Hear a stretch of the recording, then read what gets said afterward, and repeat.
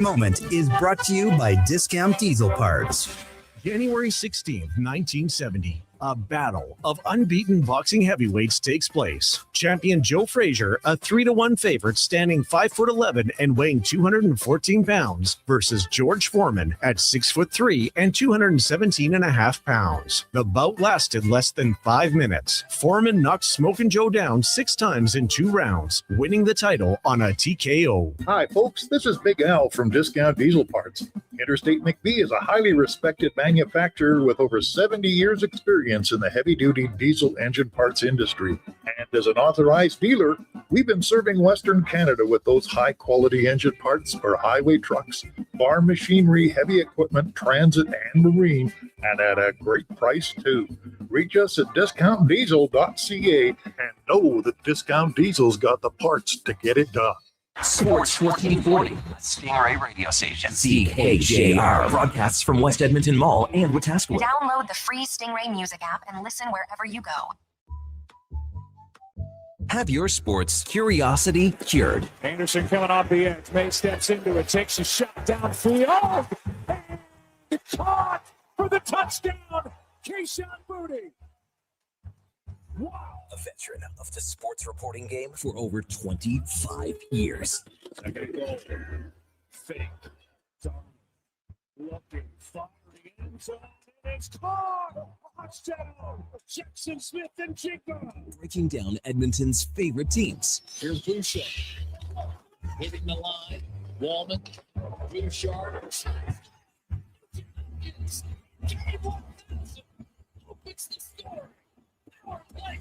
This is Sports 1440 and the Kevin Karius Show.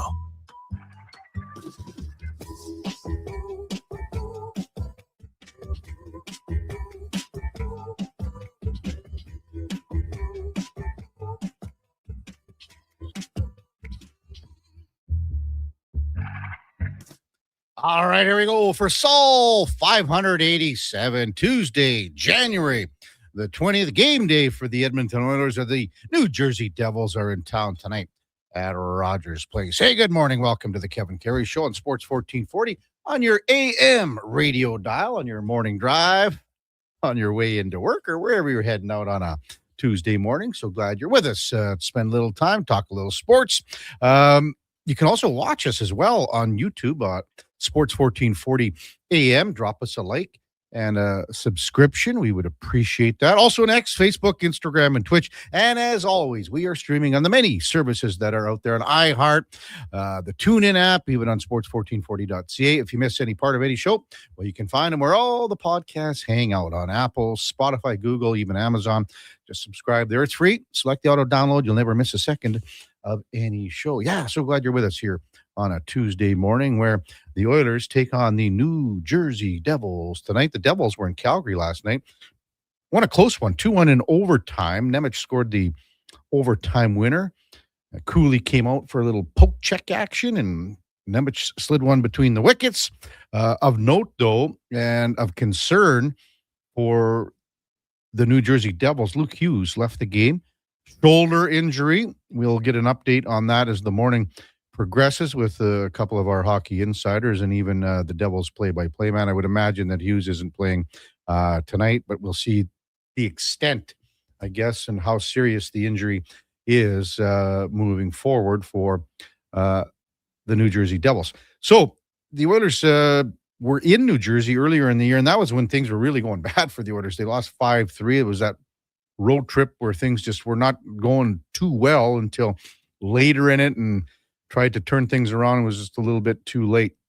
Curtis Lazar is going to play his 600th game tonight, and Tristan Jarry, well, is he going to start tonight? You'd think, okay, how the goaltending's been handled here. It's kind of been in and out, and back-to-back shutouts. Jarry gets the shutout in Vancouver on Saturday night. The Oilers come back with Connor Ingram on Sunday night at Rogers, and it's a shutout over the hapless St. Louis Blues. The only thing that comes into question here is that, Thursday, the Pittsburgh Penguins are here. That's Jarry's old team, obviously. So would Jarry go tonight? Would he go again? Would Ingram go against Pittsburgh? How does Chris Knobloch handle the goaltending moving forward with these two guys that are really playing well, both pushing each other, both being able to pony off each other on the weekend. So that'll be an interesting decision, and we'll see what Chris Knobloch does moving forward. Oilers had the day off yesterday. They'll have the morning skate tonight. And again, 8 o'clock start tonight on a Tuesday, man. Tuesday, 8 o'clock start kind of sucks, but that's the way it goes. In the NHL last night, so much talk about what happened in the San Jose, Florida game with the goalie scrap, Nedeljkovic and Bobrovsky went at it in the third period. Haven't seen a goalie fight for 5 years or so, maybe 6 years when it was Mike Smith and Cam Talbot in the Battle of Alberta. It was the way this thing played out. It was kind of neat in the sense there was a little bit of a brouhaha behind the net of the Sharks, and then Nedeljkovic went in, and then Bobrovsky goes, well, I got to go all the way the length of the ice. So both of them got 2 for leaving the crease. Both got 5 for fighting. Vinny Desharnais was in there, and Desharnais actually scored a goal. He went at it with Matthew Tkachuk in a spirited tete-a-tete when they were in front of the net, all the way skating up the near side boards to the blue line. How Desharnais got an extra 2, who knows? Well, we know because it's Florida and it's Tkachuk.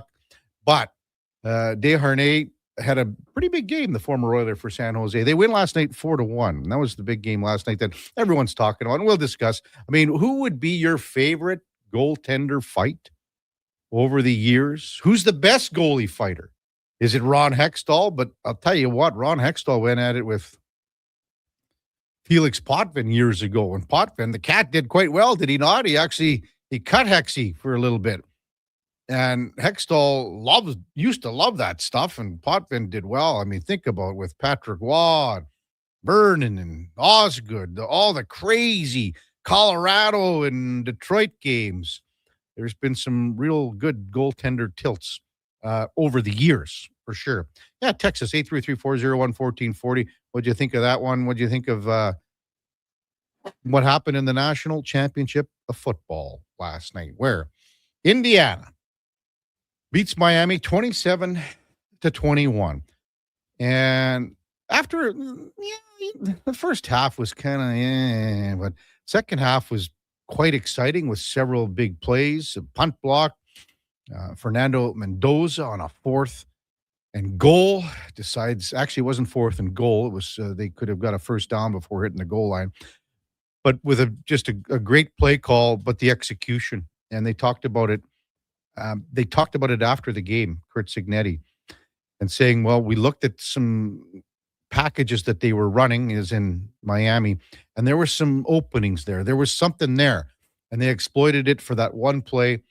And for Mendoza, not just to get the first down, but to get the touchdown was a big play. The punt block was huge, a pick to end the game.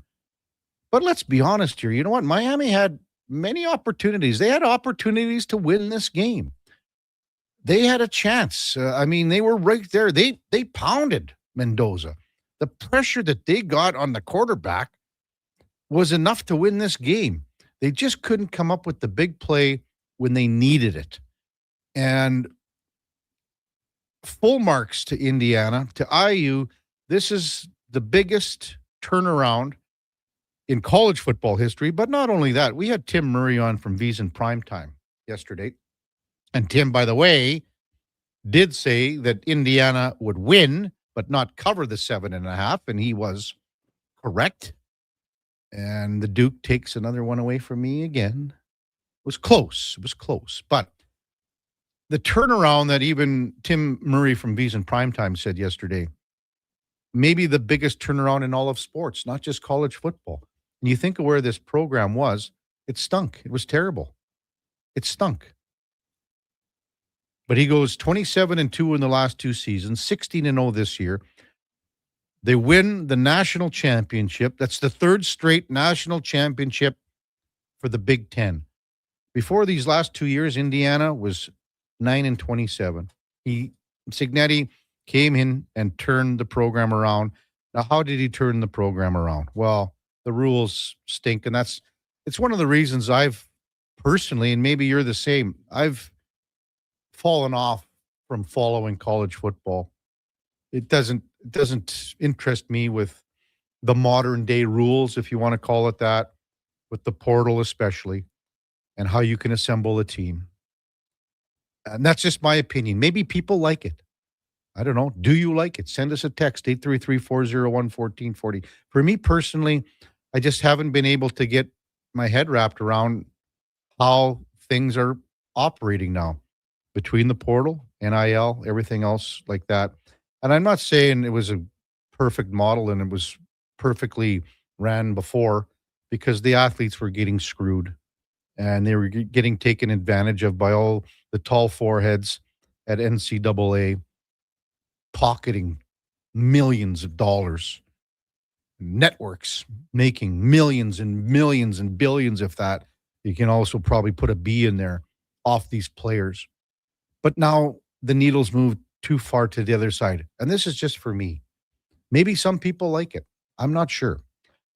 Text 833-401-1440. Hey, let's welcome in the Duke of Delburne on a Tuesday. Duke, you had curling last night, so did you get to see the game before, or when was the curling?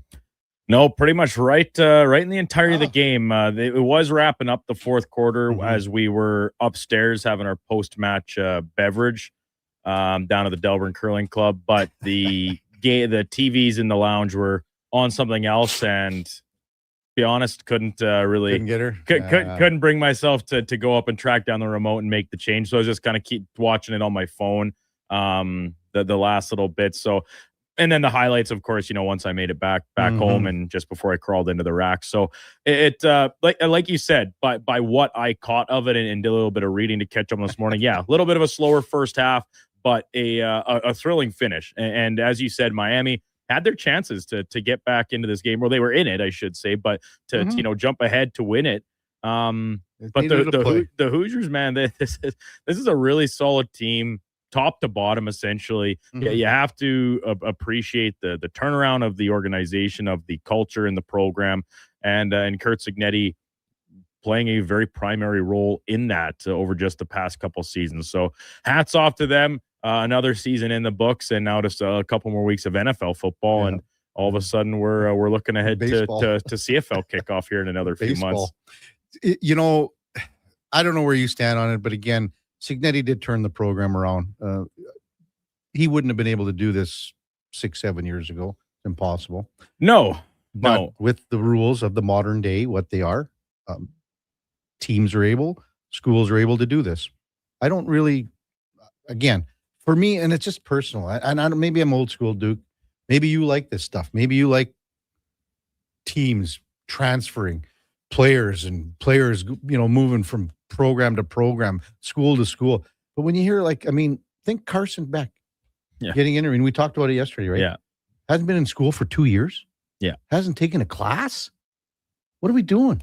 Yeah, it does seem that we've jumped the shark a little bit on that front. And I am with you, Kev. Yeah. Like, the players needed a better deal out of this. And across college sports, we're talking basketball, football is the primary ones, but you can include others, of course, as well. They needed a better. They were getting the short end of the stick by a very wide margin. Yeah. But I do think we've come a little bit too far in that it's the Wild West. There are no rules. It's a lawless land. They need some sort of CBA put in place and essentially, in an official capacity, turn the NCAA into a professional sports league. And how they do that, listen, there's way smarter people than me to figure that out, but we just need a little bit more order in all of the chaos. And I will say, in credit to Cignetti in Indiana, yes, you're absolutely right, Kev. They would not have been able to accomplish this in a previous version of college sports. Yeah. But at the same time, he brought with him a bunch of guys that were not exactly the highest profile names when he left JMU, right? A lot of these are 3-star type players. They're with Indiana for a couple of years after a couple of years in the Dukes at James Madison. That part you can really appreciate, as opposed to, and this isn't necessarily a slight, but it's just a matter of fact, like Miami going out there and just paying $3 million to get Carson Beck, a guy that fell out of favor in Georgia, aged them. They were ready to move into a new direction. But there's a guy that already has a national championship under his belt, right? So, and you just shell out $3 million for a guy that actually said, by his own words, graduated 2 years ago. He doesn't have any class. So it's not right. There is absolutely a stink about it. Unfortunately, I don't know if we're going to see a concrete fix anytime soon. This seems more of like a long play to get all this sorted and made a little bit more stomachable. You know, and I love too that the Big Ten's now won 3 in a row, Duke, because you know how tilted, biased, whatever the networks and everyone else is to the SEC, and they love it. They think it's the end all be all. But I think it's great that the Big Ten has now won 3 in a row. Signetti, and we touched on this yesterday, Duke, and I threw Buffalo out. Could you imagine if some team in the NFL goes after him? How about like even Vegas, right? How about Vegas goes after a guy like Kurt Signetti? They got the number 1 pick. Mendoza's going there. Could you imagine something like that starts brewing? The whispers start happening here in the next little bit. Not saying it'll happen, but you never know. I'd love to see some rumors get going. Hey, we were talking about goalie fights and fights like that. Darren texted it in. Our old buddy says, Darren goes, Bart Hunter, Portland Winterhawks, circa 1979. Blind man fighting. So I don't know who Bart fought in Portland in 79, but I'm going to find out this morning.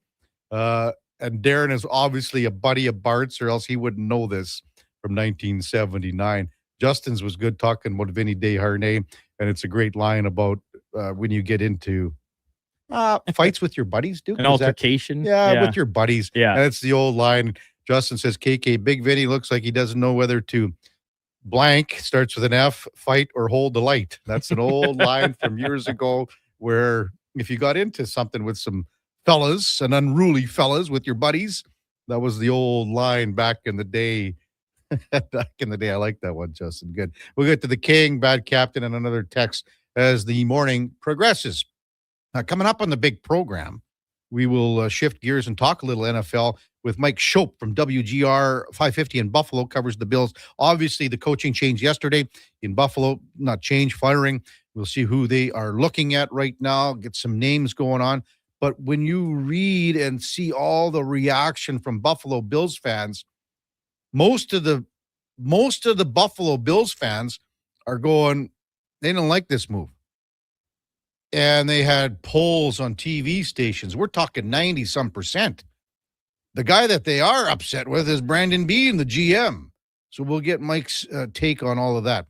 We got our double-barrel hockey insiders coming up in the 8 o'clock hour. Mark Spector, Frank Saravalli, Lorianne Munzer, Olympic gold medalist, to follow at 8:40. Matt Laughlin, New Jersey Devils play-by-play man at 9:20. We got some open time, but we'll go in or out with the Duke. And maybe in that 10 o'clock hour, we'll talk about the Baseball Hall of Fame and what's going to happen today, because that's when the official announcement. There will be a couple guys to join Jeff Kent, I believe.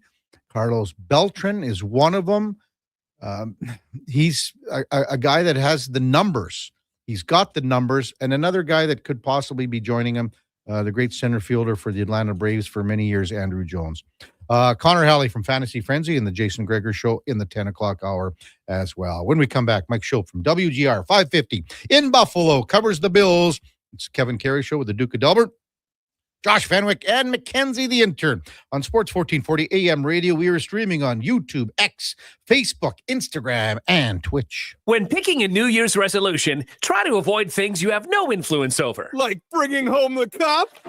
That would be awesome. But completely outside your control. Instead, pick something you can control, like bringing home some Wilhauk beef jerky. That would also be awesome. But what if we brought the cup home to Canada and it was filled with Wilhauk beef jerky? Okay, I'll allow it. Wilhauk beef jerky, only available in Leduc. Get yours today, because you don't win cups with salad. 60 years ago, we started selling trucks as Western GMC Buick. Today, we are Wolf GMC Buick. We're still located on the corner of 184th Street and Stony Plain Road with the same ownership for over 2 decades. Our customers have trusted our family-owned, community-driven business, and for that, we are thankful. If you're looking for a truck or SUV, pop in and one of our seasoned professionals will get you a great deal, hassle-free. Come trust our team at Wolf GMC Buick. Wolf GMC Buick. We're making it easy. Wing Wednesday at First Round. Whether you're coming for the first round, the last round, or a few rounds in between, they've got you covered with half-price wings every Wednesday night. Half-price wings. Over 35 delicious flavors like Cajun salt and pepper, maple bacon, and Inferno wings. Now half price every Wednesday night. Wash them down with a cold pint of Canadian or Coors Light for only $5.75. Half price Wing Wednesdays at First Round in West Ed and now downtown. First Round, burgers, beer, sports.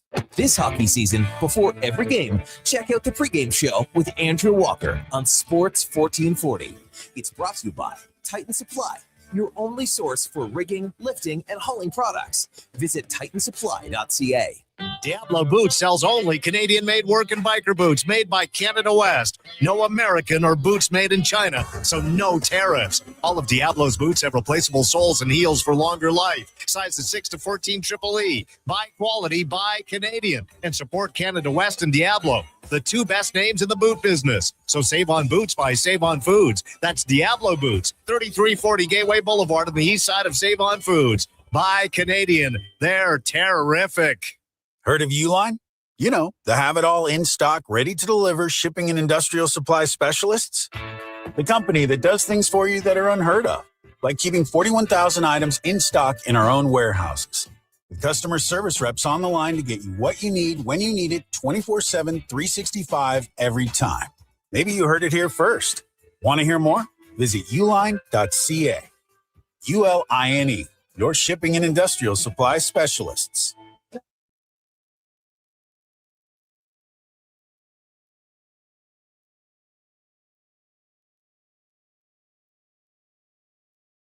Have your sports curiosity cured with the Kevin Karius Show. This is Sports 1440.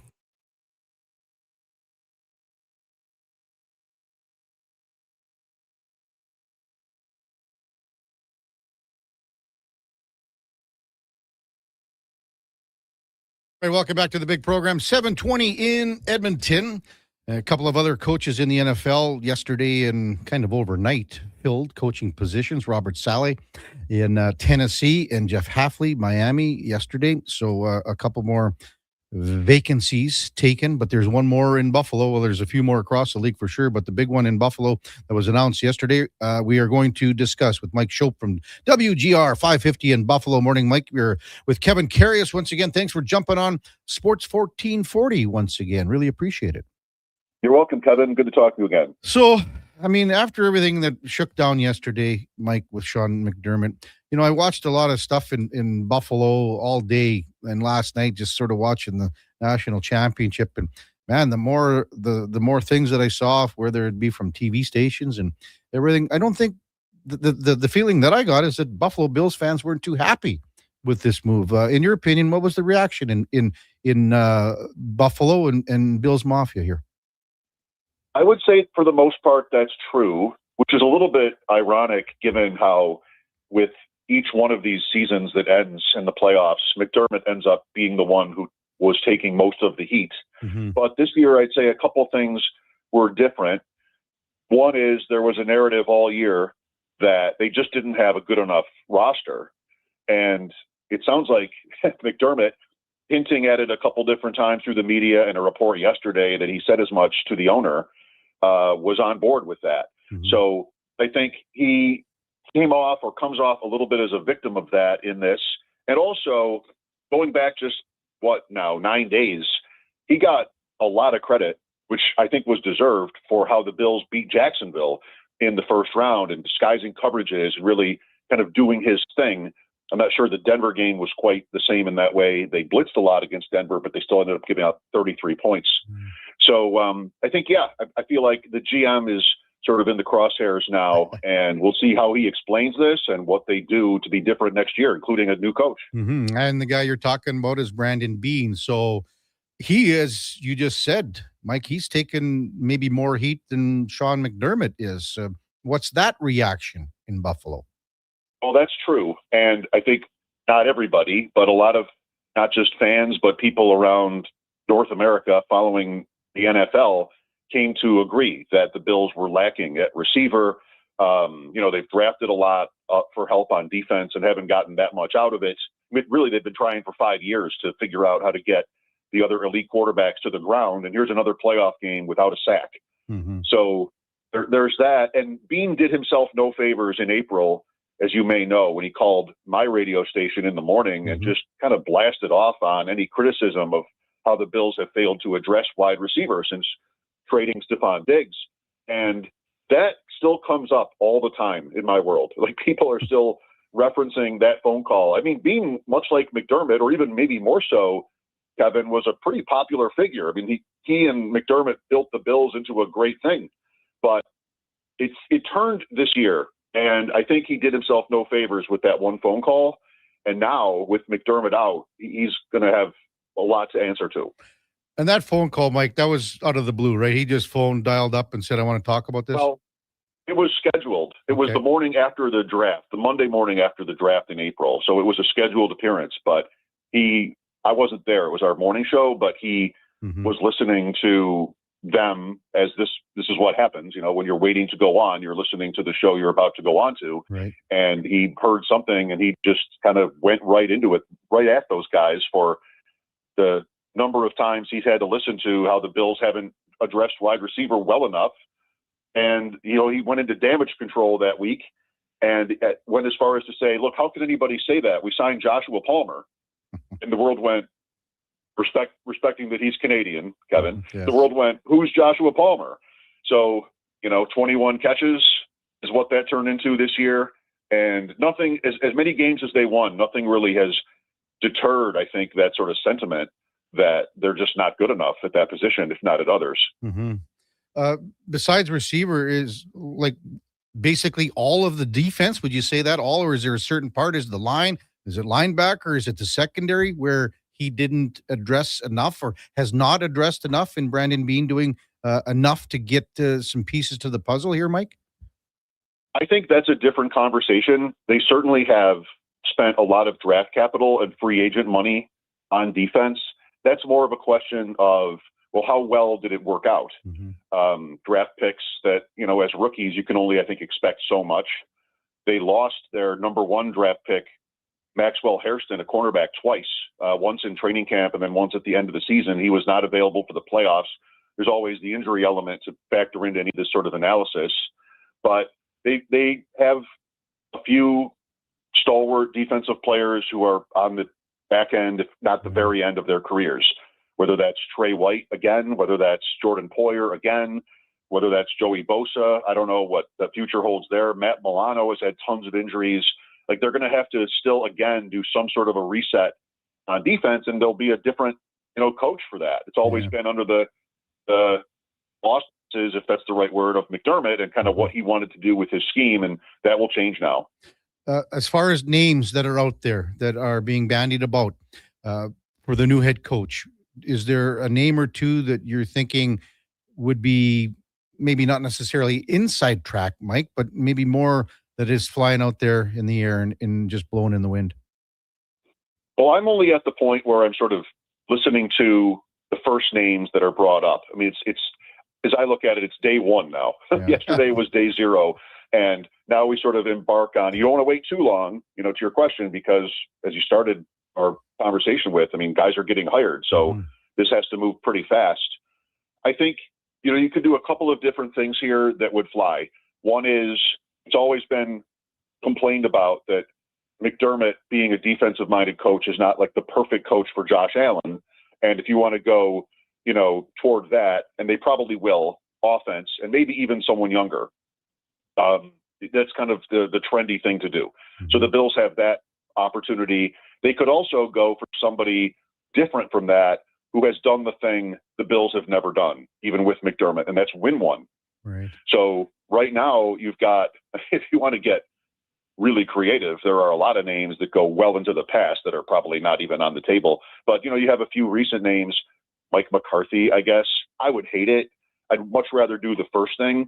You also have potential candidates with ties to this, like Brian Daboll, who was here with Allen late of the Giants, Joe Brady, the offensive coordinator. I mean, they did have another very good year on offense.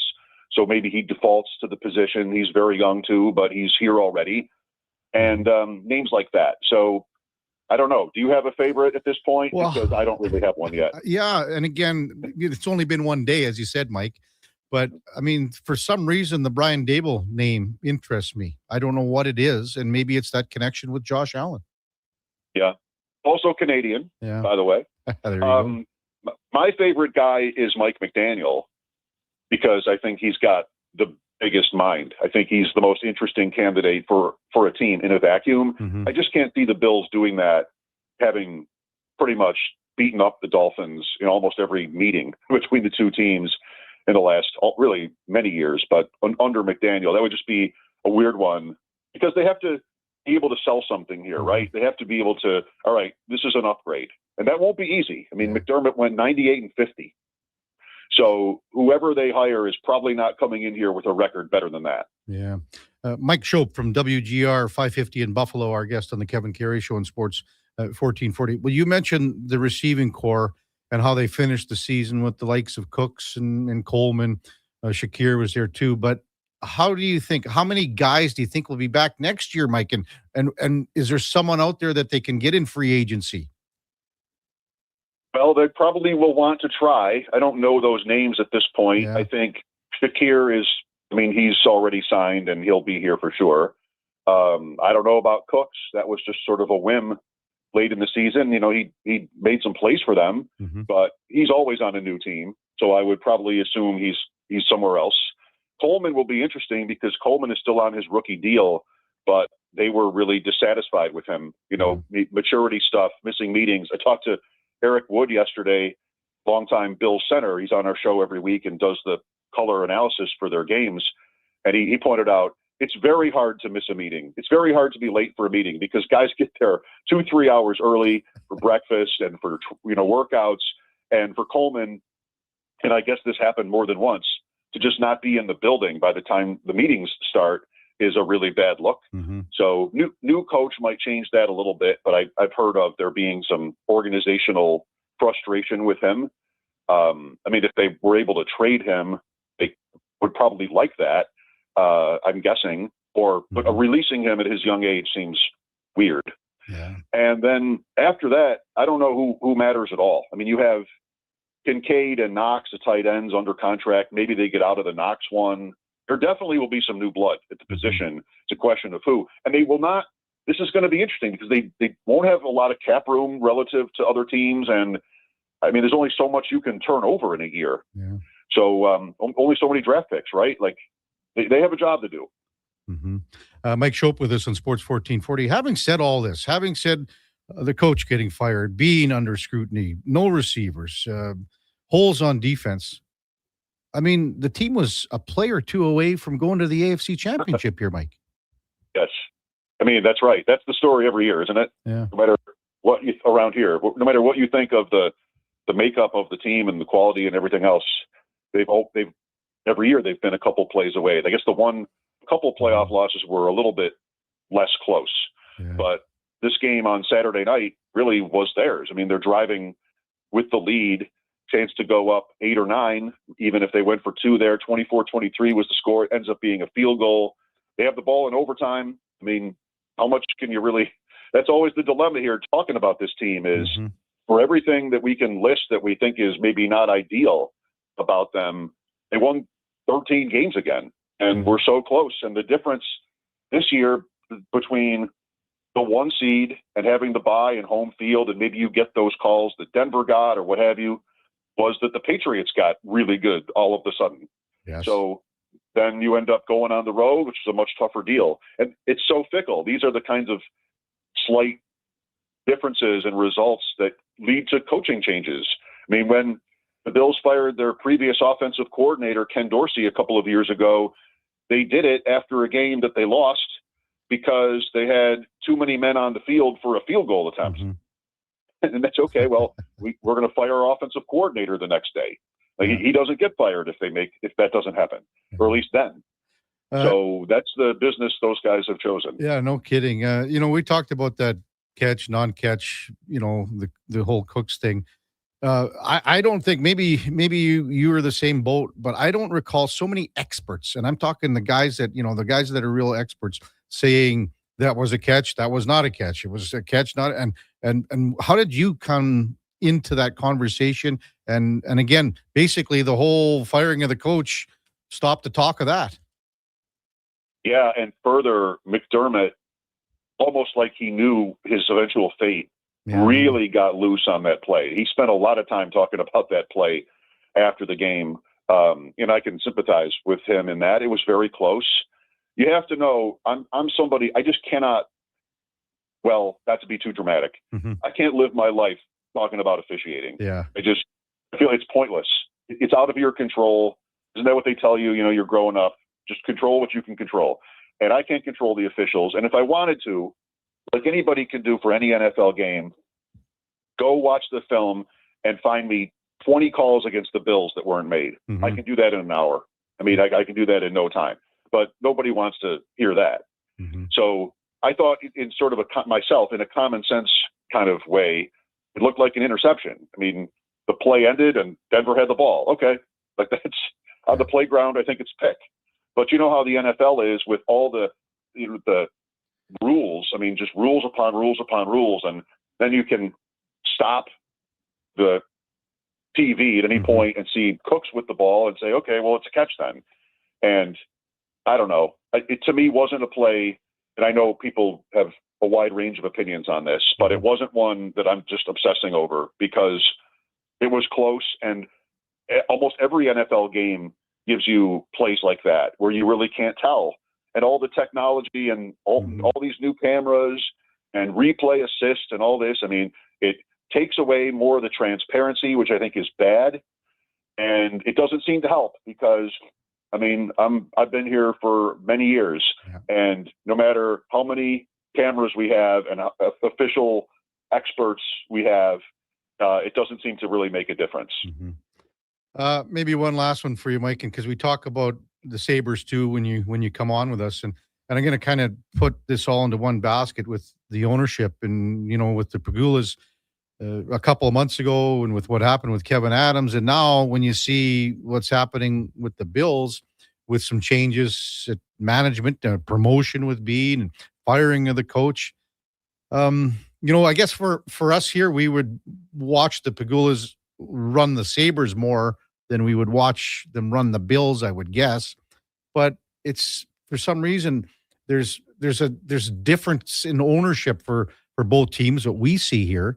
I don't know, where do you come across with everything that's happened from the highest of highs here, because they run both teams, they own both teams, to what's happened to try to get these teams moving forward in Buffalo here, Mike?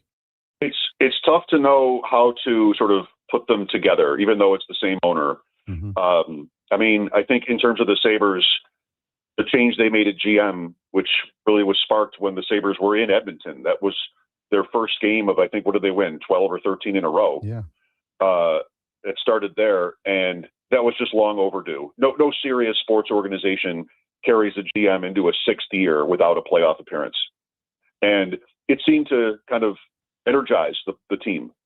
And maybe not coincidentally, they had a goalie injury, and part of what made the Sabres look like amateur hour was that they were carrying three goalies.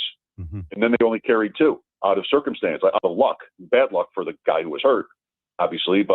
And it turned around, and I think they looked pretty good. I mean, even yesterday they lost to Carolina, but from what I could see of that game, they were right there and just lost 2-1.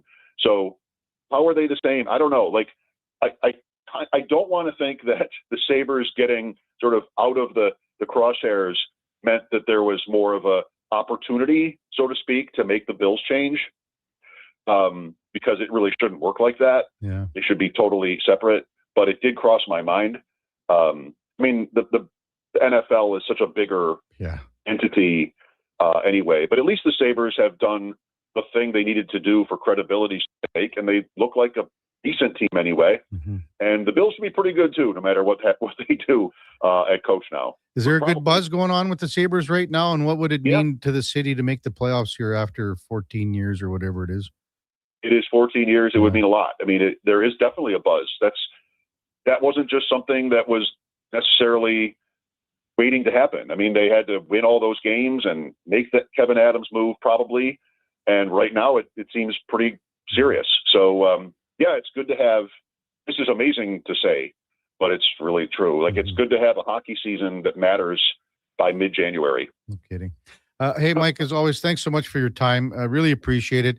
And I know you're going to have ears to the ground when it comes to all the rumblings and eventually the new head coach for the Bills. Thanks, as always, for coming on. You're welcome. Thank you. That's Mike Schopp from WGR 550 in Buffalo. Covers the Bills and Sabres. And again, he's right. There's a buzz in Buffalo with the Sabres. There's always a buzz with the Bills. That is 365 a year, man. That is 365 a year. But maybe the Sabres can continue this little push that they're on and get into the playoffs for the first time in 14 years. When we come back, we'll get to some of your texts. 833-401-1440. Do you have a favorite goalie fight? Is there one that you have top of mind? Because there's so many good ones back in the day. We don't see them very often anymore. But after last night with Nedeljkovic and Bobrovsky, have you got one top of mind? Send it our way. 833-401-1440. It's the Kevin Karius Show with the Duke of Delburne and Josh Fenwick and Mackenzie the intern on Sports 1440 AM radio. We are streaming on YouTube, X, Facebook, Instagram, and Twitch. When the ground freezes, you wonder how anything can get done. And instead of staying outside in temperatures that would make a polar bear cry, you head inside where it's toasty and warm. But that's not what GS Construction does. Because while the ground freezes above, we plan below, rebuilding and revitalizing the systems that keep our communities working year after year. Now, don't worry. GS Construction promises to do everything safely and efficiently, and we'll wear our extra warm clothing outside. For more on what we do, visit gsconstruction.ca. You matter. Your mental health matters, and you're braver than you think. Not Alone is an organization focused on creating a space of acceptance and support through tough, meaningful conversation. My name is Tyler Smith, and you are never alone. NotAloneCo.com. It's okay to not be okay. At Fountain Tire, success is a team effort. They're committed to their team members and their customers. And that means treating your vehicle like it's their own and finding solutions that suit your needs. Because whatever the road brings ahead, they're on it with you. Visit FountainTire.com today. Come for Canada's largest trade shows, the biggest names in entertainment, exhilarating sporting events, and more. And stay for the experience at the Edmonton Expo Centre. Looking for the perfect place to host your next big event? From trade shows to galas, meetings, and concerts, the Edmonton Expo Centre has the space, event expertise, and service to make your next event unforgettable. With over 522,000 square feet of flexible event space, in-house catering, and operational expertise, they bring your biggest vision to life. Learn more at EdmontonExpoCenter.com today. Seriously, another door knocker? I really want to go solar, but these high-pressure tactics are exhausting. And their prices are unbelievable. Before we do anything, let's call Great Canadian Solar. There's a better way to go solar. Great Canadian Solar provides honest advice and fair pricing to save you from overpaying. They're easy to deal with and will never put pressure on you to buy. As a trusted local business for over 15 years, Great Canadian Solar will support you in your solar journey. Visit GreatCanadianSolar.com and call today to get started. This hockey season, before every game, check out the pregame show with Andrew Walker on Sports 1440. It's brought to you by Titan Supply, your only source for rigging, lifting, and hauling products. Visit titansupply.ca. From the local rinks to homes and businesses across the province, Alberta's rural natural gas utilities are here to fuel life affordably, reliably, and safely. We're members of the Federation of Alberta Gas Co-op, providing natural gas to keep our rural neighborhoods warm and connected every day. It's local, dependable, and it's ours. To learn more about the Federation of Alberta Gas Co-ops and our members, and how natural gas fuels your community, visit fedgas.com. Alberta's energy. Game on. Welcome to Uncommon. Welcome to Subaru. Engineered for Canadian winters, built for real-life confidence. Tackle the ice and snow with Subaru's symmetrical all-wheel drive, delivering the power, control, stability, and grit you need. And when the temperature plummets, you'll cruise in comfort with heated seats and heated steering wheel. All this plus peace of mind with Subaru's top safety pick status for 19 years running. This winter, it's time to get you into a Subaru. Visit Subaru.ca today.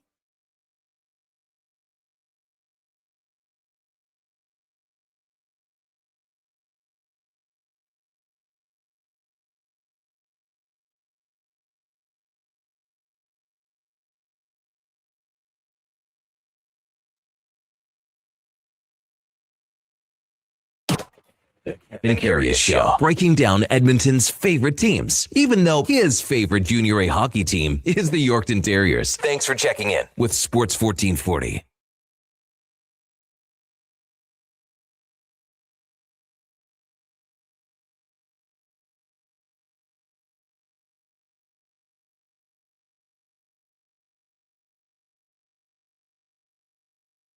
Back to the big program, 7:43 in Edmonton. So glad you're with us here on a Tuesday morning. Game day for the Oilers as the New Jersey Devils are in town. Devils beat Calgary last night by a score of 2-1. The Devils beat the Oilers back in October 5-3 as well. Also in the NHL last night, a couple games of note. Man, the Islanders beat the Canucks. That's 11 losses in a row. Some overtimes and things like that, but 11 in a row for Vancouver. They are solidifying the most bingo balls for the number one overall pick in the NHL draft. And a really emotional night in Chicago. Winnipeg Jets there. Jets and Hawks. Chicago won that game 2-0, but they had a really nice long video tribute. And not only was the video tribute long, but the fans gave Jonathan Toews a long ovation. And they just kept cheering and cheering. And they know and realize and remember how much he meant to that franchise.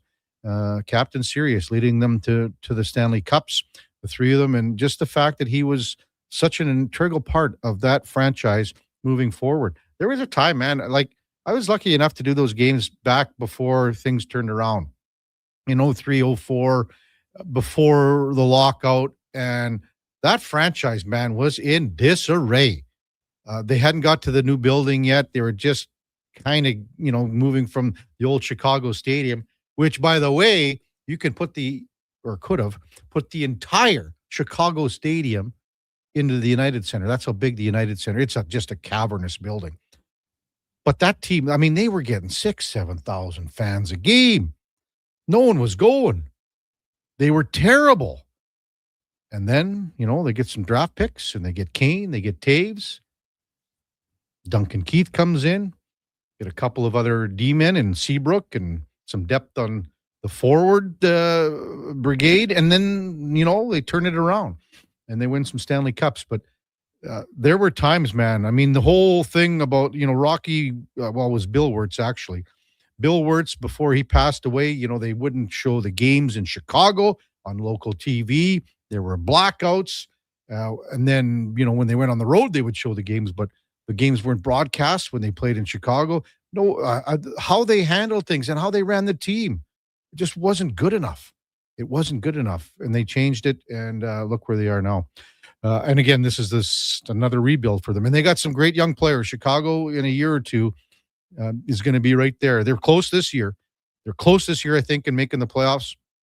I've said that I don't think that they will. They're just on the outside looking in. But look out next year and the years to come.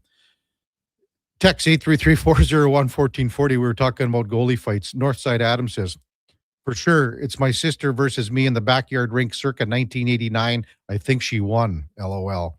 So you guys were all in goalie gear and you duke it out in the backyard. Cool stuff. Slurpy Sean says, Patrick Waz beat down on Osgood. Sasha, Brent Johnson's quick KO of Rick DiPietro. I'm going to have to look at that one. Don't really remember it as much. Perplexed Oiler fan. No, sorry, that's Rob. There's also Felix Potvin versus Ron Hextall.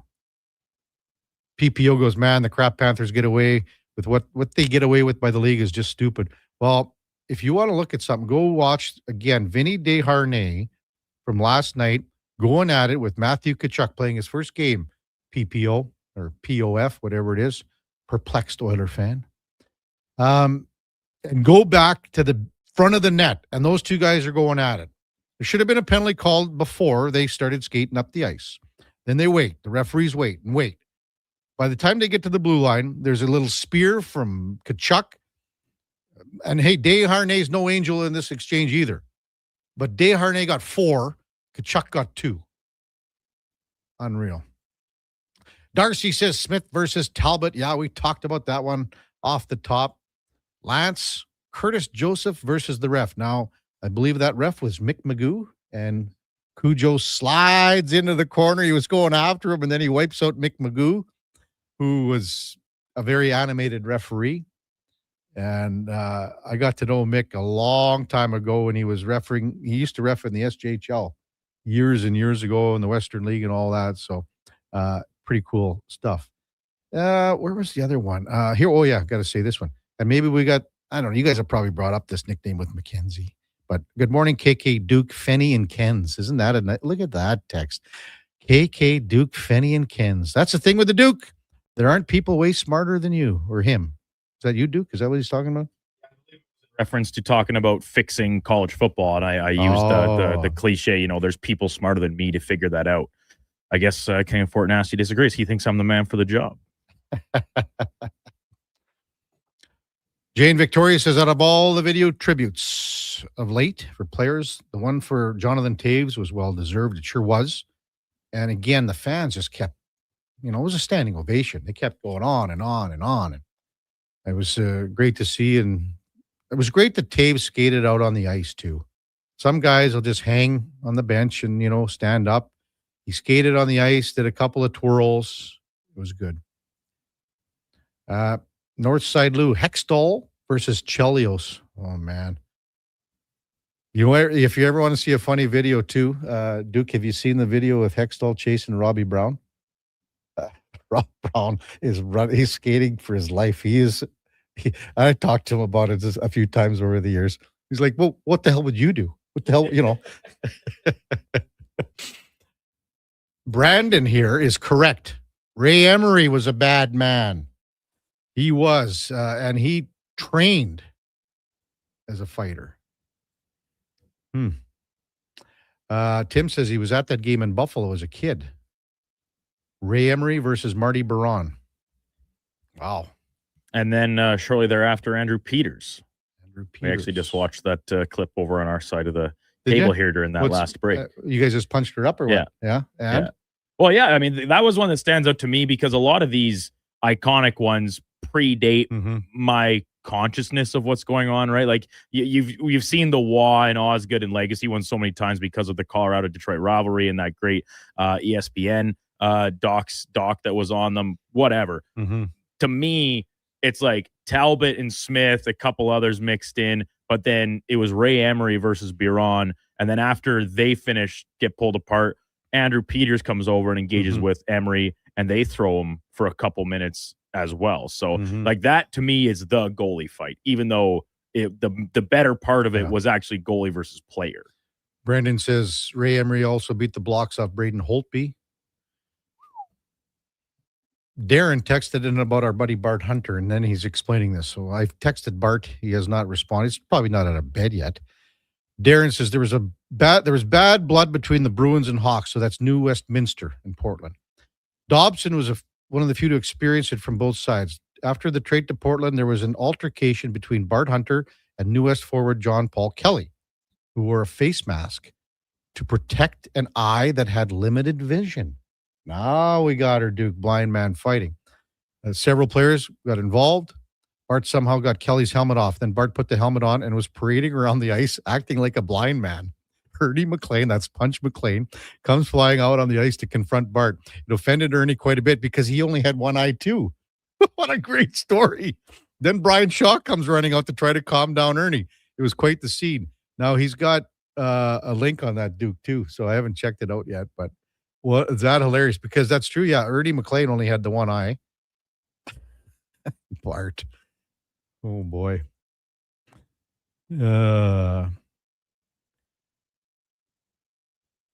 Traden says, can't recall, but did the goalies fight when the Oilers and Thrashers had that line brawl? Well, that was Mike Bishai who was involved in that. Remember, he was in the bench of the Thrashers.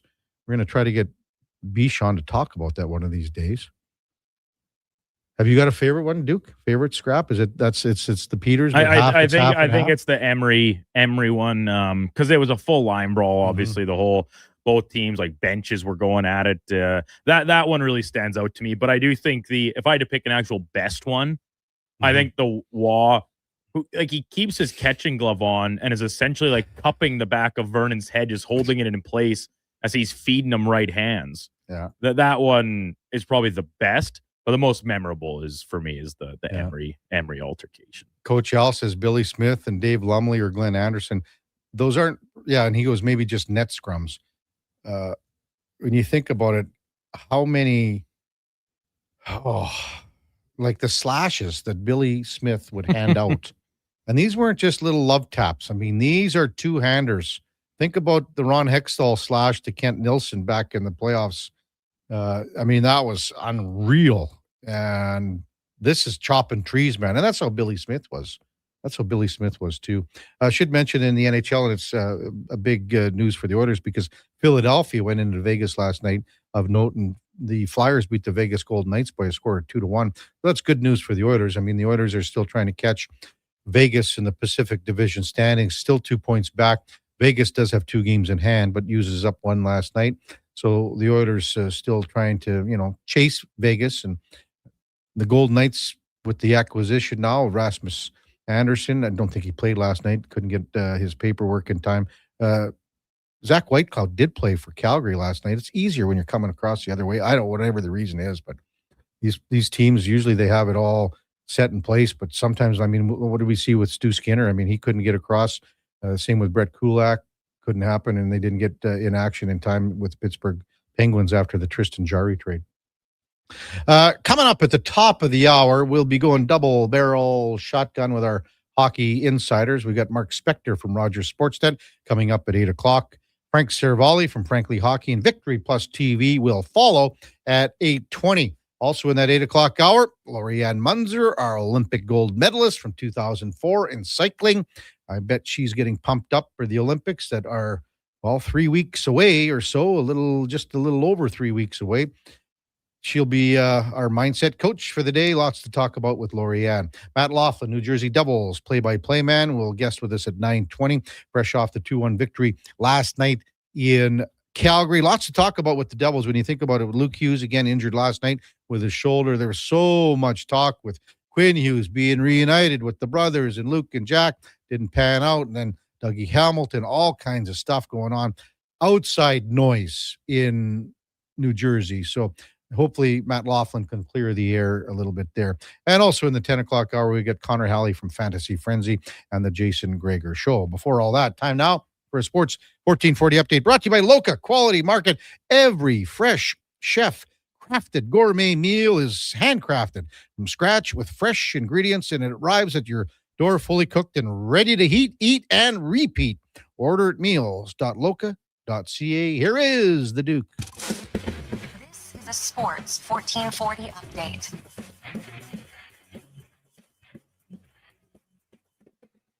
10-game slate across the NHL yesterday. Penguins doubling up on the Kraken at 6-3. Sid Crosby with 2 assists in what was his 1400th NHL game. And that one, fight-filled affair down in Florida. Panthers lose to the Sharks 4-1. The Leafs fall to the Wild 6-3. Jonathan Toews making his return to Chicago, but the Jets get blanked by the Blackhawks 2-0. Flames lose to the Devils 2-1.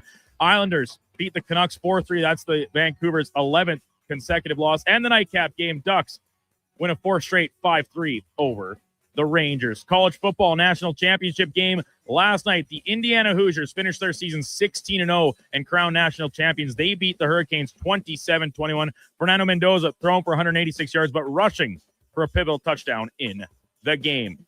From the NFL, a couple more head coaching vacancies have been filled, according to reports. Titans bringing in 49ers, DC, and former Jets head coach Robert Saleh as their new bench boss. And down in Miami, hiring Packers defensive coordinator Jeff Hafley as the new head coach of the Dolphins. In the association yesterday, San Antonio taking on Utah. The Spurs take it 123-110 over the Jazz. And the nightcap game, Miami losing in Golden State 135-112. But bad news for the Warriors as Jimmy Butler tearing his ACL. He will be out the remainder of the season.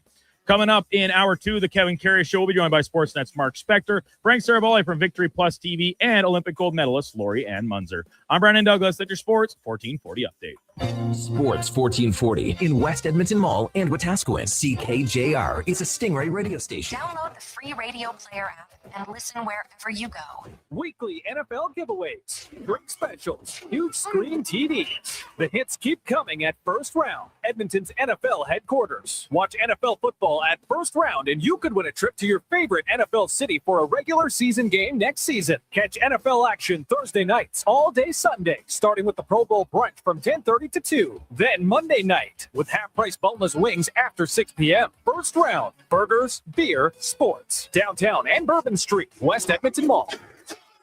Whether you're a craft beer connoisseur or more of a wine aficionado, there's always something new to discover at Sherbrooke Liquor, a unique family-owned independent liquor store. The selection? Incredible. The non-alcohol section is also very impressive. Sherbrooke Liquor, expert, knowledgeable staff with a passion for unique finds. More than just a liquor store, we're a community. Alberta's best, the one and only Sherbrooke Liquor. Wine, spirits, and oodles of beer. Visit SherbrookeLiquor.com. I skipped breakfast this morning. Stay out of my way. Don't threaten me with your bad choices. No worries. A booster bar from Booster Juice will fix me. I don't even know what that is. Yeah, because they're new. Snack-sized bars packed with seeds, pecans, gluten-free oats, all sorts of good stuff. That sounds lovely, actually. 2 different flavors to try, too. Coconut pecan booster bars and harvest booster bars. Want to skip breakfast with me? I take it back. You make good choices. Booster Juice, Canadian-born, blending since 1999. The future of female hockey is here. It's season 2 of the Female Super League, the first ever female-only independent hockey division in Western Canada, with teams from British Columbia, Alberta, Saskatchewan, and Manitoba. Featuring 16U, 14U, and 12U divisions, the FSL brings showcase weekends packed with thrilling games, and our 14U and 16U have been pioneering the advanced body checking rule, empowering young players. The Female Super League, where the best in female hockey takes center ice. Details at femalesuperleague.com. It's Andrew Walker, host of the postgame show on Sports 1440. After every hockey game this season, tune in and chime in as we talk about the game. It's all sponsored by Legacy Heating and Cooling. Don't get left in the cold. Visit legacyheating.ca.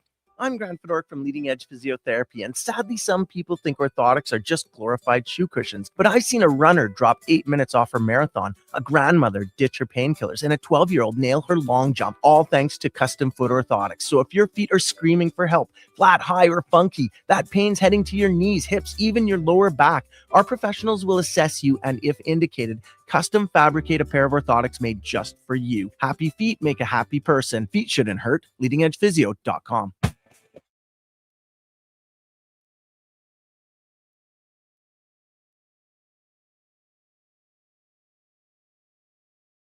Just in time for the morning skate. This is the Kevin Karius Show on Sports 1440.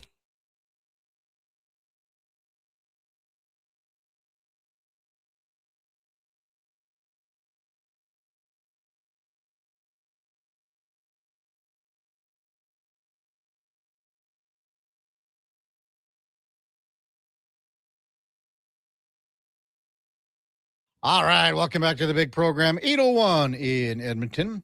Kevin Karius, Duke of Delburne, Josh Fenwick, Mackenzie the intern with you in our Sports 1440 studios here at West Edmonton Mall. We're also streaming all over the map on YouTube, X, Facebook, Instagram, and Twitch. Time now for On the Mark, brought to you by Northgate Chevrolet Buick GMC, where Mike and the crew would like to thank you for all of your support in 2025, even though it's 2026. Hey, Happy New Year, the whole bit. Let's not forget about the huge savings that they have on all the 2025s that are in stock. You can save now at northgategm.com as we welcome in Mark Spector from Rogers Sportsnet. Good morning, Spec. What kind of trouble did you get into last night, big fella? Well, I was going to have Mike over for a cognac and Coke, but Really? he wasn't free. He had hockey to go to. Playing lots of hockey?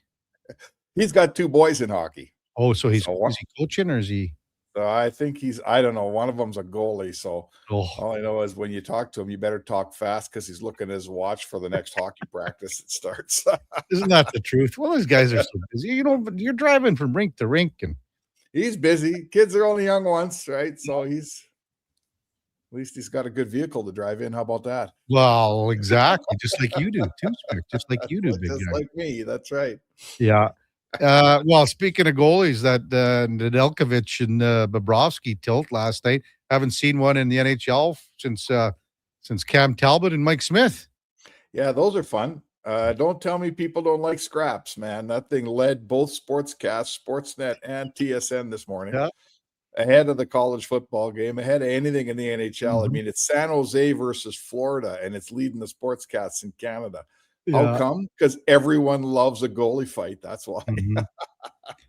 And I mean, these guys really, that's not their forte, but there's been some really tough and good goalie fighters over the years. I mean, that Mike Smith Talbot one was pretty good, and I wouldn't want to mess around with Mike Smith, man. That guy, he was built a lot like he was put together. When you saw Mike Smith, compared to other guys on the team, he was ripped more than pretty well everyone else. Oh yeah, he was he's a huge frame to start with, and then he was in fantastic shape. It's funny, the guy on I think it was on TSN said, when you never know with a goalie fight, either you're going to find some goalie who has never fought and doesn't have a hot clue what he's doing, or you're going to find some guy who's wakes up every morning just hoping he gets into a scrap that night, but he never gets the chance. And I thought right away of Mike Smith. Mike Smith is like all over a good goalie fight. You know who else was? Ron Hextall. He was very interested in going and beating the crap out of some other goalie. Well, and Hexy, he loved it. And then you look at that scrap that he got into with Felix Potvin, and you're going, "Oh, Felix, you're going to get killed here." Yeah, and he did just fine. He was maybe even better than Hexy in that fight. Well, he opened up Hexy over the right eye there, left eye. So, hey, listen, it's hard to fight and all that stuff. Remember, they've got those goofy goalie blades on their skates, so it's harder even to stand properly because they're grounded, different way. Yeah, they got huge equipment on. Like I don't know. It's really never about who lands punches. I'm not sure Nedeljkovic or Bobrovsky landed a decent punch last night, but here we are 5 minutes in the show still talking about it. So well, it's a spectacle, man. Yeah.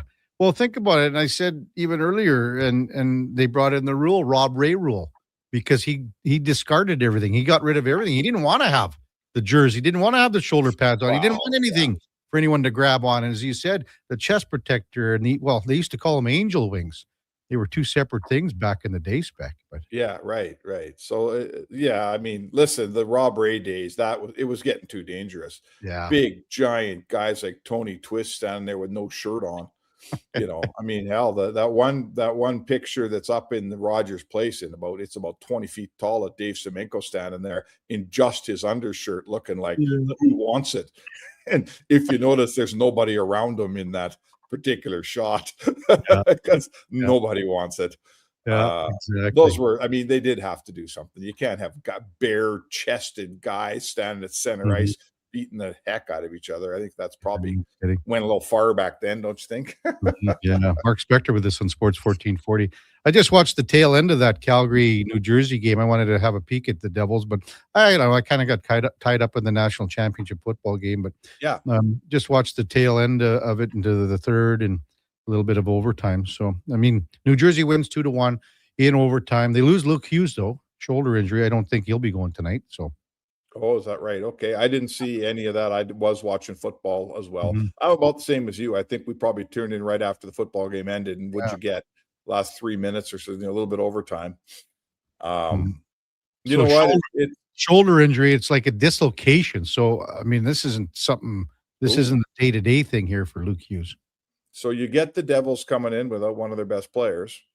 Played last night, and tonight is their third in 4 nights. And as we've made a lot of noise in this town, the next, I think, 4 opponents are all coming in on the back end of a 3 or 4 opponents, back end of a back-to-back, and the last of a 3 in 4. So the table's set for the Oilers to pounce on some of these teams here.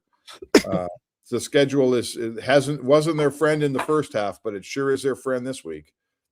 Yeah, it is for sure. And then like Pittsburgh again, it'll be 3 and 4. Pittsburgh won last night, and then they play and Washington, as you say. So this is a situation where the Oilers have an opportunity here to pounce on some teams that are maybe a little tuckered out. I was going to say, sorry, go ahead, Spec. Sets up for Skinner. Skinner played yesterday in Seattle. Yeah, they'll go probably Shelov's in Calgary on Wednesday night, and then likely Skinner here Thursday. Well, and then what do you think with Jari? So does Jari go in tonight? Because, they've sort of been going back and forth here. And then Jari wouldn't go against Pittsburgh, or does he go back to back as far as Tuesday, Thursday goes here?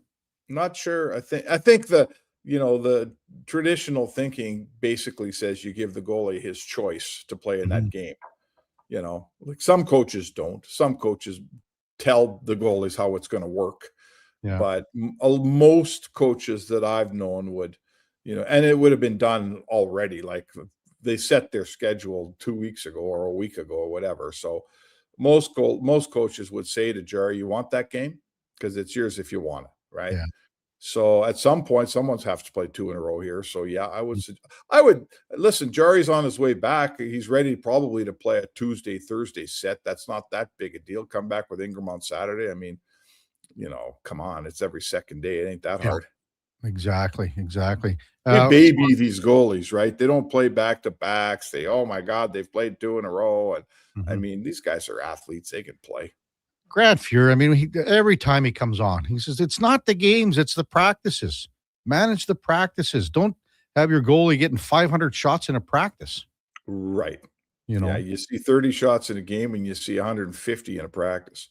So for sure. I mean, I remember talking with Calvin Pickard. He, at one point he has a separate, a different glove he'll wear in practice that's heavier and has more padding.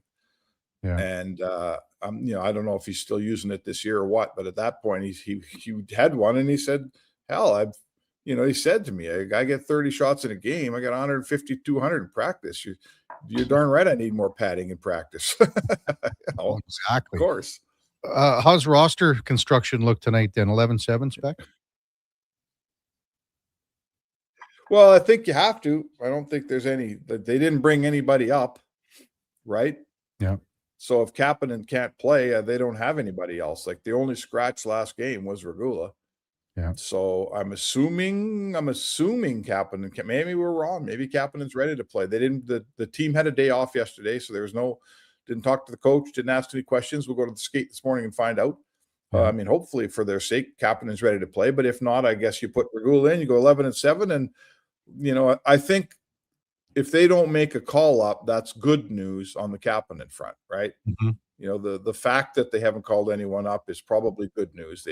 They feel like they can wait it out. It's not a long-term injury, so that's good on Kapanen's front. You're kind of, they're almost kind of cheering for the guy a little bit. He's had so many injuries and came back and played so well. It's a shame to see him go down again and interrupt what's been a pretty impactful stretch here with the Oil. Well, and here's the thing, when we talked about it with you and many other people on the show here, Spec, Kapanen has had stretches where he has been unreal since he's arrived here, but he's fallen off. This time he hasn't fallen off yet. Yeah. That's the difference with him right now. Well, it's funny. And, the other guy whose rep was exactly like that was Roslovic, right? Every guy I talked to, scout, sports writer, hockey guy, they all said the same thing. Well, Roslovic's really good, but it doesn't last. And then he goes away for a month. And haven't seen that here.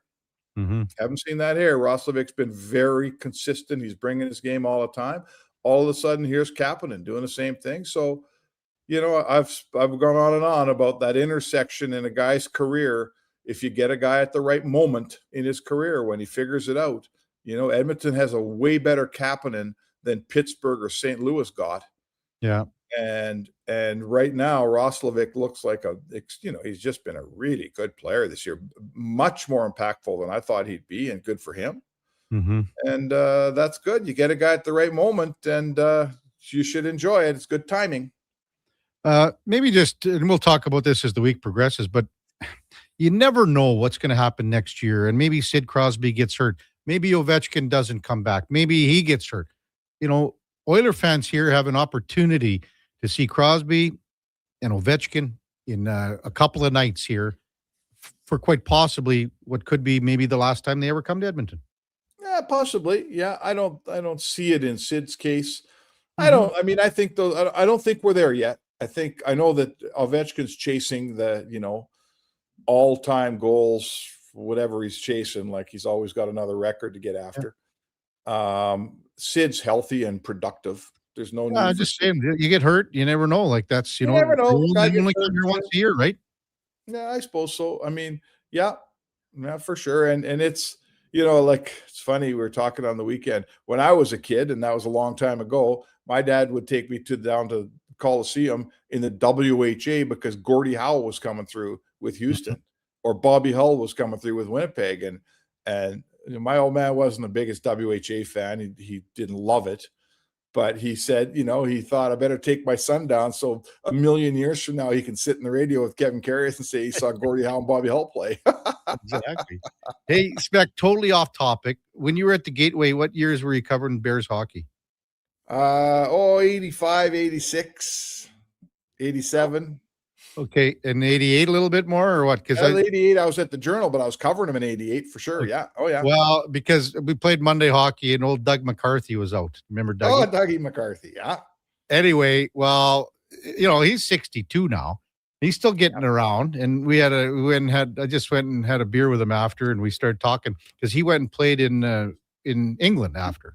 He did. Yeah, he played in the East Coast League before he came, the Atlantic Coast League before he came to Edmonton. Right. Carolina. He was in Carolina. Yeah. But he went to that British League, and in 93, 94, in 43 games, he had 87 goals and 156 assists, Beck. 243 points in 43 games. He was a phenomenal athlete. Yeah. He's this little guy from the North End, not a big guy, really, really good hockey player. Like just as those numbers suggest. I know it's the British League. You go over there and try to get 156 assists, right? He was an exceptional Golden Bear. Mm-hmm. And you know what else he was? Anyone who's listening here would remember the old Leisure World up in like Calder, Kensington area there, up near 127th. There's an old Leisure World. He played foosball up there. And he was Dougie McCarthy, I believe, was like a world champion foosball player at some point. He brought how good he was too. We had a good guy. We sat in the room after and had a few pops after the game. Yeah, no, like some guys just have it, man. I'll bet you he picked up a golf club. He was probably damn near a scratch golfer. Yeah. I'll bet you if you played him in pool, he'd kick your rear end. He's just that guy. He was a really good athlete, man, and a good guy. So good for him. Yeah, we shared some stories. Knew a lot of similar guys, and he goes to all the Golden Bear games still too. So good guy to have a beer with for sure. Well, they're having a reunion pretty quick here for I think it's the '86 team that won the national championship. Oh, really? And, yeah. I got an email from Jeff Helland and Blaine Ostapovich going to come down too. Blaine was the old voice of the Golden Bears back then. I was a kid at the Gateway. He was a kid at CJSR. Holy smokes. Well, Herbie and Serge might have been on those two teams, right? Geez, I'm not sure they were there yet. I'm not sure they were there. It was more like Craig Dill, Bill Ansel. Yeah.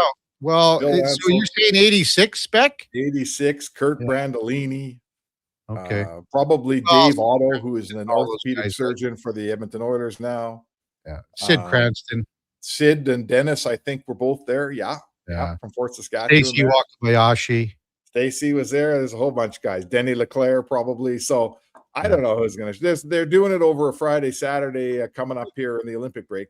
And there's a couple Golden Bear games, of course. So I'll go down to the rink and see all the old boys and have a few laughs. I hope they make funny. I hope they make fun of you like they did back in the day, Spec. Oh, they will. I have no doubt about that. But thanks, big guy. We'll see you down at the rink tonight. All right. Mark Spector, Rogers Sportsnet on the Mark, brought to you powered by Northgate Chevrolet, Buick GMC. This truck's for you. Check them out at northgategm.com. When we come back, Frank Saravalli from Victory Plus TV on the Kevin Carey Show with the Duke of Delburne, Josh Fenwick, Kenzie the intern. Oh boy, Kenzie. On Sports 1440 AM radio, we are streaming on YouTube, X, Facebook, Instagram, and Twitch. Hey, Edmonton, did you know a local Play Alberta winner scored over $500,000 on Mega Jackpots Ocean Bells? Think about the season tickets you could lock down with that kind of cash. From major casino winners every hour to jackpots worth millions and hundreds of popular games to money that stays in the province, there's never been a better time to sign up for Play Alberta. Download the app today to get started with casino, sports, and lottery all in one app. Must be 18 plus to play. When you gamble, use your game sense.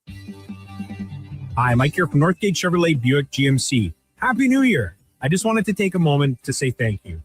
Thank you for everything in 2025.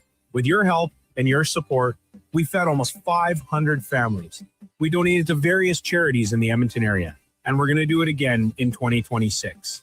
Please stop in and see us today, 13215 97th Street, or visit us online at northgategm.com. You're in Northgate country. Looking for the perfect gift? Give the gift of great taste with a Loca Quality Market gift card. Redeemable at any Loca Quality Market or Loca operated restaurant. It's a treat for food lovers. Ready anytime. Grab yours today at loca.ca.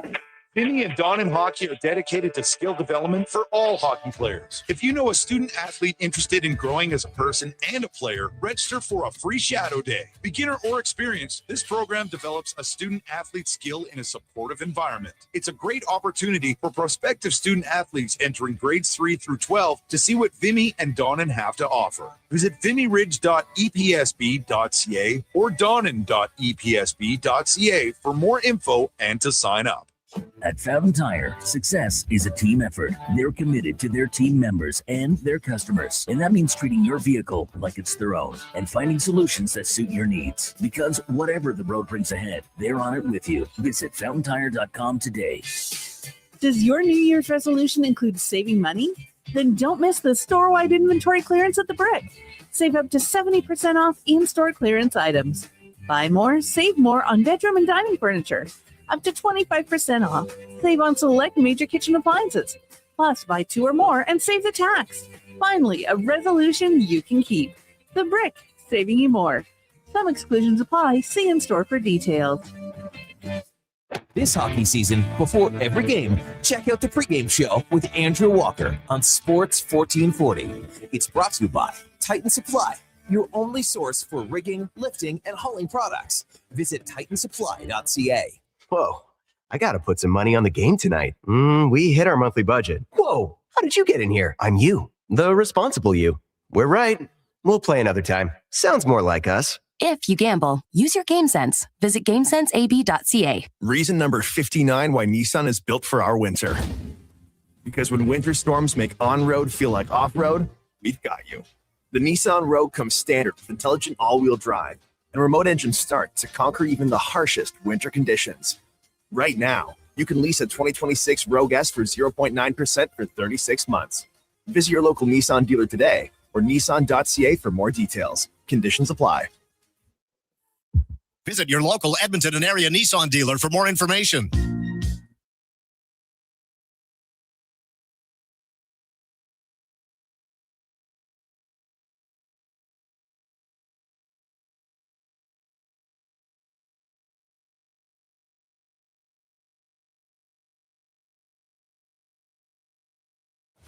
Stories, guests, and insights. This is Sports 1440 and the Kevin Karius Show.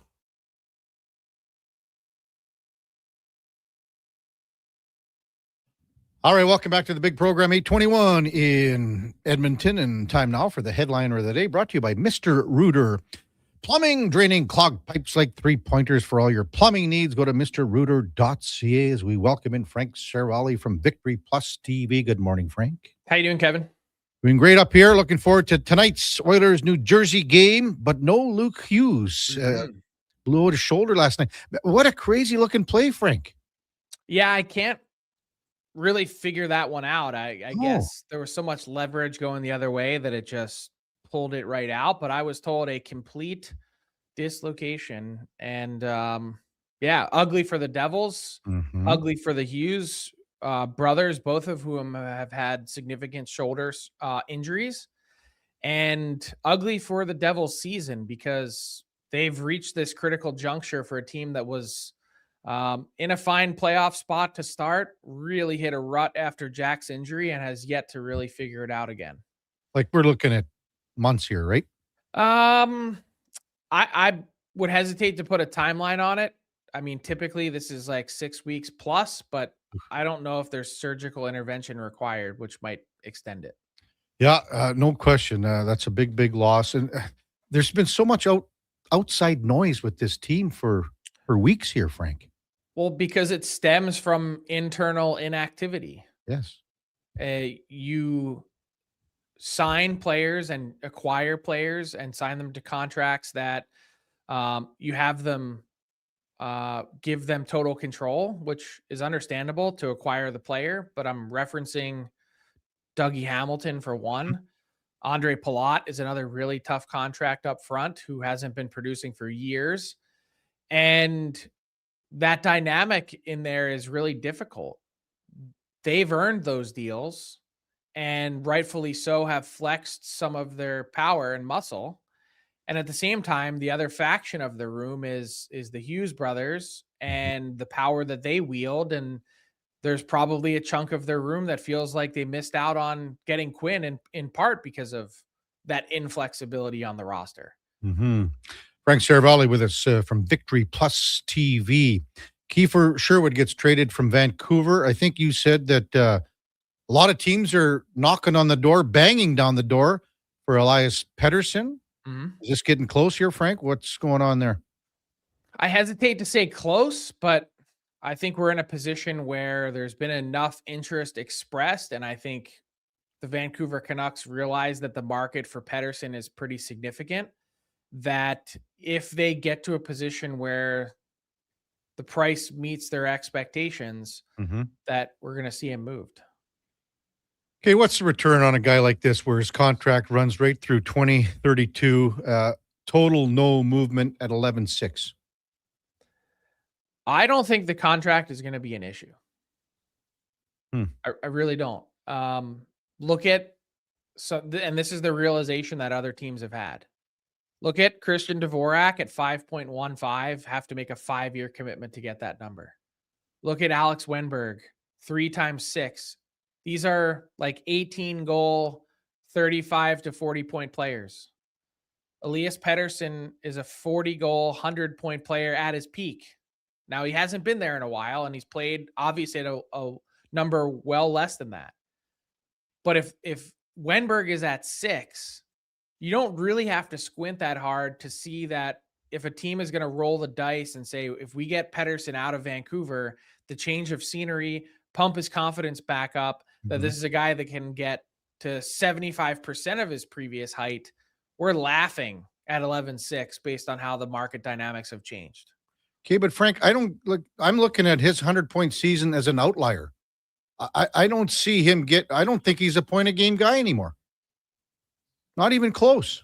Well, statistically, you would be correct. And I think optically, with the eye test, you would be correct. Yeah. But it's the change of scenery factor. This is a guy that has had a tough go in Vancouver. There's been some personal things along the way. And I believe, and this doesn't really matter what I think. So if you're asking me, Frank, would you bet on Elias Pettersson to get back to that level? My answer is no. But I'm not a general manager trying to find a difference maker at a position where the best you can get are third line guys. Yeah, I think it's such a risky move. I'm tepid on acquiring him. That's where I'm at.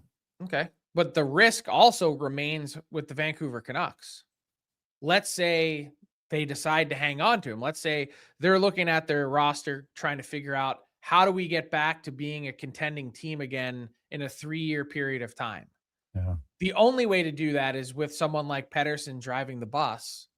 And if not, your next best centers are Marco Rossi and the oft-injured Philip Hedl. Tough spot. Yeah, no question. For me, but if you hang on to him too long and he continues to play at this same level, well, then no one's going to trade for him. If I'm Vancouver, I'm hoping that he goes to Milan and somehow has 2 weeks of his life and raises his stock there. Well, guess what? That was the hope last year at Four Nations. Surround him by the best talent. Hey, look, this guy might look and feel different in a Trey Kroner sweater. Didn't change a thing. So I think that's a foolish expectation. But I mean, it's hard to get centers. It's hard to find potential difference makers. Even teams that I've talked to that have said imperfect player, imperfect contract, imperfect, might just have to pull the trigger. I brought up Kiefer Sherwood. Do you think a deal, an extension gets done with San Jose, Frank? I think that's certainly the expectation and hope from the San Jose Sharks. Let's see if Sherwood likes it, and let's see if they're willing to pay market price, which the market price is pretty significant. To get Kiefer Sherwood to bypass free agency, you're looking at 5 to 6 years, north of 5 million, potentially even approaching 6, which is a lot. It's a ton. It's a lot. Exactly. Which is, again, he's not even a center. Brings us back to the exact conversation about Pedersen at 11.6. Rasmus Anderson, Frank, does he get an extension done in Vegas? He does, I believe. Look, the Calgary Flames deep down, a lot of front offices around the National Hockey League believe that this was a fait accompli, that this was not cooked, but not all that different than the Mitch Marner situation. A player who wanted to go there, the Flames declined to offer Rasmus Anderson an option to negotiate an extension in Vegas. And, well, he lands in his preferred destination, and now it's just a matter of seemingly when, not if, because I don't think the Golden Knights enter too many conversations that they don't know the answers to. Where are you at, Frank, with Nazem Kadri in Calgary? I know you're high on him. You think the return is going to be great. It's going to be good for Calgary. To me, this is another player that's regressed. I don't think he can get back to where he was. Okay, so let's say you don't think let me just look at his numbers. What's he on track for this year? 35 last year, 29 the year before. He's got 9 goals this year. First goal last night in 13 games. Okay, so if Kadri, let's just do a little experiment here. What do you think? What do you think Kadri ends up with This year? at the end of the year? Less than 20 goals. Not even close. Yeah, less than 20. Okay, so he's on pace for less than 20 goals and 57 points. Alex Wenberg's career high is 59, and he's only done that once, and most years he's in the low 40s. He signs for 3 times 6. Nazem Kadri, Stanley Cup winner, competitor, dogged competitor, and he has 3 times 7 left on his deal. You mean to tell me that someone wouldn't be tripping over themselves to get Nazem Kadri at 3 times 7? For a 36-year-old hockey player, I'd be worried about it. I'm just laying it out for you. It's Wenberg or Kadri, $1 million difference, both of them on a 3-year deal. I don't want either. Who's everyone taking? Well, you're going to say Kadri because of his championship pedigree and things like that. And yes, he's had some good seasons in Calgary, and obviously was good in Toronto and good in Colorado. So do you think Colorado bites on that contract? I don't, not unless there's machinations made to the contract, meaning like unless the Flames are willing to retain. I don't think Colorado can afford it. And they finally found the Kadri replacement in Brock Nelson. Yeah. So, I mean, unless he's willing to take a reduced role and unless the Flames are willing to chop that in half, which I don't think they would need to do with other teams, I don't really see him being a fit there. Frank Saravalli with us on Sports 1440. Hey, what'd you think of that goalie fight last night, Frank? Nedeljkovic and Bobrovsky. It was electric. I just love that Bobrovsky came out afterwards and said, "You went too far. I had to draw the line somewhere." I mean, Bob is very to the point, very straightforward, and he just, nope, the line was crossed and I needed to step in. But can I just reiterate one thing? Over 600, the last 620 games Alex Wenberg has played, his average for a season is 32 points. Okay. He got 3 times 6 million. All I'm doing is highlighting how this dynamic has changed in such a significant way that Kadri at 3 times 7 is scaring no one. Kadri already has more points than Wenberg has averaged over these last 620 games. He already this season in a down year has more points. As I said, I'm not. I don't want either of them on my team. I'm not pursuing these guys. Like I'm not like Wenberg's got what 3 more years, as you said, at 6 after he was 5. He's 5 this year, right? Yeah, he was extended for 3 times 6. Yeah. I'm not. Nazem Kadri, I don't want to have him and worry about him on my dime at 3 more years at 7 as a 36-year-old player next year. I think it depends on the team and the situation, right? Because I don't see him as a guy that's going to slow that much more than he already has, just my opinion. Yeah. And I think you worry about the last year. I don't know. He doesn't interest me, Frank. He doesn't interest me bringing him in at that contract for 3 more years where a guy is regressing. And I've watched lots of Flames games. You have watched. Maybe it's the atmosphere.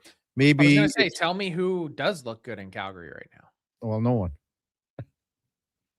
About as good as everyone looks in Vancouver, Frank. 100%. What else across the league? Is there something that I missed here, Frank, as we wrap things up? Trade-wise, anything else? Taves was cool last night in Chicago. Great moment. Just unending standing ovation. I love how the announcers and broadcasters got out of the way. Just let it happen. Yeah. I thought it was cool, for sure. Anything top of mind yet, Frank, as we wrap her up here? No, the Oilers need to trade Mangiapane. He just scored a goal the other night, Frank. Come on now. They can't do anything else. You remember what got me thinking of it is you said, I don't want either of those guys on my team. And I'm thinking, okay, for the Oilers, they can't even engage in a conversation about anything like that. Mm-hmm. Not until you move Mangiapane. Not possible. So there's a chance, and I'm not saying it's a large chance. There's a chance that the Oilers have already made their last roster moves of the season with Chari and Stasny. So you're saying that they can't unload Mangiapane? If they can't, there's nothing else they can do aside from roster surgery and deleting other players in a transaction. Yeah. There's no just adding dollar in, dollar out without Mangiapane being moved. And last time I checked in, they had no progress on that file. None. And salary retention would have to be Cannot retain at all. Yeah. Yeah. Has to be clearly wiped off the books. Mm-hmm. Frank, good stuff. Enjoy the slate tonight and tomorrow, and we'll talk to you on Thursday. Sounds good. See you, Kevin. That's Frank Saravalli, Victory Plus TV. And our headliner of the day brought to you by Mr. Reuter. Your top defense pairing against leaks. That's mrreuter.ca. I don't know. I'm not interested in, like, if the Oilers were saying again, this can't happen here, but I don't want to be locked into a guy like Kadri for 3 more years at 7. Doesn't interest me. I don't know. Ben Dangle says KK is just biased. Period. Biased on what? Let me know, Ben. What am I biased about? 833-401-1440. Brad says, if Calgary took Manji from Edmonton, I would take Kadri. Yeah, that's something to discuss. But now you still got another, 3 million on the books, correct? 3.5. So you're doubling. I don't know how the numbers work. Difficult. I mean, again, it's 7 mil for 3 more after this year for Nazem Kadri. Mangiapane's at 3.6, so 3.4. You're adding 3.4 in the books. Who else is going out? It's not doable.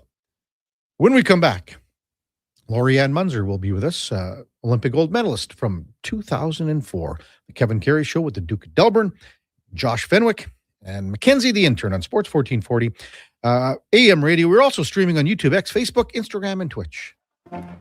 Do you work for a company that wants to reach people who love sports? Or maybe you're looking to hire people who love sports. Sports 1440 partners with dozens of local businesses, connecting with tens of thousands of Edmonton sports fans every day. On the radio, on the listening apps, on YouTube, and on social media. Contact our sales team today to see what Sports 1440 can do for you. Email Gregor at sports1440.ca to get started. New Year's resolutions. We all make them. We all say we're going to start eating healthier or going to the gym or starting that new hobby. But at GS Construction, we actually follow through on our New Year's resolution because it's the same every year. We promise to set the groundwork, literally, for another year of progress and growth. And we've stuck by that resolution since 1974. So start that all-you-can-eat diet. GS Construction is going to start planning right now for the year ahead. For more on what we do, visit gsconstruction.ca. The Hockey Super League is proud to launch its 9th season, delivering independent, borderless hockey. This year, over 125 teams will compete across Alberta, Saskatchewan, and for the first time ever, Colorado, USA, which showcase style action, cross-province rivalries, and a strong commitment to player development. The HSL is the premier destination for families seeking balance and athletes chasing the next level. The Hockey Super League. Hockey without limits. For athletes born in 2013 to 2018, visit hockeysuperleague.com to learn more. This is Andrew Walker, host of the postgame show on Sports 1440. After every hockey game this season, tune in and chime in as we talk about the game. It's all sponsored by Legacy Heating and Cooling. Don't get left in the cold. Visit legacyheating.ca. The new double cheesy melt at McDonald's. We're talking 2 juicy, mouth-watering 100% Canadian beef patties, 2 slices of cheesy goodness, with even more melty, cheesy sauce on top. Topped with pickles, then crispy and grilled onions. The way it all comes together, you don't just eat it, you melt into it. The double cheesy melt, only at McDonald's. For a limited time only at participating McDonald's restaurants in Canada.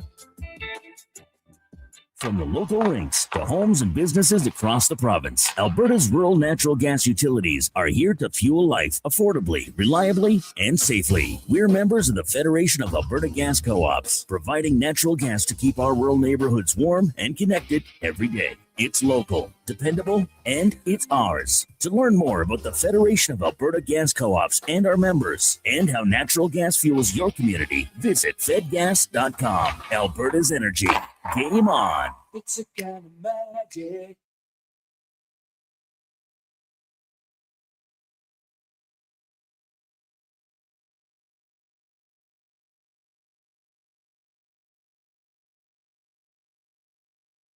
Have your sports curiosity cured with the Kevin Karius Show. This is Sports 1440.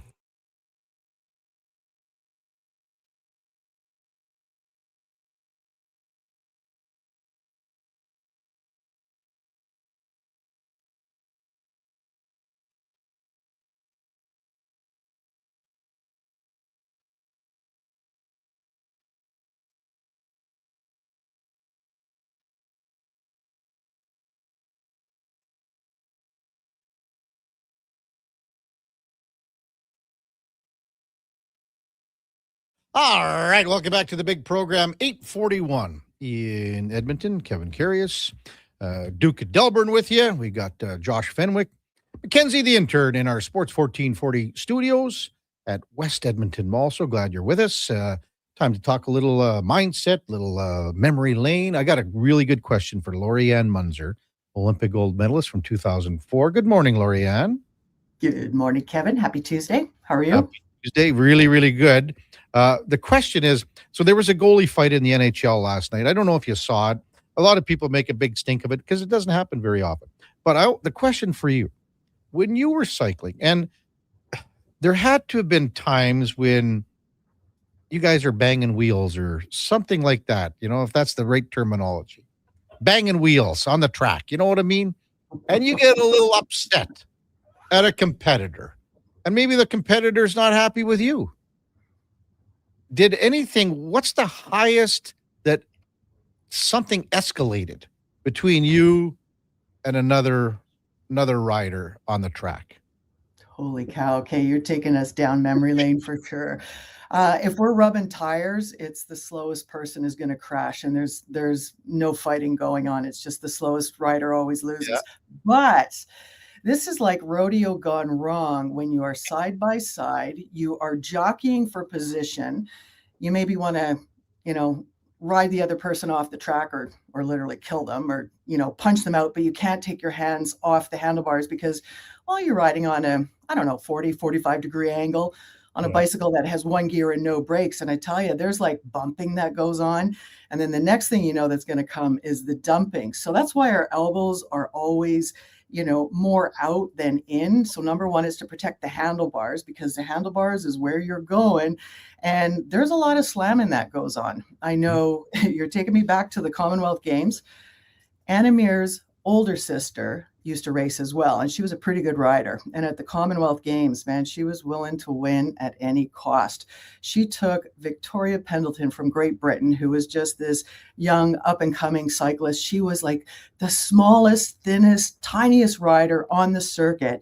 She actually had Victoria riding on the board that separated the track from the spectators. So imagine this short little wall.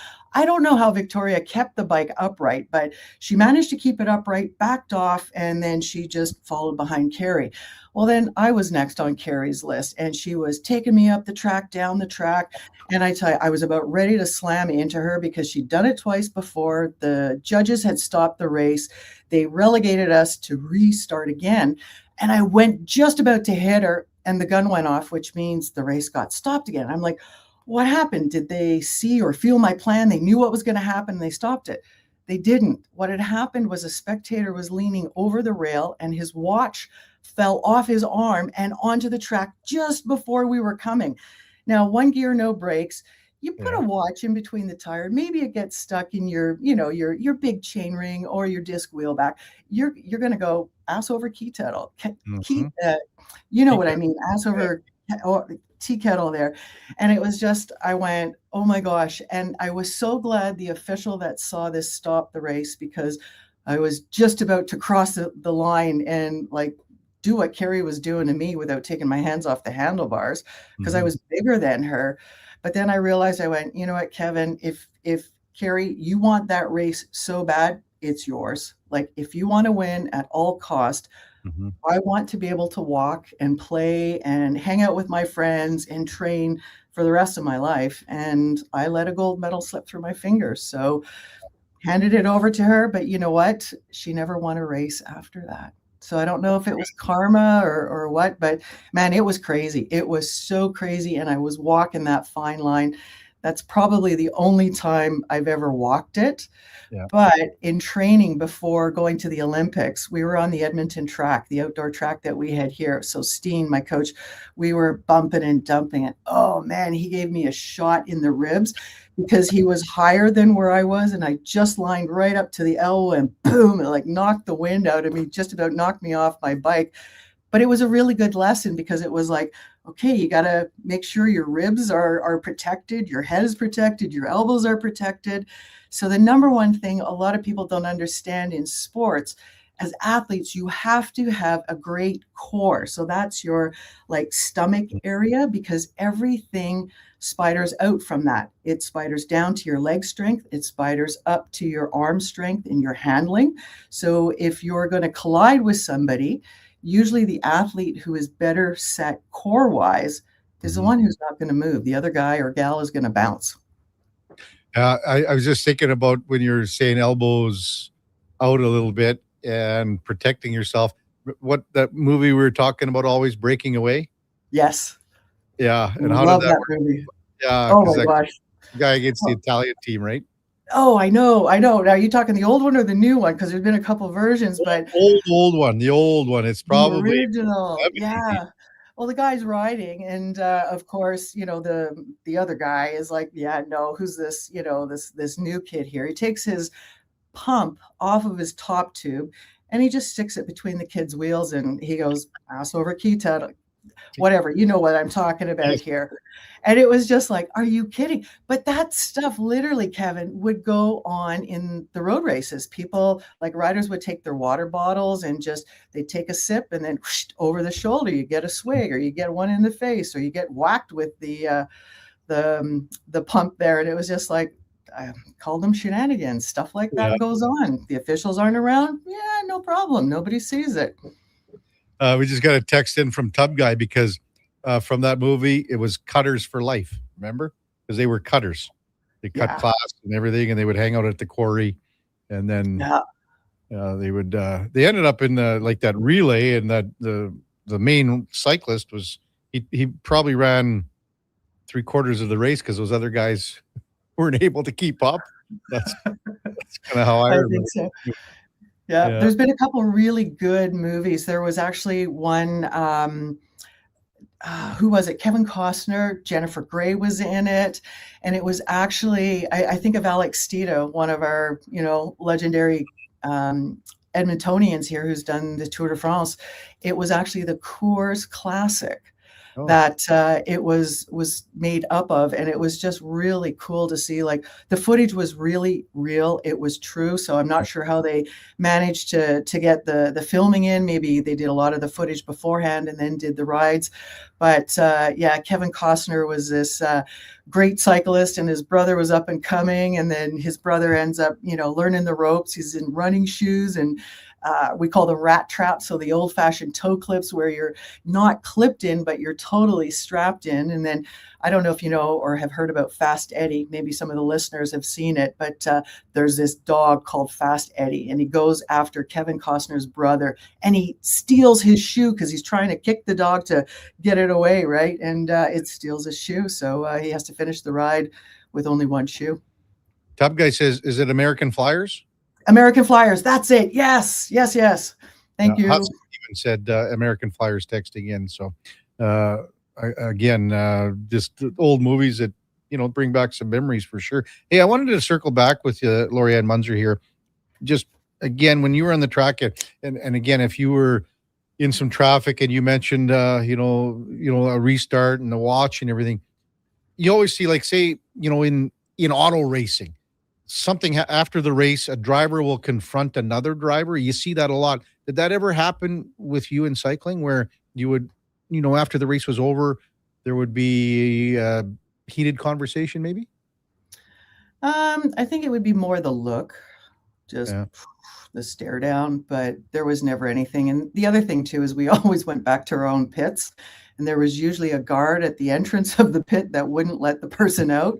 So with the guys, though, I've seen some heated confrontations just with some of the big teams and the heavy duty sprinters. But I never saw anything, no fisticuffs afterwards that happened. And then the crazy thing, Kevin, is after all of the racing would be done, everybody would, pile onto a bus, head out to a bar, head out to the disco, wherever we were in whatever country. And, everybody was hanging around, and it was like there was no competition. There was just a lot of great camaraderie afterwards. And sometimes you'd never, ever see these people again that you were competing against. On the track, it was total business. But afterwards, I mean, I've seen the Russians, male and female, smoking cigars. They're drinking vodka, getting the Canadians to try and drink the vodka, and it just didn't work. The Brits were always with the beer, the Guinness, and it was just the stories that would be told, and just, the other things that you don't see, in the movies or on film. It's just everybody hanging around and having a really good time. It's just like-minded people having a good time. Yeah. Lori-Ann Munzer with us on Sports 1440. Olympics are like 3 weeks away, Lori-Ann, just a little over. And you feel that the energy, and we I guess we get hockey orientated here. It's just the way it is because of the hockey, but there's so many other great events to watch, and I enjoy watching the skiing and everything else just as much as I enjoy watching the hockey for that matter. But do you find right now that the athletes, how they're preparing for an Olympic Games that is still 3 weeks away, how their training kind of comes to an end, and what they have to do mentally, and how this next little, I guess, 3-week period, what they have to do to make sure that they're at the very best here? How would that work, Lori-Ann? Yeah, this is a really important time, Kevin. We're actually 17 days away to opening ceremony. So on the 6th of February is kickoff, and that's when the games truly begin. Some of the teams for Team Canada haven't been picked yet. The selection has not yet been made. So let me tell you, the monkey mind is going probably on a number of athletes, because number one, I believe you have to plan as if you're going, because when you get the call, you got to be prepared. Like, you got to be ready to pack and go and fly. Number one, you've got the time difference to think about. So number one, as part of the preparation, is thinking about what am I going to do to, mitigate that jet lag, that time zone difference. The other thing is, most people will think, unless you're into a lot of the high level sports, is, well, more is better. But that's not necessarily the case. You're always reverse engineering from your event date.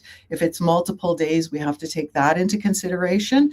So it ends up being where we call the periodization, which is the planning, how you roll it out, is got to be very, very specific. And this is probably the period this week here specifically is where you're on that less is more, and then you start to build up, you start to ramp up to your events, because your event may be 21 days, 28 days, it may be actually 4 weeks out, even though we're 17 days away from the start, which is opening ceremonies.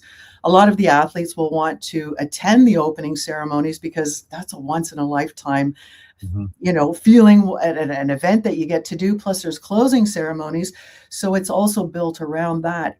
If your event is right, day one or day two after opening ceremonies, you got to look at it and go, do I go because I'm going to be standing, I'm going to be walking? Is that a good thing? So a lot of this is right now you're on the less amount of physical preparation. There's still that normal, usual amount of the mental preparation.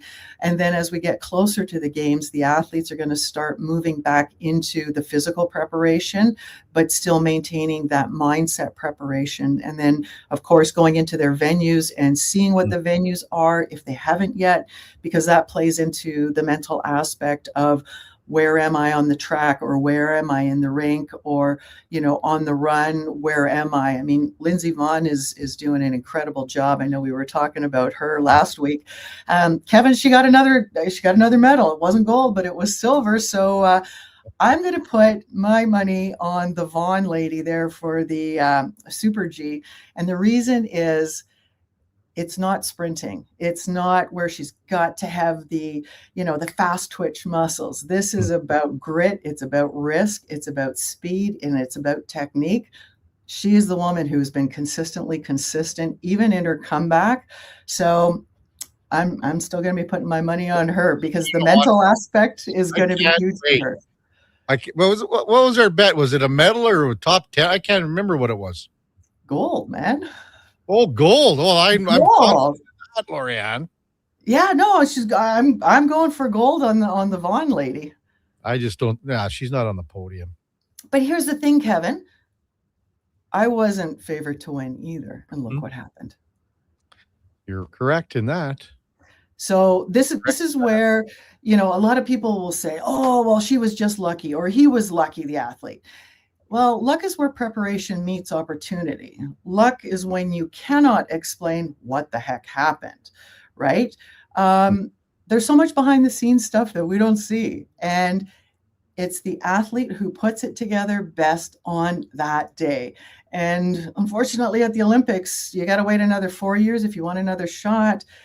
The margin for error is, well, you snooze, you lose. You just don't have time. Lorianne, great stuff. I'm glad you didn't, I guess, catch that watch in your spokes or something like that, or in your disc wheel, or even your sprocket. Yes. That would have been something. That would have been crazy. Was it a nice Absolutely. watch, at least? Pardon me? Was it a nice watch? Was it a Rolex or something? I have no idea. I would have loved to have met the person who had dropped it, just to say, thank you very much. You know what? You put me back in the game again. So I was about to do something that I normally wouldn't do. But, sometimes when the buttons are pressed, it gets a little heated. Well, we saw that last night with the goalies going at it. So yeah. You just never know. What time it was. You could ask them, hey, what time is it? Oh, you don't know because you don't have a watch on. Thanks, Lorianne. We'll talk to you next week. Have a great weekend. Take care. You betcha. You too. Lorianne Munzer, Olympic gold medalist from 2004 in Athens, Greece. Coming up in the 9 o'clock hour, Matt Laughlin, New Jersey Devils play-by-play man, will be with us. Been on the show many times before. We'll get an update on Luke Hughes. Just a tough one. I mean, if you look at the video, you'll go, how could this even possibly happen? It is so look, there's a guy kind of grabbing his shirt, and just maybe the way he got tangled up and he's reaching, and but it's weird. You'd go, there's no way he can get hurt. No way he can dislocate a shoulder doing that. He'll be with us at 9:20. Before that time now, for a Sports 1440 update, brought to you by AWS Welding Supplies in Nisku. Product sales, servicing, calibrating, and free same-day delivery of in-stock items to Leduc, Nisku, and South Edmonton. Your one-stop shop for all things welding, awswelding.ca. Here is the Duke. This is a Sports 1440 update.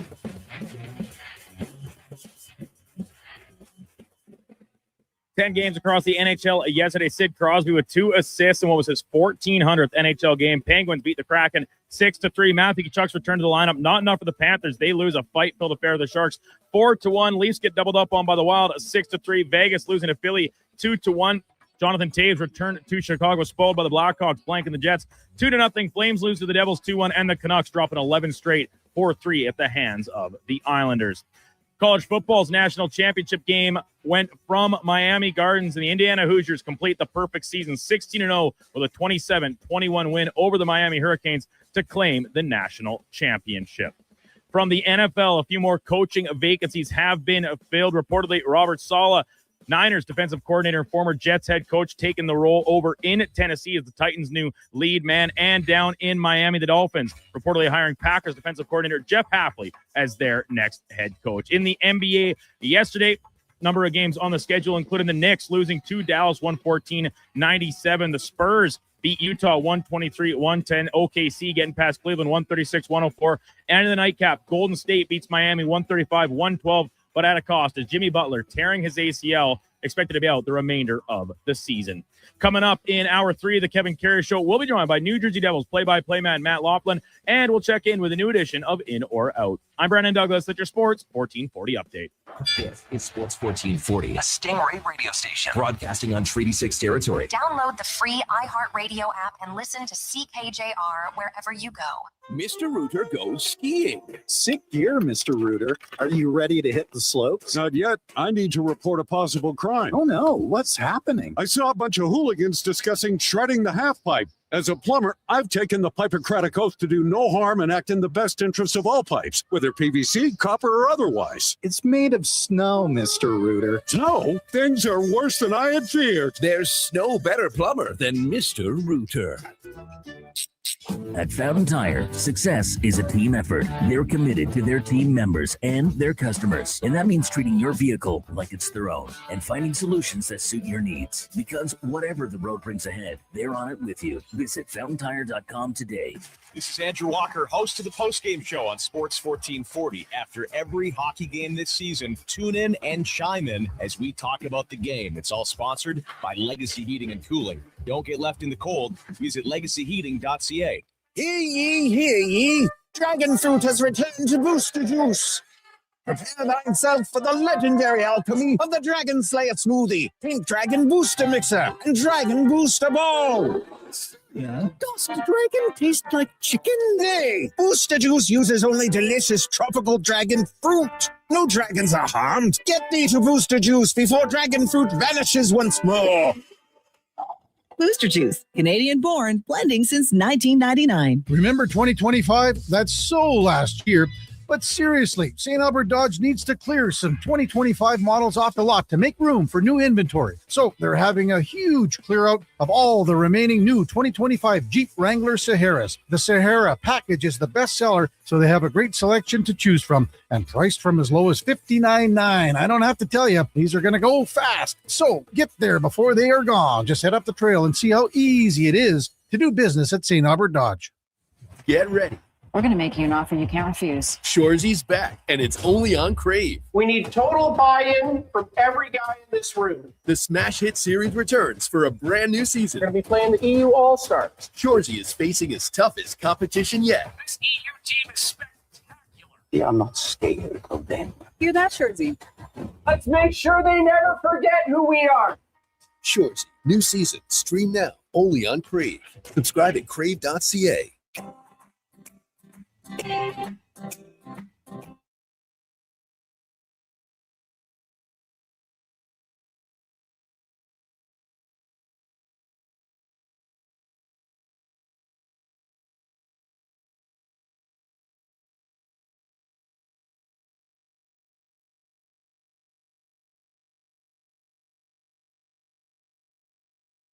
Just in time for the morning skate. This is the Kevin Karius Show on Sports 1440.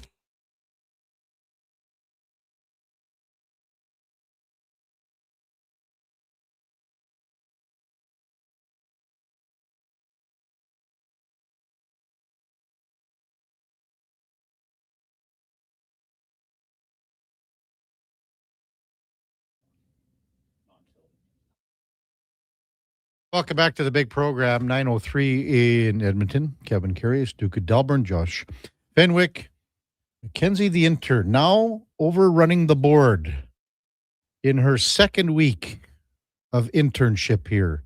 I'm trying to think. Donnie P was 4 months before he even thought about running the board. Liam, the intern, was about 2.5 months. Josh Fenwick was... Oh, he's a whiz, man. I think he was about 1.5 weeks, 2 weeks, 3 weeks, Josh, 4 weeks, 5 weeks before you got to the board. You never know. Well, it was probably a month, eh? Yeah, it was probably closer to a month because it probably could have been sooner had I not continuously slept in. Which became eerily clear to me when the record man was here and he touched the board in like 5 days or something. I was like, oh man, I really dropped the ball. Yeah.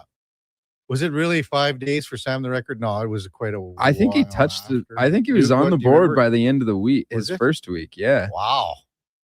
And that also in different elements, much like Josh didn't earn the right to get on the board as quickly due to some consistency issues. For Sam, having to try and watch him do some of the other things that we tasked the interns with in the early going of their practicums, I got a little fed up in the early going. I was like, all right, let's try something else, and went to the board as the next step in that process. Naturally. And you haven't watched... No two interns are the same, Kev. No, they are. You got to make sure that you got to be happy. This is day number, what are we at? 7 for Mackenzie. Yeah. Day 7 for Mackenzie. Yeah, 5 last week and obviously 2 here. Yeah. It's good 10th grade math, Kev.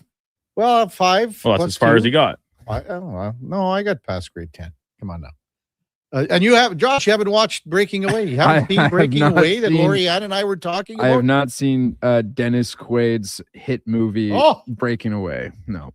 The other guy that's in it is from Bad News Bears. I can't remember. Oh, I know his name. If you've got it up. Now I'm pulling up the actual IMDb page. Kelly Leak was it. That was his name in Bad News Bears.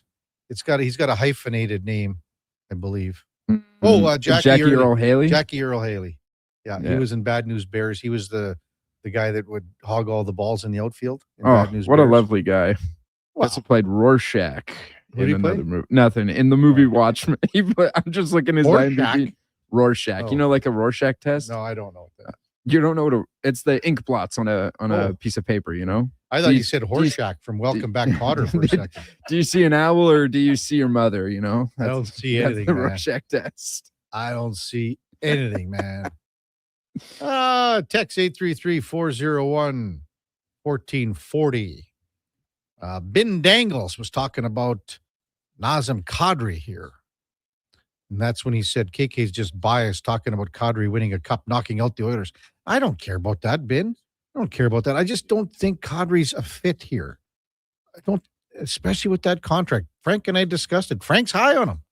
Frank thinks the return is going to be good for Calgary. What's the return going to be? Is it something? I mean, look what they got for Anderson. And again, those are conditional. But they did get Zach Whitecloud back. It's a decent return for Rasmus Anderson. The difference here is that you got 3 more years on a contract with Nazem Kadri. That's tough to unload, man. Really tough to unload. Not Fred and I having a nice discussion, too, on the old text line. He says, I'd take Ryan O'Reilly in Nashville, 4.5 for 1 more year. Well, he's got 2 years. So not Freddie's got this year and next year at 4.5. I like Ryan O'Reilly way better than Kadri, obviously. Good face-off guy. Ryan O'Reilly can be your perfect 3C here, can he not? Perfect 3C moving forward. Then Nuge can stay up where he is. Would be nice, but my contention here with not Fred is that Nashville's in the hunt here. There's no reason you can't say Nashville is a worse team than the LA Kings. You can't say Nashville is way worse than Seattle. Can you say that they're way worse than Utah, San Jose, Anaheim? They're not. They're in the mix with these teams. And think about the start that Nashville had. Nashville's at 50 points. They had that run when they beat the Oilers here in a 24-game span. They were 16-8. Excellent run.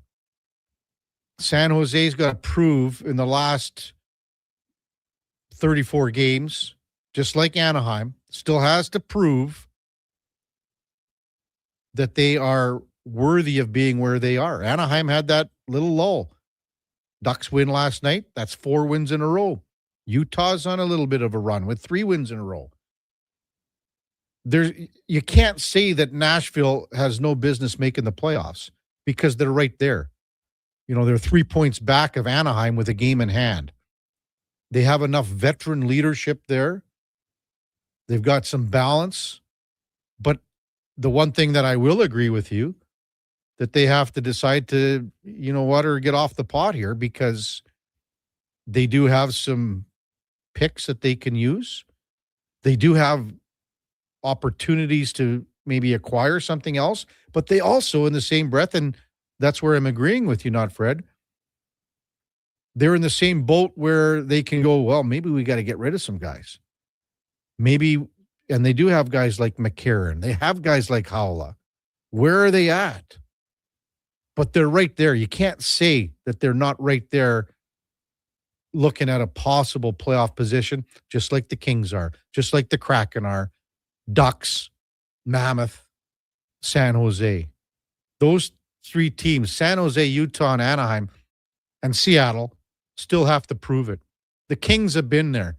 And I mean, you can talk about how the Kings play, and I mean, they're 13 overtime loser points. They're right there. They're still there all the time, and they play in the close games. Text 833-401-1440. Kenneth says that Nashville has the Ducks twice, the Kings twice, the Sharks twice, all in April. Good catch by Kenny. Jay and Victoria, thanks for this. You guys be careful. You might end up with an old man like me. You guys make it sound so fun. And of all the video tributes that he said, that was the best one for Jonathan Taves that he has seen. Well, I like Kenny's text, though. Ducks twice, Kings twice, Sharks twice, all in April. Well, if it don't come down to that, where is it going to come down to? You want a bit of a roll in April? You can make the playoffs. Josh Fenwick, did you see American Flyers either? You probably didn't see that one either, did you? No, I don't think I have. You watch any cycling movies? No. Okay, there's 2 things that I come for you for. I come to you for NBA, okay? Yep. And I come to you for movies. Mm-hmm. And I have not seen any cycling movies. I apologize. I watched Hoosiers, if that helps. Like the basketball movie? Yeah. Well, it has nothing to do with Well, now we're talking about old sports movies. I've seen plenty. I just have not dove into the wide world of cycling movies. Lorianne, I'm sorry. I know she's listening right now, probably. Duke's mentioned it a few times in the update. Maybe there's something that you can talk about here. Jimmy Butler, out for the season. Golden State Warriors star was helped off the court. Yep. Last night. Torn ACL. Mm-hmm. It's awful. CMC goes to watch one Warriors game, and they bring the 49ers first. So he was at the game last night? Yeah. Him was and I think Fred Warner, maybe? Yeah. They were there together. There was 2 49ers there, and immediately someone gets injured. I So didn't know. That's kind of funny, actually. that's just that's too bad. It's a dark Joke in poor taste, but yeah, big loss for an aging Warriors team already. Who really how much was Jimmy really doing? Not all that much, but is still a burst of speed and someone who can take control of the offense when a guy like Steph Curry or Draymond Green is off the floor. And so this is an important loss for the Warriors going into tonight's game against the Raptors, I believe. Yeah. So That's a tough one. That is can't help but feel for the guy. That is tough. Hey, did you see who was at the Jonathan Taves game last night in Chicago? Caleb Williams. And I did not catch who the you other. didn't see who he's sitting beside? Roma Duke, are you Dun- shaking your head or do you know? Eh? No idea. Roma Dunze. No. Pete Crow Armstrong, your boy Duke. Yeah. So I guess they're buddies. Obviously, they have that little ability to watch each other and cheer for each other. Yeah, in well, different PCA sports. had been, I don't know, I kind of assume he was at Sunday's game. I know he was at the divisional round win over Green Bay. I know he was there. I saw that on socials. Yeah. Yeah, I guess they're boys. Yeah. A couple little eccentric guys in the Chicago market. Making it happen. Yeah, The opposite of Jonathan Taves, essentially. I don't know if I could see what jersey PCA was wearing, but I saw that Williams had a Bedard jersey. Bedard, on. yeah, because Bedard wore Caleb Williams jersey That's right. into a Blackhawks game over the weekend or late last week. Yeah, they seem to. Hey, number one overall pick, supposed to be the saviors for their respective franchises. A couple of years in for each of them, and things are looking pretty good. The return of Chicago sports to relevancy. We look at the Bears did. Blackhawks seem to be a competitive team again. Cubs going to the CS this past year. Things are looking up. So, I mean, the team knows that those guys are sitting. And then there's the White Sox. Yeah. And the team Bulls, knows who those also guys are suck. sitting there. Right. But when you pull a hat down low like that, and like PCA is just your normal looking guy. Williams, I mean, he's got the beard. He pulls his hat down low. They could probably sneak by some people. Like, I mean, do you think that they were noticed right away by the fans that were sitting around there? That's the one thing that I always kind of think. Caleb Williams, yeah. Like, this is Chicago we're talking about. I know, It's a great sports city. They have the two baseball teams for a reason. The support for the Hawks when they're good. The Bulls never dies. They still run off the, Reinsdorf is still just riding the wave of Jordan era basketball. They sell out every game for some reason. It's Bears City. I get Full it, dude. stop. But what I'm saying is sometimes when you go in and you're sitting in the stands, you are, and I think, and American fans even more so than Canadian fans, you are oblivious to your surroundings. That is fair. That is fair. But I think it would take one person to lock eyes with him as he's shuffling down the aisle to get to his seat, and the word would spread around the entire United Center within minutes that Caleb Williams is at the Blackhawks game and he's sitting 2 seats down from me. Yeah, that'd be cool. When we come back, we'll tee up tonight's Oilers-New Jersey Devils game from a Devils perspective with Matt Laughlin, New Jersey Devils play-by-play man. That's coming up on the Kevin Carey Show with the Duke of Delburne, Josh Fenwick, Mackenzie the Intern on Sports 1440 AM Radio. We are streaming on YouTube, X, Facebook, Instagram, and Twitch. Hi, Mike here from Northgate Chevrolet Buick GMC. Happy New Year. I just wanted to take a moment to say thank you. Thank you for everything in 2025. With your help and your support, we fed almost 500 families. We donated to various charities in the Edmonton area, and we're going to do it again in 2026. Please stop in and see us today, 13215 97th Street, or visit us online at northgategm.com. You're in Northgate country. This is Andrew Walker, host of the postgame show on Sports 1440. After every hockey game this season, tune in and chime in as we talk about the game. It's all sponsored by Legacy Heating and Cooling. Don't get left in the cold. Visit legacyheating.ca. Exciting news from St. Albert Dodge. The all-new 2026 Jeep Gladiator Sport packages have arrived. They have a great selection and a bunch of colors to choose from. And if you've checked out the Sport, you know it comes in some fun colors. Rugged capability, practical off-road features, and you can get behind the wheel for as low as $49,900. That's right. Put yourself in a brand new Jeep Gladiator Sport for less than $50,000. What more can you ask for?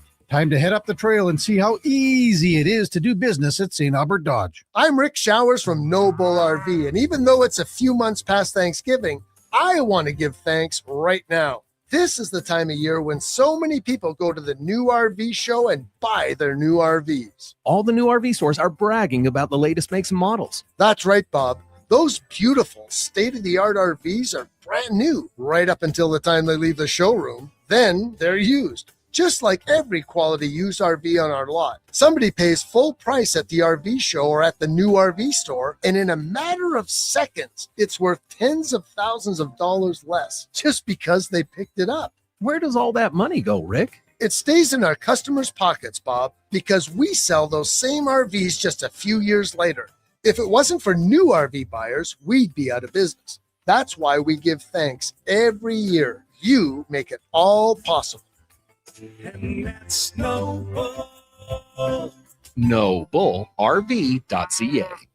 He's heading into the driveway. Temperature's dropping fast, folks. He opens the hood and, oh no, the battery's on thin ice. Yeah, that's a tough break, Tim. I mean, you can't expect to compete and win with weak parts in your game like that. But wait, he's made a clutch move. He's gone to Napa Auto Parts for the win. They've got batteries, winter-grade oils, antifreeze, and wiper blades built for cold Alberta conditions. That's a championship play, Tim. With over 85 Alberta locations, visit your local Napa store today or shop online at napacanada.com. That's Napa know-how.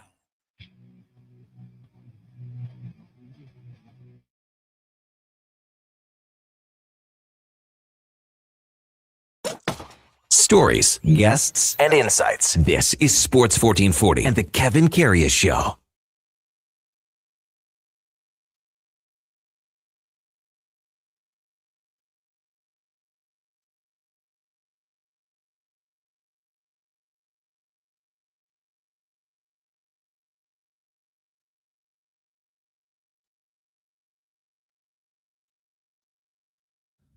All right, welcome back to the big program, 9:19 in Edmonton. And time now for the game of the day, brought to you by St. Albert Dodge, where the clear out on the remaining new 2025 Jeep Wrangler Saharas continue. The Sahara package, it's our bestseller, so we've got a great selection, and all you have to do is pick them up at starting at $59,900. That's where they start at. We're expecting them to sell quite fast at St. Albert Dodge, so come in soon before they're gone. Check them out at stalbertdodge.com as we welcome back Matt Laughlin, New Jersey Devils play-by-play man. Good morning, Matt. You're with Kevin. Good morning, Kevin. Jumping on Sports 1440 this morning. Really appreciate it. Oh, thank you for asking me to join you on this morning. You know, the one thing that takes some getting used to, of course, it's part of your everyday life, is that it takes a while for the sun to come up in the morning. And so you're in the dark for a few hours, but now I can see that the skies are lifting just a little bit and getting ready for the game against Edmonton tonight. Yeah. What time did you guys get in last night? No, it wasn't too bad. I was probably in the room around 12:15-ish, 12:30. Not too bad. That's good. Luke Hughes, Matt, I looked at that thing about 10 times and it's so hard.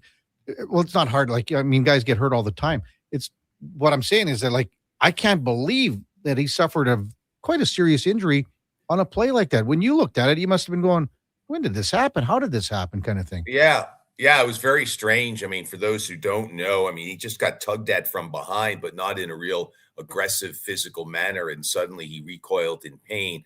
We're not officially sure. There's a lot of rumors out there. We'll be at the morning skate. It's an optional, but Sheldon Keefe is going to address the media in a couple of hours. And so we'll have a little bit of an update. The only thing he said after the game last night is that he won't play the rest of this road trip.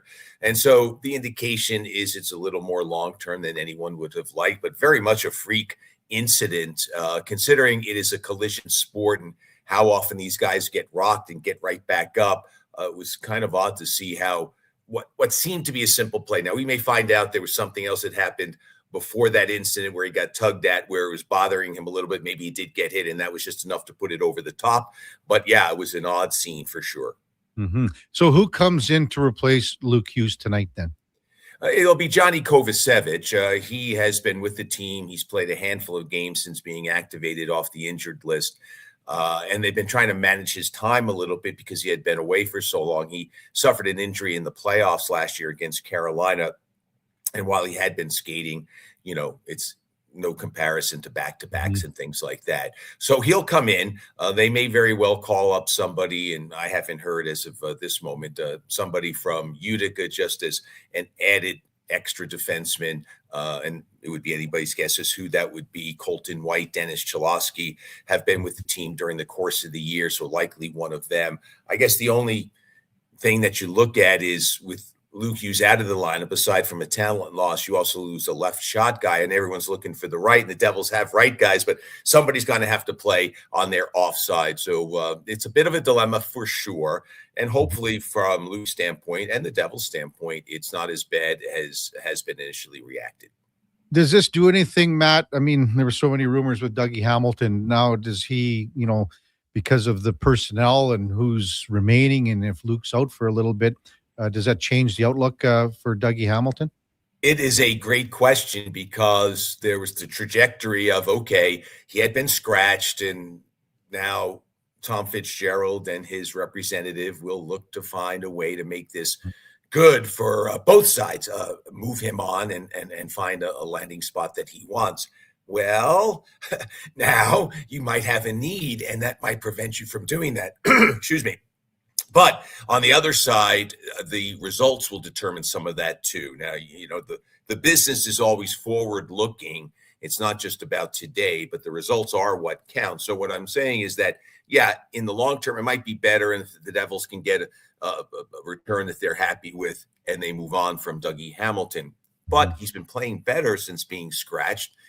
You can read into that what you want. And they might need him. So if they start stringing some wins together, they're not that far out. They're only 5 points out of third place in the Metropolitan Division and only 3 teams to climb over to get there. The way they've been playing, that's a daunting task, but it's doable. So when do you raise the white flag? When do you say, okay, it's not going to happen this year. It's all about next year and beyond. And so the results will play a part of that, and obviously the injury to Luke. So it's a real balancing act that Tommy Fitzgerald is facing, I think. I mean, maybe he's determined exactly what he's going to do and move forward with it, but I think the injury does certainly put a different slant on things. New Jersey Devils play-by-play man Matt Laughlin, our guest on the Kevin Karius Show on Sports 1440. How impressed were you with the rest of the defense last night when Luke Hughes went down, Matt? And, Nemec gets the overtime winner, but all the D-men were well over 20 minutes because when you went down to 5D. Yeah, and that'll be a challenge tonight against a really gifted Edmonton team, of course. The energy level may be sapped just a little bit. Yeah, very much so. I mean, the Devils' defense rose to the occasion. Honestly, defense has not been the Devils' problem this year. They're middle of the league in goals against, but it's the offense that's been a problem, as was certainly emphasized last night. It took overtime to get that second goal. But yeah, the defense is pretty good. They've got some mobility there. They've got veterans there. They can hit you. It's a good blend. Mm-hmm. That's not been their issue. It really has been scoring goals. So, good on those 5 for taking the extra minutes. Kevin, there's not a player in the world who will say, oh, no, coach, don't give me an extra shift or 2. I won't take it. It's just how you manage those 5, who's coming in, who's coming off. Just make sure that the rotation is right. Yeah, and I mean, again, the defensemen, when they go, we're going to go with 7 D-men tonight, they're all like, okay. Not really like that. Not really what we want. Meanwhile, the forwards are like, yeah, more time for us. You got that right. We've been trying our darndest to get Brendan Dillon on, and you've been on a lot with David Schlemko, and they were D partners in San Jose. And then he got hurt that one, like when the 1,000th game happened in that time, and we just haven't been able to get him on the show. It's the time difference and everything, Matt. But what's he meant to this Devils team this year? Well, I mean, he's a terrific player, and he's an engaging personality, and he's what I call an honest player. There are some guys who live by platitudes, and, all players are kind of trained to do that from an early stage, 100% effort and short shifts and all that sort of stuff. But if you ask Brendan a direct question, he gives you a direct answer, and he's that way in the dressing room too. I mean, there are some questions at times, at least in my mind's eye, about not the effort, just the determination. Like, okay, we got to shut it down now. We have to play smart now. We've got the lead, or we're just a couple of minutes away from going to overtime where we can grab a point and then let's see what happens. They did some of that last night, where they just don't play that way. They play a little lackadaisical, and there's an errant pass or there's a penalty or what have you. And that's when, Brendan's voice is heard the loudest, like, fellas, what are we doing here? So he's been terrific. Love talking to him. He has more interest than just hockey, which makes it for a good talk as well. And hopefully you'll be able to get him, as you know, and David no doubt knows, just a terrific guy. And yeah, one of the very best, one of the best. Yeah. Maybe we'll send Schlemmer down there post game, get something with him. Yeah, that's going to happen at an 8:00 start here too. Yeah, right, Matt. Matt Laughlin with us on Sports 1440. You know, with all the, I don't know if outside noise is the right terminology. You would know way better, Matt, being boots on the ground and everything. But with everything that happened when Quinn Hughes was, being shopped, and the brothers and everything like that, and Dougie Hamilton, how much does that come into play here with what we've seen on the ice for the Devils in the past several weeks? Yeah, I mean, outwardly, you wouldn't necessarily notice anything, but there has to have been some impact. Chico Resch, who is my broadcast partner, has said that, listen, every team sits in the room and they think they have a chance every night, no question. But they also sit there and know that team's better than we are. Here's where they have it over us. But we can beat them because we're competitive guys, and breaks may go our way and we can try to determine our own fate. But otherwise, players are pretty honest about how they stack up or how their teams stack up against others. And I think the thing that happened there is there's this excitement about the possibility that Quinn Hughes would be added to the fold. The brothers would get together. There would be this spark of talent, spark of energy. And when it doesn't happen, it's a natural, all right, well, this is who we are. Now we got to keep churning through, and we're pros and we'll work hard. But we just didn't add one of the best players in the league to our roster, which would have made us infinitely better. So I think there was a natural drop off. And then, with Dougie, I think unfairly taking the brunt of, if he had only agreed to be moved earlier, they would have had the money. It wasn't a money issue. If you look at what Minnesota got, they wanted a center. They're weak at center. That is not a strength. They're going to have to shore that up still, I think, for them to turn what's been a very good season into an even better season. So they wanted a center. And unless the Devils were going to trade Jack Hughes or Nico Hischier, they didn't have a center, at least the way it appears, that would satisfy Vancouver. The prospects and the picks, the Devils could have worked that out. They had that, and doesn't do any good to mention what some of the players that might have been involved in that deal. But they have defensive players who have upside, young. They have picks. They have prospects. They just didn't have the center. But unfortunately, Dougie takes the brunt of that. The fans are restless, and it's all kind of spiraled a little bit. Although, as I said, since Dougie was embarrassed by being scratched, he's got a 4-game point scoring streak taking into tonight's game, and he's been skating and playing well. But I think he would tell you that there's more he could have given earlier in the year. Again, defense not the problem; it's offense. They just don't score, and he's an integral part of whatever offense the Devils had hoped to have at the beginning of the year. Hey, you mentioned your broadcast partner, Chico Resch. Did the two of you have a chance to look at that Nedeljkovic and Bobrovsky fight, and what did Chico have to say about it if he did, Matt? To be honest, we did not talk about it last night on the flight up. We were involved in some other conversation with Chico. It's always an engaging time, but we will certainly talk about it today. I love those things. Hockey has kind of fallen too much into a set pattern, if you will, or a template. And, I like the old days when things were a little crazier. I understand why they didn't want, bench clearing brawls, not a good look for the league. And, that was a long, long time ago also. But, a little ruckus now and then, a little goalie slam down, bring it on. So we'd love to see a little bit more of that. I'm sure the league offices are saying, please, no more of that. But I think it's good for the sport. I really do. Well, I'm sure Chico's had many stories with you over the years with Billy Smith and their time together on the island, right? Oh, yeah. And with their own teammates. I mean, Chico tells a story when Mike Bossy in a practice, had a rising shot, what a lethal shot his was, but, that came over Billy's shoulder, and Billy chased him, slashed him and then chased him down the rink. And Chico's like, Billy, he's our own guy. He goes, I don't care. Did you see what he did? You don't do that in a practice. And so it's a different world. The personalities were more exuberant back in the day. That's for sure. Oh, no question. We were talking about it all morning here, as you can imagine, Matt. all the great, series that the Oilers and the Islanders had with Billy, and then with Hextall and all that, all those guys. I mean, man, in all your time, you must have seen some doozies as well with some goalies, no? Yeah, no, honestly, not. I've been thinking about it since what happened last night, and more a visitor to those, and maybe that's because Marty Brodeur was the goalie, and Marty was not that kind of a player, and he was in net 78 out of 82 games during the early part and for a good part of my early career. So no, didn't really see in person any of those goalie skirmishes. No, it's been something witnessed from afar.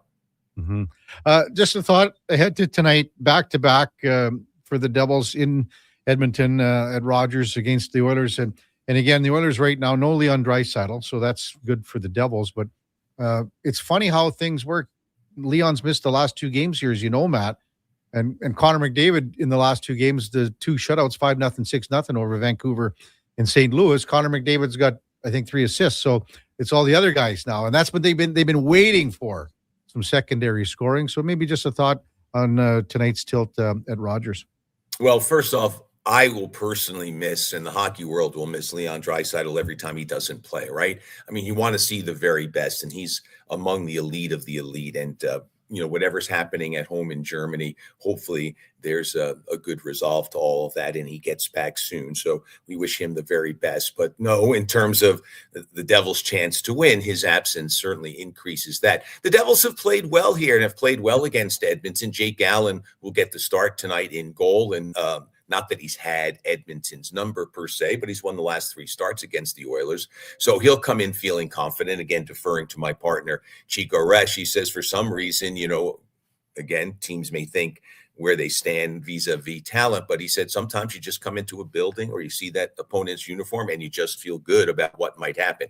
Doesn't mean it will happen tonight. They're catching the Oilers on a nice run, 11 straight goals, and goals coming from more than 97. So it will be a huge challenge. Again, the Devils have been pretty good. There's been the odd game here and there. The Islanders a few weeks ago, and then they gave up 8 to Colorado in Denver. But for the most part, the Devils have been able to keep themselves in games. So I would not be surprised if that's the case tonight. Yeah, playing back-to-back and having all that extra minutes on the defense probably puts a little bit more of a burden on New Jersey tonight. But, they'll play Edmonton tough. Who knows what will happen? I mean, the Devils could get rolled, as St. Louis did. I don't know. But I think the Devils will show well, and always looking forward to it. It's a big building. Want to see what the 50-50 gets to. That's always an eye-opener. And, we're going to see some of the best players in the world, and hopefully the Devils can find a way. If they win tonight, it's back-to-back wins, and it's 4 out of 5, and they keep hope alive. The 50-50, there's a little controversy brewing in the last little bit. So I think the numbers have been down. We could talk about it for about 10 hours here, Matt, but the numbers are down a little bit since this little controversy. Oh, okay. Yeah. I'm sorry if I stepped over a line or raised the hackles on some of the fans in the area. But No. Oh, hey, the other night when the Kings were here, they had a quick little welcome back to Corey Perry. I think maybe they do it tonight for Connor Brown. How's he been for the Devils this year? He's been awesome. He really has been. I didn't realize he was or is as quick as he is. He's got great speed. When you don't see a player on a regular basis, you may not see him on the best when you're there. And he's been great. He's a good leader in the room. He's scored some timely goals. He's good on the penalty kill. He's one of the veteran guys that they've been leaning on. He's not been the problem with the goal scoring. It really has been the quote unquote star. So Connor Brown's been absolutely everything that Tom Fitzgerald had hoped to get when they signed him. And he's been a real good get for the team. I'm sure he's excited about coming back. I bet he is. He could have been broken here. He didn't score for so long and the fans were on him. But then when he finally scored, there was an embrace between the two, the fans and him. And that's kind of why I think the next season, so last year, had a really good year. So, hey, as always, Matt, really appreciate your time. We'll see you down at the rink tonight. Take care, and we'll talk tonight. You got it, Kevin. Thanks very much for the invite. Be well. You bet you. Matt Laughlin, New Jersey Devils, play-by-play man. And our game of the day brought to you by St. Albert Dodge. And again, the 2025 Jeep Wrangler Saharas are on sale right now at $59,900. They're going to sell fast. Check it out, stalbertdodge.com. When we come back, I guess we'll go in or out with the Duke. Is that correct, Duke? He's nodding his head. Yeah, we'll go in or out. And then in 10 o'clock, just after the 10 o'clock hour, probably just should discuss a little bit about the Baseball Hall of Fame. It's going to be coming down, I believe, at 4 o'clock our time. Jeff Kent's going in. Who will join him? Maybe a couple. We'll see. That's all straight ahead on the Kevin Karius Show with the Duke of Delburne. Josh Fenwick. Mackenzie the intern on Sports 1440 AM radio. We are streaming on YouTube, X, Facebook, Instagram, and Twitch. Looking for the perfect used ride? Now's the time. Drive away for as little as $25 bi-weekly. Go Auto has over 7,500 used vehicles in stock with something for everyone. From budget-friendly cars and road trip-ready SUVs to powerful work-ready trucks. With around 70 locations across Canada, your next vehicle is closer than you think. Whether you're upgrading, downsizing, or buying for the first time, we've got the right ride at the right price. But don't wait. These deals won't stick around forever. Start shopping today at goauto.ca. At Fountain Tire, success is a team effort. They're committed to their team members and their customers. And that means treating your vehicle like it's their own and finding solutions that suit your needs. Because whatever the road brings ahead, they're on it with you. Visit fountaintire.com today. Cantork has turned 25. That's right, 25 years of building tools so good, they practically torque themselves. Hard work and innovation equals problem solved. See our latest designs at cantork.com.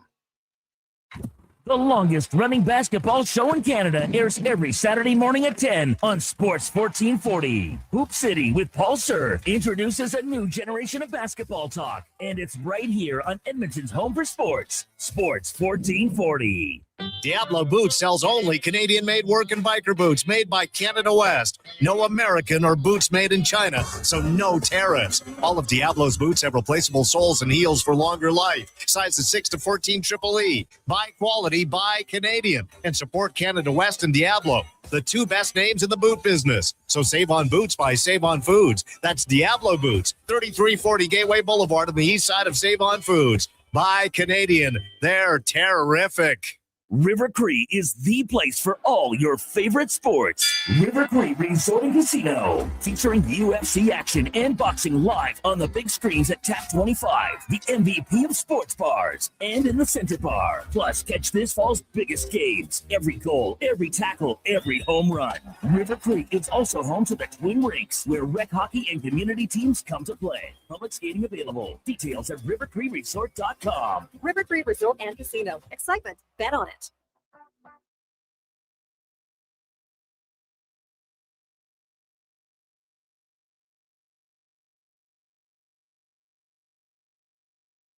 Have your sports curiosity cured with the Kevin Karius Show. This is Sports 1440.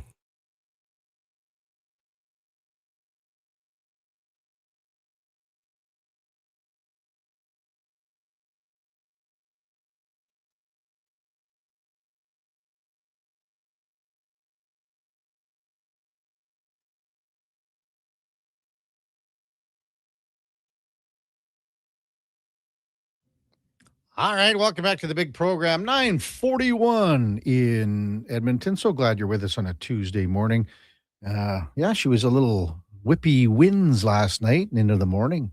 A little chilly, and it's going to get cold here Wednesday and Thursday, and then maybe warming up for the weekend. But we've been pretty lucky here, have we not, for the weather in the City of Champions for the last week or so. And man, it just, anytime you can take a chunk out of January, so good. Time now for Are You In or Out? Okay, you know what? Moving too fast. Bottom line, are you in or you out? In or out of what? No time for questions, just action. In or out? Well, then I'm out. I'm sorry, Jet. Actually, you're already in. Are you in or are you out?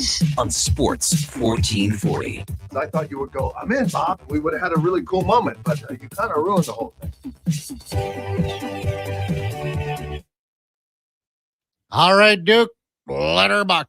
Game day for the Edmonton Oilers. They are back at it for the second game of what will be an 8-game homestand in totality. Already with 2 points in the bank from Sunday night. A successful stand at Rogers Place has a minimum of 9 of the 14 remaining points accrued.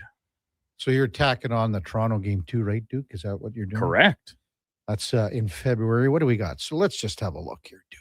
So had the Blues, got Jersey tonight, Pittsburgh on Thursday, Wash Saturday. Then it's Duke's Ducks on Monday. On Prime. Woo-hoo! It is on Prime too. San Jose, Minnesota, and Toronto. I'm going to go higher, Duke. I'm going to say 10. You need 10 Yeah. to deem this a success, hey? It's funny. If you had looked at the same stretch of the schedule at different points of the season, you would maybe look at it as a little bit of an easier stretch, right? Like the Devils, they're still kind of fighting it a little bit right now. The Penguins have seen their troubles. Ditto for the Ducks, who just came out of a rough stretch of contest. The Sharks, they keep plodding along, keeping themselves in the mix. We know Minnesota's good. We know Washington very competitive, and even Toronto, right? This is a team that was in last place in the East only a short time ago. So none of these are. You hate to use the free space in the bingo card term, but when you look at the Canucks right now, that's kind of what they come across as. That is, at times for the Oilers, what any Nashville game has looked like in the Draisaitl and McDavid era because of their domination. I don't really see any freebies here. And a couple of them are the benefit of being on the opponents are on second half of back-to-backs, right? And 3 out of 4. Yeah. So that's beneficial. Eastern teams on the Western road trip. That's going to be all 3 this week. I still think like you can't. It's a great opportunity for Edmonton to make up some ground with these home games all stacked up. We know how rough the first stretch of the schedule was, but 10 maybe just a little greedy for me. I know it's only one more than I put down, but that's talking about 5 of 7 just to win outright. First of all, let's go a baby step and let's win a third game in a row. Yeah, win 3 in a row, and that's tonight. And you got to beat the Devils tonight. This is a game that, again, you got Jersey coming off the 3 and 4 back to back. So get to that third game, that third win in a row. Take it from there. It will be a good start. I think, and then you start going on a bit of a roll. There will be a time, Duke, and it probably be somewhere around that San Jose game, somewhere in there where it's going to get stale here. Yeah. And you're going to be and everyone's going to go, man, wish we'd be on the road for a little bit. Well, we're on the road forever already. So that's where they're going to have to figure something out, because those last 3 games, and maybe the Olympic break will help them because you can see some light at the end of the tunnel. Right. That could help them, but there's going to be a period of time, and I think it's a good thing that they're going to have the 2 days off between the Ducks and the Sharks. And I know we're getting way ahead of ourselves, but there will be a time where things get a little stale with being at home for so long. Not to mention a couple 8 o'clock local time scheduled starts, which we know means later. And Oilers fans, if they're going to the game, they're going. They don't really care what time it is. But for the likes of you, Kev, all these home games in a row, heading down to Rogers Place to take it in, and then getting up to crack these mics on a little bit of an earlier shift. What do we got? The one not game? For the faint of heart. Tomorrow morning will be rough. Morning will be rough. But then after that, the other 2 8 o'clock games are Saturday ones. Yeah. So that's a benefit for you, I suppose. And again, I'll be going. I'm not going to go to the Critters on Thursday, so I'll be going to the Pittsburgh game. And then to see Ovechkin, it could be his last game here. Right. You want to take advantage of those opportunities. That. And I'll, next Monday it's your Ducks. And the one I'm really looking should take me to that game. I could. Special treat. I'm like your little sidekick. Well, if you drive and find if you drive, pick me up, find parking. We'll figure out what we can do. No problem, Kev. Truck's got 4x4. The snow heaps, they've melted enough these last few days. Hopefully, if they don't get reaccumulated, I'll just park on top of those. I can go nearly vertical in the 4x4. Okay, we'll see. I'll take you up on it, Duke. See what happens. No, the Ducks are back here again in March for a Saturday night game. Yeah. That one spells trouble. That sounds like me and the big Sabolia heading downtown Edmonton for a little bit of a rager. Rocker and a rager to watch my team in town. Tonight's opponent, New Jersey Devils, that you just talked about it with Matt Laughlin. Luke Hughes, young defenseman for the team, locked up long-term, weird injury, and timeline moving forward, a little bit uncertain, but as you discussed with Frank, the general look at an injury like this is somewhere in the 6 weeks, if not longer range. And as a result, I think this injury and it's his absence from the lineup will keep Dougie Hamilton in New Jersey for the remainder of the season. You know what they say, Duke, in baseball, if you have an arm injury, right? Elbows are a year, shoulders are a career. Right. this is weird. And when you have if it, and again, Matt Laughlin said, they're still looking at some tests and stuff. You're not going to play on the rest of this road trip, Luke Hughes.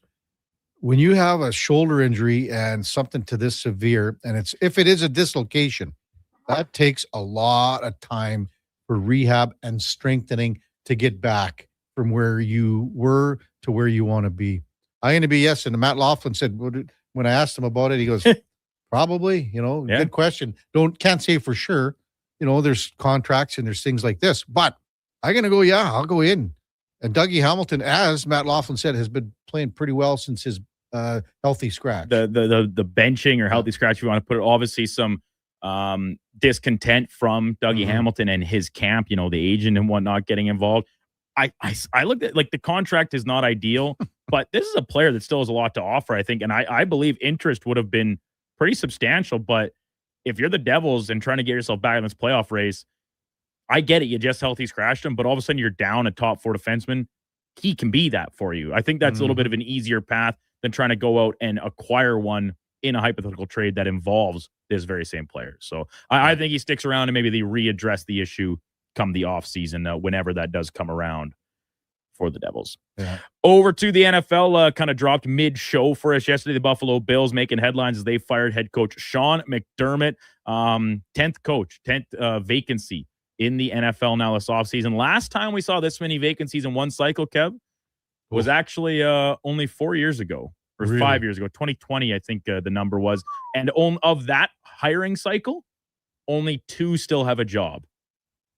It's Todd Bowles, who a lot of people think should not have a job, and Kevin O'Connell. Yeah. Some other names in that cycle: Matt Eberflus, Josh McDaniels in Vegas, among others. So an interesting time. When I look at this Buffalo vacancy, and you talked about this a little earlier in the show as well with Mike Schopp, I think the most likely candidates are the familiar faces of either current offensive coordinator Joe Brady to get a promotion, or they bring back former offensive coordinator recently fired Brian Daboll, most recently of the New York Football Giants.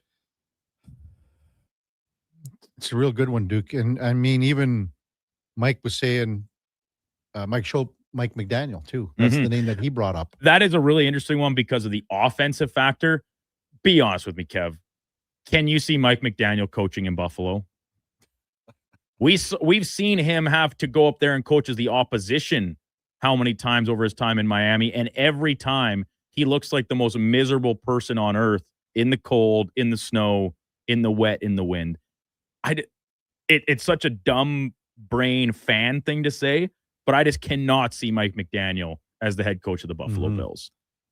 Daboll was the guy that I brought up with Mike Schopp, but this is going to be an interesting, out of all the coaching positions where coaches are going to land, I used to think it was going to be Pittsburgh, but now I think it's Buffalo, Duke.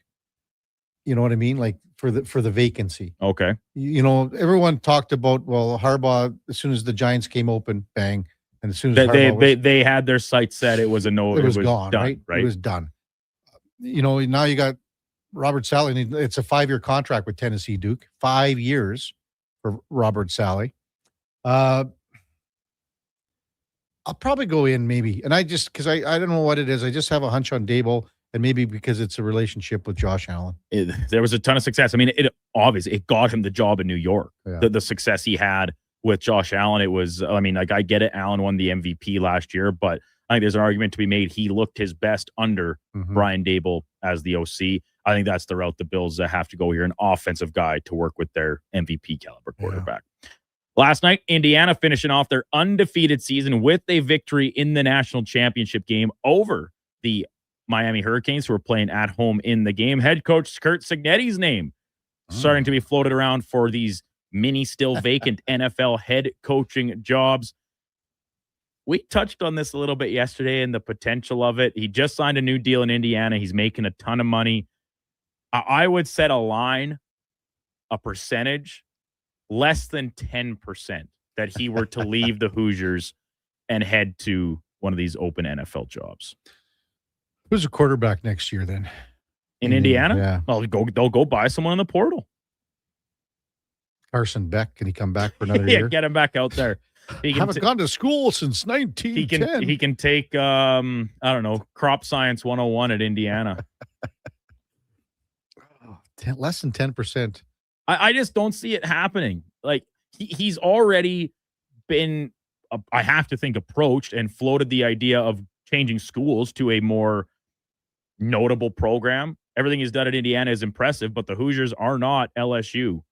They're not they're not Michigan, right? Both had vacancies this time around. Yeah. If he passed up those opportunities with a big pay raise to come along with it to stay in Indiana, he can get an even bigger raise to go to the NFL, but you're also kind of starting from scratch at what is likely a pretty bad team, with a few exceptions, Ravens, Bills, most notably. So I'm just looking. He signed an extension in 2025, Duke, Mm-hmm. in October. $93 million, 8 years. Is that good? It's a lot of cash. You'd know all about that. Yeah, right. The only thing that drives guys like this is winning, and winning at different levels, and winning championships. Does winning back-to-back, or say winning another title in 2 years, maybe, maybe they got proving it's not a one and done miracle story. Or does winning a Super Bowl? If he goes somewhere in the NFL, so where would he be going to have a chance to win a Super Bowl? I think if the only jobs that would entice him would be Buffalo or Baltimore. Yeah. Maybe Pittsburgh. They still don't have enough horses in Pittsburgh. But Pittsburgh is you're starting from a much lower point, but you have the security, you've got the backing of ownership, right? To take a little bit of time to figure it out, whatever that looks like. And my final point on this being, not all college coaches make good NFL coaches. And the college game is more pro-like than ever. We talk about the money, talk about the players leave at their own free will, no contracts. But just the way you motivate a group of 18 to, now 28-year-olds, I guess, if we're talking about the modern game, is different than talking to a collection of players in a position group room that are all 30 plus. But the entitlement is different now at the college level. So it's not like you it have was to, 5-6 years ago. Well, yeah, even a guy like Urban Meyer, right? One of the most prolific college coaches in history. I could not see him having success coaching college football right now. Yeah, I agree. Why did Nick Saban retired because he's like, I can't do this in this version of the game. Yeah. Signetti's clearly found a way. Is he willing to kind of start somewhat over and reapproach or change his approach to do it at the pro level? I'm not so sure. I think he's staying, and probably for this foreseeable future. What happens, Duke, is owners get crazy, though, don't they? They do. And you can see maybe, could you imagine in Buffalo, they go, you know what? We got a new building. Let's have a new coach. He just won the national championship. I mean, they're not even close to being ready to make a statement and make a push in Vegas. And that's the Mendoza name is going for there. some reason people peg that as well, his quarterback's going there. Why wouldn't he want to go coach him? I was like, he coached Mendoza for 1 year. Mm-hmm. They bought him out of the portal from Cal. Yeah. I'm going to go in, so it'll be under 10%. I cannot see it happening. Lastly, this day, 2008, critically acclaimed, considered one of the best ever, Breaking Bad, the TV series premiered on AMC, renowned for its writing, metaphors, imagery, all of it. I think it's the best TV show that's ever been made. And we've talked about that before too, but on a different strand, Skylar White, Walt's wife, I believe played by Anna Gunn, I think is her name. Yes, Anna Gunn. I think she's the most unlikable character on a TV show. Why? Since the year 2000. Unlikable. Why? I hate her. What was wrong with her? She's a real B. She's a no good B. But she needed to have that character, dude. She needed that. Why couldn't she just be chill about it? Well, why couldn't she just be like, you know what? Well, this is illegal, but I appreciate that you're not getting caught and you're providing for our family, which, by the way, we're essentially living in destitute prior to this happening. And also you have cancer. I understand where you're coming from, Duke, but I maybe in the series, but not There's got to be other characters and other shows in the 21st century. The other names that often crop up in this conversation, several from Game of Thrones, talk about Cersei, Joffrey. I don't know. Like, to me, those are just like, they're just evil people. Skylar White is just unlikable because she's a bee. Might have to bring in Finny Finn. There's got to be there's got to be someone that's worse and more of an unlikable character than I mean, Anna Gunn. Here. I'm pretty close to in. Like, it's always up for debate. Connor Halley and I is one of our favorite shows, Sons of Anarchy. Gemma, she's also very the wife very figure. unlikable. Well, she's more the less the mother figure. What I Clay's guess there's doing. And also, like, in that same vein, Jax's That's wife. Katie Seagal, isn't it? Yes. In that same vein, Tara in that show is quite unlikable at many, many times. You could pick Ricky Gervais's as him in The Office, the UK Office, and like more cringe than unlikable, maybe. What, isn't he the main character? Yeah, I'm aware. And he sucks. Like, he's just he's just a jerk. Like, it's not even. So, what about Neiman? We've got some tech. Rockford says Beth Dutton from Yellowstone. So you would know, you're a Yellowstone guy, Kev. Yeah. But see, I like her. Big Mike loves Beth. Yes, like her. And I didn't like. I'm watching The Sopranos through for the first time right now, and I'm only a handful of episodes in. I hate Tony's mom so much. Okay, that you could. Well, just wait. Olivia Soprano. And like just I said, wait, Duke. As a show that I've never seen before, it's been out so long. It's a pop culture phenomenon. I'm aware of a lot of the things that happen in the show, even though I've never seen it. And I believe, aware that as much as I dislike Olivia Soprano through the first 5 episodes, it is only going to get a lot worse. Rockford also said the girlfriend on Landman. I just finished Landman #2. Now the girlfriend. Kevin loves. He doesn't happen to be. He can't be talking about Allie Larder, right? Well, no, that's the wife. Right? Yeah, so I don't understand who the girlfriend is. Well, doesn't Billy Bob Thornton have a girlfriend? No. No. Or so he just got some rotational pieces. Is he? No. Well, I know he. Isn't that like one of the first episodes? Allie Larder comes in and there's his girlfriend like in the kitchen saying, "Aren't you the ex-wife?" Something like that. Texas accent. Aren't you the ex-wife? Never mind. Okay, that was the worst of mine. I don't think he's talking about Allie Larder. No, can't be talking about Allie Larder. No, you like Allie Larder? And where are you at, Duke? I've never seen it. Yeah, you haven't seen Landman yet? No. Oh, come on now. Why? It's pretty good. Benny, are you done? I haven't finished. Yeah, I'm finished. Is it not the same guy that made Yellowstone? Yeah. Yes. What's his name? Tyler Sheridan. Taylor Sheridan. Yeah, I don't know. I don't really think that's my speed. Oh, it is your speed, Duke. You will love it. I think watching shows like that is. I don't know if you ever saw this show, The Ranch, on Netflix. It had Ashton Kutcher, the other guy from 70s Show that is not a good guy. Oh. Sam Elliott was the dad. Correct. In the show. So my dad recently found this on Netflix. Well, my dad recently discovered Netflix, period. Yeah. And so now he just loves The Ranch. And I'm like, Dad, you've worked and lived on a farm your whole life. How do you like the show? It is so bad at representing what life in this industry is actually like. Yeah. But he just loves it. Same as he liked Yellowstone, I guess. I don't know. I'll tell you what. There's another one. Sean is probably correct on this one. Maeve from Mobland. That's what's her name? The older lady. Yeah. What's her name in real life? She's give me a second. What's her name now? That's not a bad pick by Sean.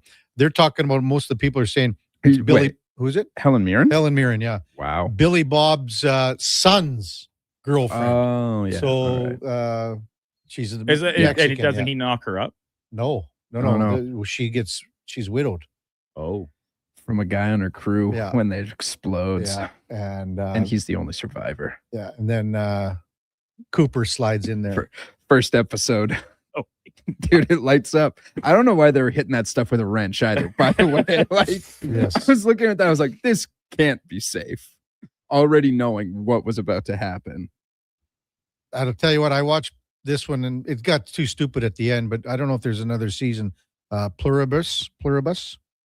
Cam says the main character on Pluribus. Never seen it. It's from pretty the Vince Gilligan TV tree. Oh, really? Yep. I think I probably like it. Then. It's his first show since Better Call Saul. Oddball says that Carmela Soprano's the bigger B Duke. I don't think so. I'm only 5 episodes in, but see that one makes I don't mind Carmela. It makes more sense that she's like just wait. She is that way, but not unlikable because she married a mobster and like knew what she was getting into. Yeah. Skylar married comes in, this guy. She But married then a she high cheated school on him. teacher. Yeah. But then she cheated on him after singing the cringiest, like makes Marilyn my Monroe skin crawl, impression. Marilyn Monroe. That's Happy tough. birthday, It's Mr. tough to President. watch. I have to skip through it It's every tough to time. watch. And then proceeds to give all the money away that Walt had made to the guy that she had cheated on Walt with. Yeah. Little So, Walt all needed great that points. money. All great points, Josh. But, like, why can't a guy just cook crack anymore? I think it's it could be time to rewatch Breaking Bad. So good. I usually rewatch it once every couple of years. Do ya? Start to finish, yeah. Oh, cool. And I watched Better Call Saul for the first time Mhm. last year, the year previous. An equally good TV show. Yeah. So well done. So well written. You know what? We're going to do a giveaway, Duke. That's a new promo that we're going to start. We got a couple to do this week and a couple to do next week for first round. Right. They're going to be having their Super Bowl party here. We'll give you all the details, but you could have the potential to win like $3,000 in like a home theater package and things like that. We're going to do that right after the break because we'll do a Sports 1440 update first, brought to you by First Round. And hey, you know what? Sunday's got even better at First Round. NFL helmet you could win, a jersey. You got the Pro Bowl brunch only at Edmonton's NFL headquarters. First Round, downtown or on Bourbon Street. Here is the Duke. The Sports 1440 update.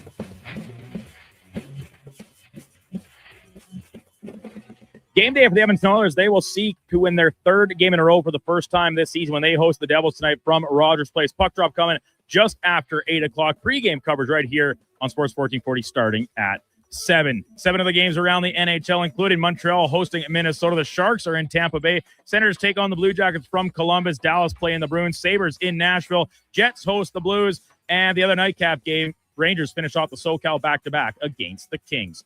In the association, 7 games tonight, including the Raptors in Golden State, continuing their Western road trip, playing the Warriors tip-off at 8 o'clock. Elsewhere, Houston hosting San Antonio. Clippers are in Chicago, and Denver taking on the Lakers. In case you missed it last night, a couple NFL head coaching vacancies have been filled. Former Jets head coach and current Niners DC Robert Saleh set to become the new bench boss for the Tennessee Titans, and the Miami Dolphins hiring Packers defensive coordinator Jeff Hafley as their next head coach.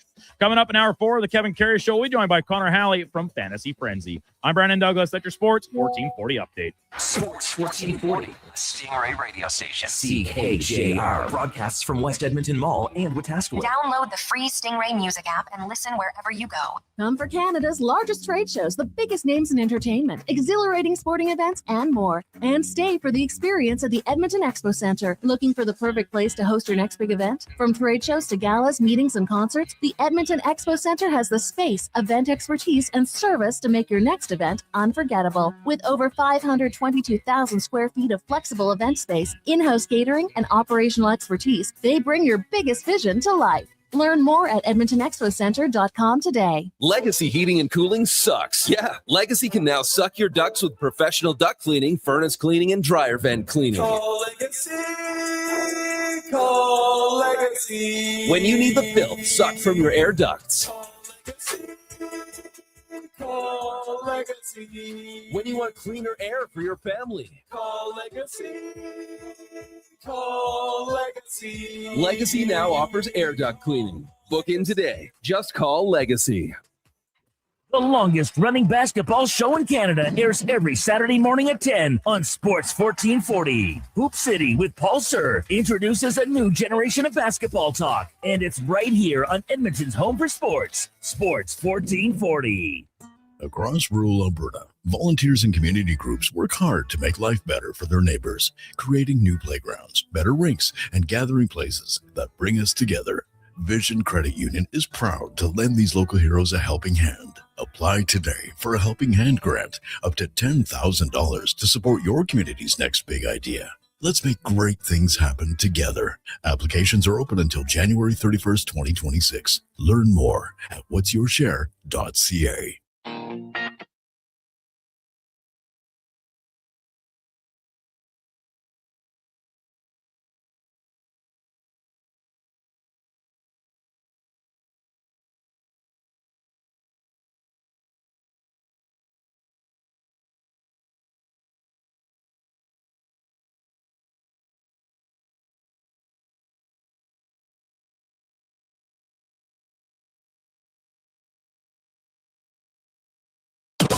The Kevin Karius Show, breaking down Edmonton's favorite teams, even though his favorite junior A hockey team is the Yorkton Terriers. Thanks for checking in with Sports 1440.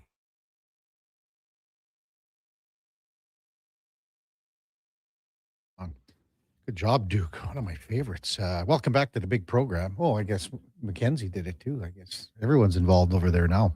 Welcome back to the big program, 10:08 in Edmonton. Had a texter send in a note too when we were talking about Pete Crow Armstrong at the Chicago Blackhawks game. And I didn't know this either, that his mom in real life, Pete Crow Armstrong's mom, is the actress in Little Big League, the mom of the player. Did you know that? There you go. Yeah. The mom of the player, young Billy Haywood. He became the baseball manager, Little Big League, Ashley Crow. Isn't that something? We mentioned we're going to do a little giveaway here in the next, I don't know what we got, a couple weeks here before the Super Bowl. I was talking to our good buddy Mark Levers down at First Round, and they are willing to do a little giveaway. We did this last year too. So they're going to give away 6 tables for up to 6 guests at the First Round Super Bowl party here at West Edmonton Mall. Now, again, so it's like each ticket is $20, so it's $120 already. So you're getting in for free. But you could win up to $3,000 if you win the grand prize, but you got to be in attendance. So a table for 6 today, we're going to give it away, and we'll do it in the next hour. So again, it's 120 right there. You get a bottle of Bud or Bud Light. You get the kettle chips. Obviously, great seats, great, they got big screens everywhere there. And then you are entered into the Super Bowl grand prize draw to win a home theater system. So it's the TV and the speaker system. They're giving away NFL stuff all day, just NFL swag, if you want to call it. You can enter into win an NFL jersey as well. So send us a note, a text right now, 833-401-1440. Let's just do something pretty easy here. A little bit of trivia. So who's the new head coach of the Tennessee Titans? Send it our way, 833-401-1440. Again, a table for up to 6 guests at First Round for the Super Bowl party.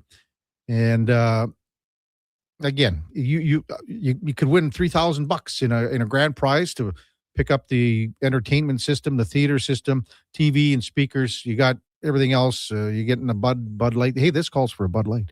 Order kettle chips, the whole bit. So send it our way, 833-401-1440. Who is the new head coach of the Tennessee Titans? And obviously there are, 30 texts right now in a matter of a minute. So appreciate all the texts. We'll get to that. And Duke will put him in the old spinorama. And we'll announce that when Connor Halley joins us sometime, maybe right during when Connor's on. And we're also going to do this on Fantasy Frenzy, Duke, if that's okay with you. Duke says that's just fine. Easy question. Everybody's getting it right. You'd have to be a village idiot not to get it right. Well, you would. It's pretty simple, no? But anyway, we got probably, 30 correct answers already. We'll get to them in a moment. The Rig says, you know what PCA and Caleb have in common? They're both losers. Poor Rig. IMAC. Anyone mentioned the Taves ovation? Yes, about 10 times today, IMAC. Very classy fans. Best part of our little hockey town, too. And, man, they just wouldn't stop cheering. And, I mean, it was great that Jonathan Taves went out on the ice. It was great that he did a few spins, tapping the chest, the heart, the whole bit. It was good to see. A lot of our texters just before the break with the Duke's Antichrist for 21st century Antichrist for most unlikable character for a TV series. He said Skylar White, but quite a few answers and other comments coming in. Sean says, agreed, Cooper and his girlfriend are both hard to tolerate. Yeah, well. Darcy, married with children. That's the sister-in-law? Yeah. Christopher on The Sopranos is a whiner, Duke. Have you got to him yet, Duke, on The Sopranos? Is he? Yeah, that would be the cousin of. Yeah, I think, like, wasn't it Tony's nephew? Yeah, nephew, maybe. Yeah, I think he's pretty funny. Everyone's related, man. Well, yeah, it's the family. Yeah, I actually find him funny, like, because he's so stupid. Everything he does, he screws up. Is he with his girlfriend yet? Well, sort of, yeah. His buddy just got murdered, shot through the eye in his own bathtub. Surprise! Just having a bath. That's what happens to people that take baths, Kevin. Yeah. Shot through the eye.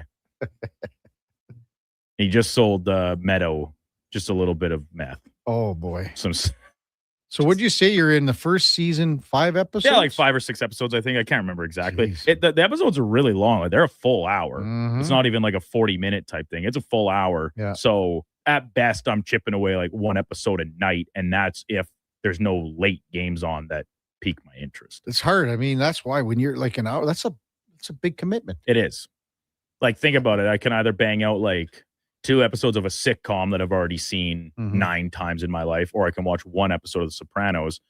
Sometimes, depending on how tired I am, because Sopranos, you got to pay attention. There's so many characters, and they're all Italian. They all look alike. And they all look the same. Favorite characters of the first little bit is, I don't think there's probably any surprise, and it's even early going, but it's Paulie Walnuts and Big Pussy. Wow. I'm going to get in trouble again for saying this, but a lot of guys thought that he looked like Bob Stauffer. Sorry, Bob. I'm going to get in trouble for saying this, but I'm going to say it anyway. Sorry, Bob. 6 seasons, Bob, that you got here, Duke. 6 seasons. Yeah, I know. How many episodes total? I don't even know. I usually shows like that, there's only, 12 episodes a season? 13, it says here. The first 5, oh boy. The first 5, Duke, 13 episodes a season. The final season, 21 episodes. Wow. You aren't getting done. I might finish this by when I go on my summer vacation. When is that? TBD. Might do a golf trip again this year. Maybe I'll plan it right during the Stanley Cup Finals. That's my trend on holidays. Go to Mexico during the World Series, golf trip during the Stanley Cup Finals.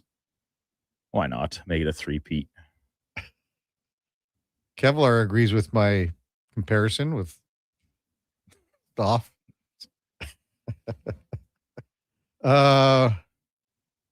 Again, here's Bobby Pierce. I was wanting to watch ER.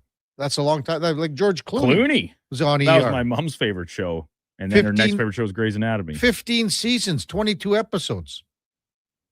It's like just too much. It's a lot. It's too much. It's too much of a commitment. Well, you just don't. It's how do you eat an elephant, Kevin? No, yes, I know, dude. But hey, is Noah Wiley, was he in ER too? And now he's in The Pit?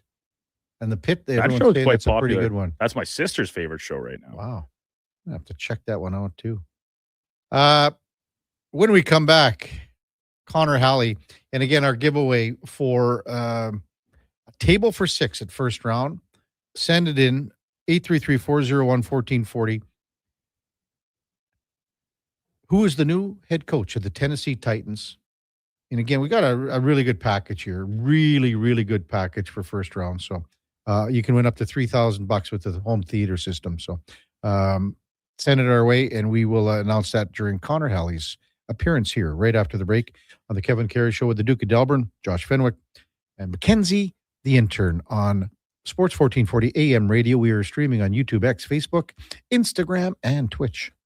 The job won't wait. Why should you? At AWS Welding Supplies and Repairs, conveniently located in Nisku, we've got everything you need to get it done. From product sales to servicing and calibrating machines, we're your one-stop shop. We're a proud, locally owned and operated business, committed to serving our community with a proven track record of customer service. Don't let a broken tool slow you down. We offer fast repairs and free same-day delivery of in-stock items to Leduc, Nisku, and South Edmonton. AWS Welding. We make it happen. The new double cheesy melt at McDonald's. We're talking 2 juicy, mouth-watering 100% Canadian beef patties, 2 slices of cheesy goodness, with even more melty, cheesy sauce on top. Topped with pickles, then crispy and grilled onions. The way it all comes together, you don't just eat it, you melt into it. The double cheesy melt, only at McDonald's. For a limited time only at participating McDonald's restaurants in Canada. Hey, sports fans, we've got a clear choice for you. At Crystal Glass, we provide customers with the perfect glass for any job. From home to auto and even commercial, installation or repairs, we're your team. Call 310 Glass or visit crystalglass.ca. Crystal Glass. Remember 2025? That's so last year. But seriously, St. Albert Dodge needs to clear some 2025 models off the lot to make room for new inventory. So they're having a huge clear out of all the remaining new 2025 Jeep Wrangler Saharas. The Sahara package is the best seller, so they have a great selection to choose from and priced from as low as $59.9. I don't have to tell you, these are going to go fast. So get there before they are gone. Just head up the trail and see how easy it is to do business at St. Albert Dodge. Today on Hey Culligan, how smart is your water? Here's Tracy. Hey, Culligan. I think my water might be dumb. Good news, Tracy. Your water's not dumb. It's just not talking to you. You can make my water talk. No, but the new Culligan Smart Drinking Water System can talk to your phone to tell you when your water filters need changing and help you meet drinking water goals. Now that's some brilliant H2O. You said it, Tracy, and we're already on the way. Let us help you out with a free in-home water test from a local Culligan water expert at culligan.ca. You wanted local sports on weekends. Saturday mornings at 9, check out the Saturday Sports Setup, where we'll tee up what's happening on the weekend sports scene. Tune in Saturday morning at 9 on Sports 1440. Welcome to Uncommon. Welcome to Subaru. Engineered for Canadian winters, built for real-life confidence. Tackle the ice and snow with Subaru's symmetrical all-wheel drive, delivering the power, control, stability, and grit you need. And when the temperature plummets, you'll cruise in comfort with heated seats and heated steering wheel. All this plus peace of mind with Subaru's top safety pick status for 19 years running. This winter, it's time to get you into a Subaru. Visit Subaru.ca today.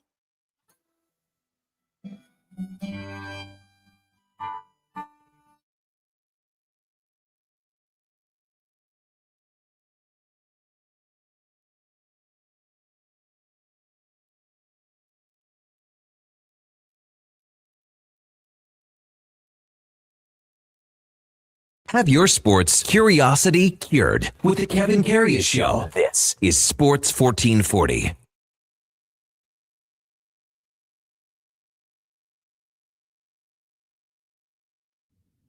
All right, welcome back to the big program, 1020 in Edmonton. Our little trivia question for our table for 6 first round party, Super Bowl. I was going to, Triple C in a truck, our loyal, our best listener, one of our top listeners. It could have been Triple C that wins this. Unfortunately, he spelt the name wrong. And it's like, it's just like, it's basically like it is when you're on Wheel of Fortune. If you don't pronounce it properly, so Triple C in a truck, you had it, but you just spelt the name wrong. Unfortunately, you're out. I'm just kidding. You can re-enter if you want, but hey, let's welcome in Connor Halley, the con man from Fantasy Frenzy, and the Jason Greger Show. Good morning, con man. Good morning. Triple C in a truck must be thinking of like the Liverpool superstar, Mo Salah. Yeah, he just comes back and says, that's all right. I'll phone Mark and Franco and get in without it. Oh. So he's tight with levers, eh? It's not what you know, it's who you know. Yeah. It's true. That first round Super Bowl party's a blast. It is, yeah. And I hosted it too, and you hosted it? I hosted it once, yeah. We did a wing eating contest at halftime. What year? 2019, you say? I think 2019. I remember who was playing? I can't remember. I thought it was the Niners Chiefs, I want to say. because I was devastated. Well, that was actually the start of the Chiefs dynasty. So it was like, okay, the Patriots aren't there. This is cool. Didn't last that long, evidently. But it was a good game, good halftime. And, what do you say? Like, you're hosting, they're listening for a little information, but they want the game, the commercial, and the they're food, conversing. the beer. Yeah, exactly. You're there to socialize, but it's a great time. And, everyone knows to get into first round, it's tough. Yeah. So this is a good way to get in. Yeah, we're going to have 6 tables. So you'll do 1 or 2. We'll figure it out. On 6 tables? 6 tables is 6. Holy, that's 36 people. That's right. Yeah, that's a good time, man. You need to be the star of the friend group if you get that one. Triple C in a truck says, I bartended many Super Bowls at first round. MTR comes back with the misspelling, and MTR says, average IQ of an Eagles fan. Those two guys have been going at it for since we started this show. They might have the best listener beef. Yeah. I think that's probably the only one that I've actually heard, but they call each other out all the time. Yeah. Maybe they should win and sit right beside each other. Yeah. Hash it out. Yeah, exactly. I bet the conversation would be good. Two sports fans that love their teams. Did you watch the national championship last night? I did. Yeah. I mean, I'm trying to get a look at this Mendoza kid because I think he's going to be a Raider, so he'll be in the division coming up here. But that to me, that story of that Indiana football program is just unbelievable. The turnaround, I'm trying to think back and when have they been good? We were talking about their best alumni yesterday. Antoine Randall immediately came to mind. Good player. Trent Green went there. But other than that, this isn't a powerful program. And they bring in a head coach who, press conference, Google me, I win. I thought that was one of the best lines I've ever heard. And in 2 years, he's a national champion at Indiana. So I think you gotta just respect that story, even if you're not a fan of college football, to turn it around in the way they did. We were talking about best comebacks. Was it Leicester in the Premier League? Yes. A few years ago, who won, and it just kind of came out of nowhere. Other than that, I got nothing for turnarounds. It was just unbelievable what they did. 16-0 this year, 27-2 the last 2 years under Kurt Signetti. 9-27 they were the previous 3 years. Yeah. So that's not a powerhouse. And again, we talked about this off the top and over the course of the morning comment. He can't do this without how the rules are in college football. And I hate to say it, and we had Tim Murray on yesterday from Bees in Primetime. He's been on with you guys lots. He said, if they win, this would be the biggest turnaround, not just in college football history, but in sports history, he felt.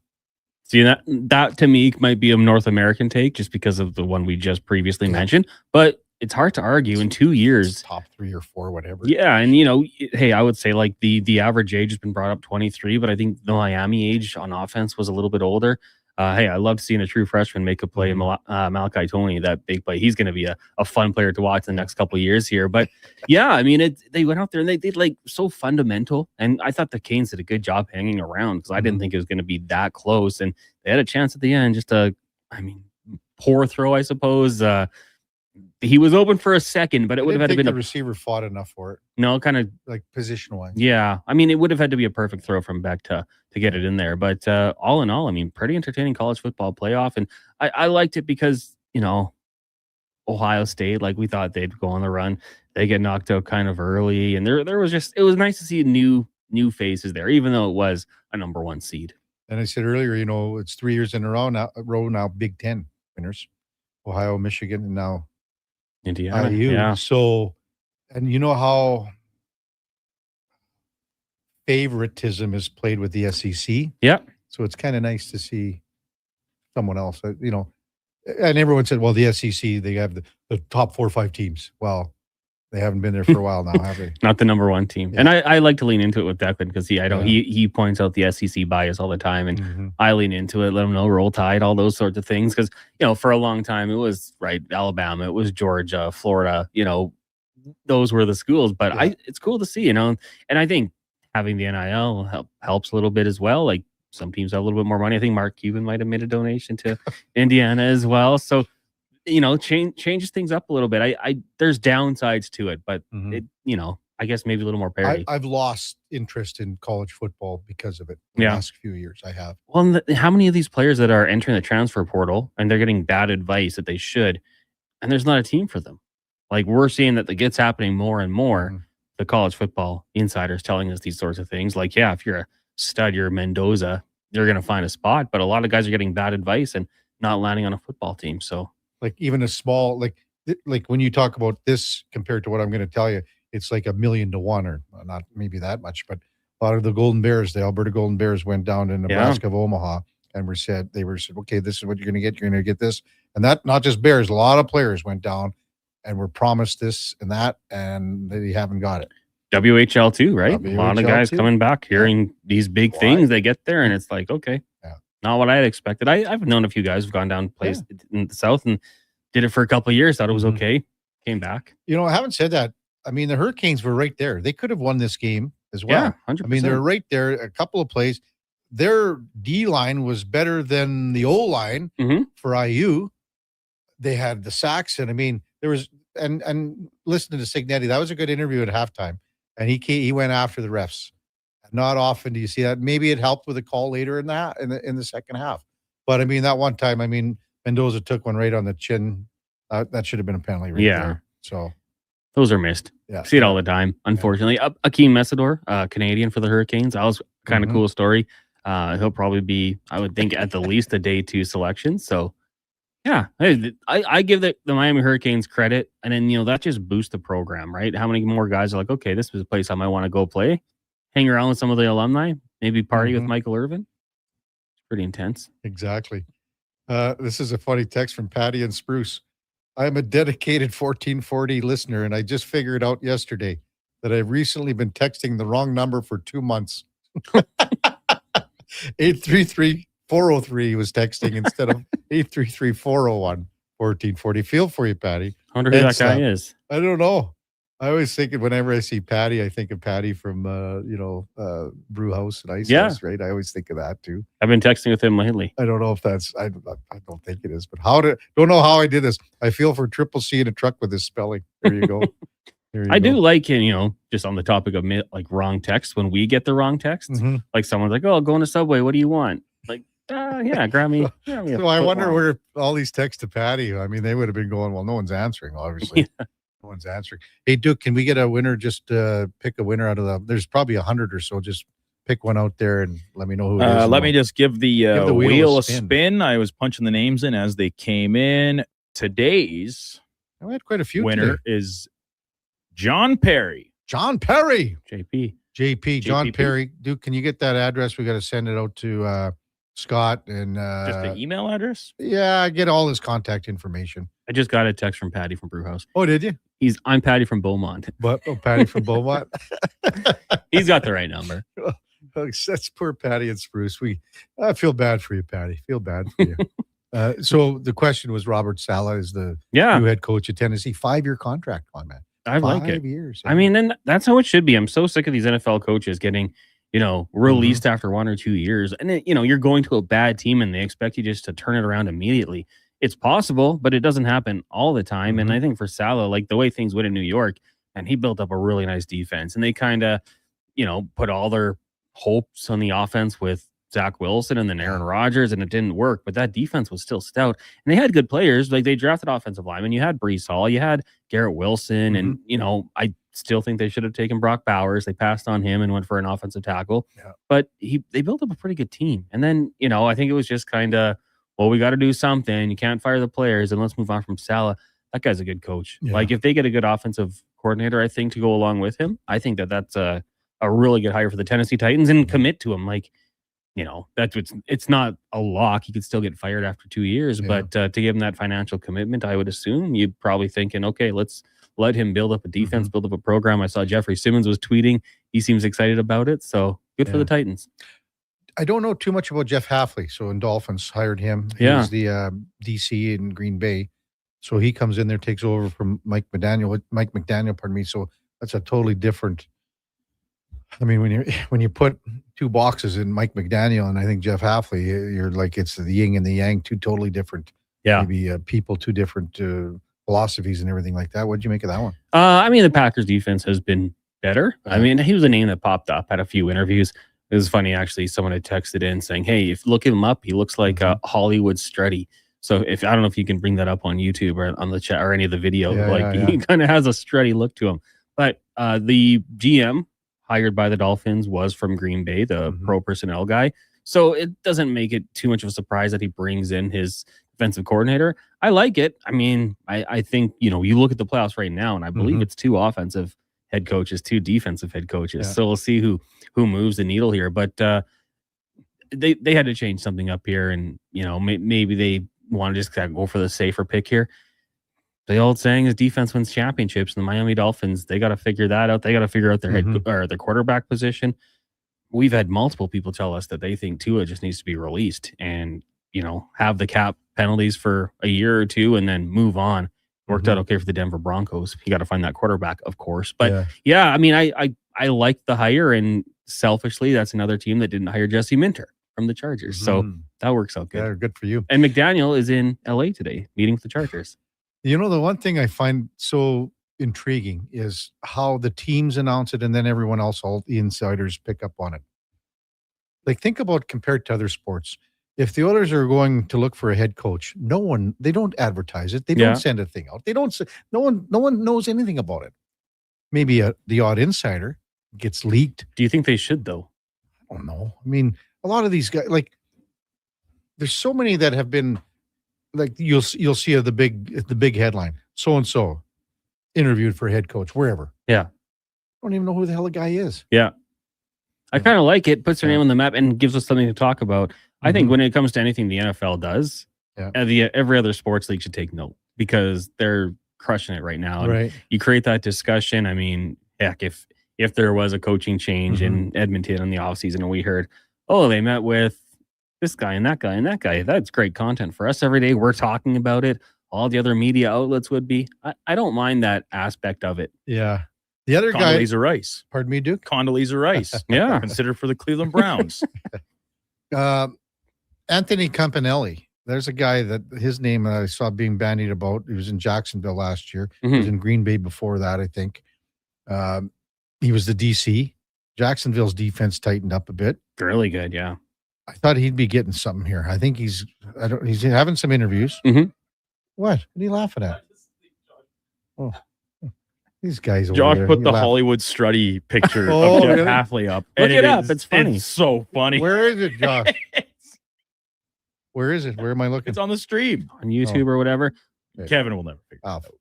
Well, that's not the picture I got. I should give it's a fellow Charger fan, actually, who sent it my way. If I can find it. It might take a while. Anywho, it's a good comparison. Okay. You see it now? No, I'm not. I got enough things open up here. Oh. I got enough things open up where I don't have to go on the stream. Sorry. That's Strutty. Hollywood Strutty. Now I don't know if it'll pick up on my camera. Oh, come on now. You can see it. Better hair. See, I think Strutty has more Freddie Freeman features. Strong features. No, not strong. Freddie Freeman's teeth are strong.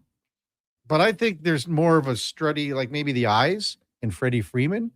Oh, no. That guy. That's Hollywood Strutty right there. That's a handsome man. That's a leader of Strutty men. ain't a handsome man. Come on now. Come on now.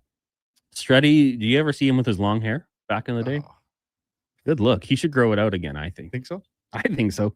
He'll be on today. Maybe we'll have to pop that picture up and see what he thinks about Hollywood. He's on today. You're gonna Oh, that yeah, at him? I think we'll have to. Declan's pretty good at that technology. He'll pop it up maybe.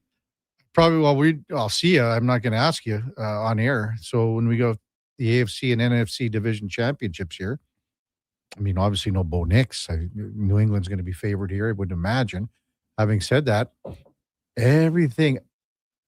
I've never heard one bad thing about Jason Stidham here. Really? These guys thinking he's coming in here like.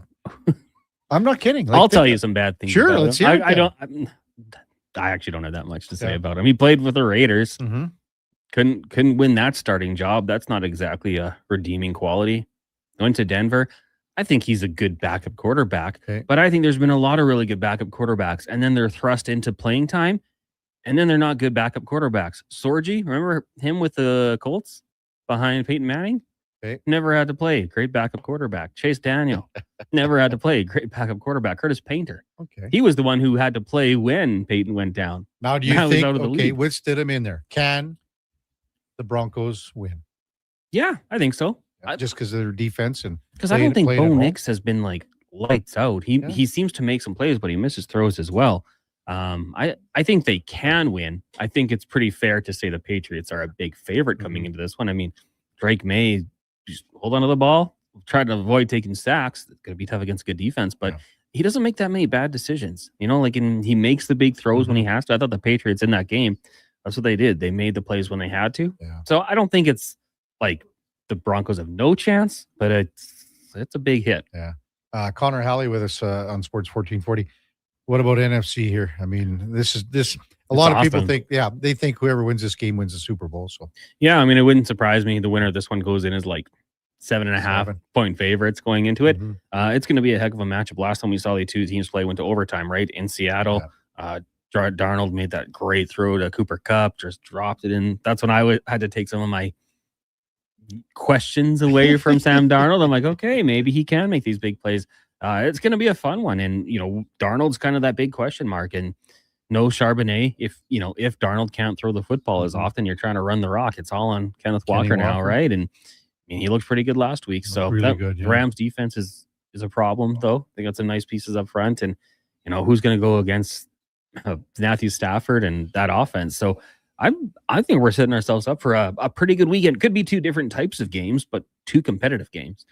You got the two best receivers, stats-wise, anyway. Yeah. Going in this one, right? And Puka and JSN. Exactly. I mean, those guys. Devontae Adams, no slouch. Yeah. Cooper Kupp, I mean, when called upon, can still make a play. It's going to be a fun one. Shahid's got some wheels, man. I like him. He's a free agent next year. Like, where do you think he goes in the surface, maybe? I don't know. I mean, maybe stay in Seattle. I like him just as needs a little more like. I mean, will he be the number 2 there then? Probably. Well, I think Kupp signed a couple of years, but still, yeah. I mean, you get him on the outside. I think he's just got that, like the start he had last year. Maybe he ends up in the Saints. Would be good. They need Niners. They need wide receiver 1. Yeah. Josh Allen. Who's the best receiver he's ever had? Ever? Diggs, probably, right? Diggs, yeah. I mean, and Diggs is good, but that's what I think Josh Allen needs. Wide receiver 1. And now who's the Bills head coach next? I'm so intrigued by that one. Because you had a good coach and he got you there, but who's going to get you over the hump? I wonder, does Tomlin consider it? Yeah. Connor Halley, thanks, big fella. What's coming up on the Gregor Show today? Today on the Gregor Show. Well, we're going to go out to New Jersey. We've been having an issue of double booking guests, so I got to make sure Declan's not having one on. But Josh Szymanski from the Condors, the German Olympic team, will be by. Dave McCarthy will have TR joining us as well. He's coming to Alberta. When's actually he coming tomorrow. I think he goes to Calgary tomorrow and then into Edmonton on game Thursday. First? I believe so. Yeah, and then the game with Edmonton is Friday night. Taters, 2-minute warning, Struddy, Spec, DVD, 5 questions, all that good stuff. Yeah. Laddie Schmid has been skating with us in preparation for the Shorzy game. He's getting ready. On Mondays. Is he going to fight? No, George will probably go with Morasti, I would imagine. 2-on-1 maybe. Nah. Change the script. I don't know. But Laddie's got a lot of work to do in the next couple of days if he thinks he's going to perform at a level that he wants to perform at on Friday night. Well, just, whip it over to Struddy. Less time it's on your hands. Over to Struddy, off the glass it out. Yeah, just play it out. It's a fun game, and they're just going to worry about sound defense. That's awesome. I mean, it's going to be a fun Friday night, I think. Yeah. Good stuff. Thanks, Con-Man. Have great shows today. Thank you. That's Connor Halley, Fantasy Frenzy, Jason Gregor Show. Oilers on the ice for the morning skate. Connor Ingram will play tonight. He will start. That means Jari goes Thursday against Pittsburgh. I see Jari going back-to-back Thursday and Saturday when Washington's here as well. Again, with the injury to Kapanen, the lines are what we've seen here since Leon has been in Germany as well. But 11 forwards, 7D tonight. So it's Podkolzin, McDavid, and Hyman. Frederick, Ryan Nugent-Hopkins, and Jack Roslovic. Mangiapane, Lazar Janmark, Howard, and Savoy will be on that fourth line. So you can expect McDavid, RNH, probably Frederick even once in a while, I would imagine. Even Roslovic seeing some time on that fourth line. Ekholm, Bouchard, Nurse, Emberson, Wallman, and Stastny. Regula is that seventh D-man. And again, Connor Ingram starts in goal for the Oilers tonight against New Jersey, and Jake Allen will be going for the Devils for this evening's game. When we come back, we'll wrap up the show. Kevin Karius, Duke of Delburne, Josh Fenwick, Mackenzie the intern on Sports 1440 AM radio. We are streaming on YouTube, X, Facebook, Instagram, and Twitch. Hi, Mike here from Northgate Chevrolet Buick GMC. Happy New Year. I just wanted to take a moment to say thank you. Thank you for everything in 2025. With your help and your support, we fed almost 500 families. We donated to various charities in the Edmonton area, and we're going to do it again in 2026. Please stop in and see us today, 13215 97th Street, or visit us online at northgategm.com.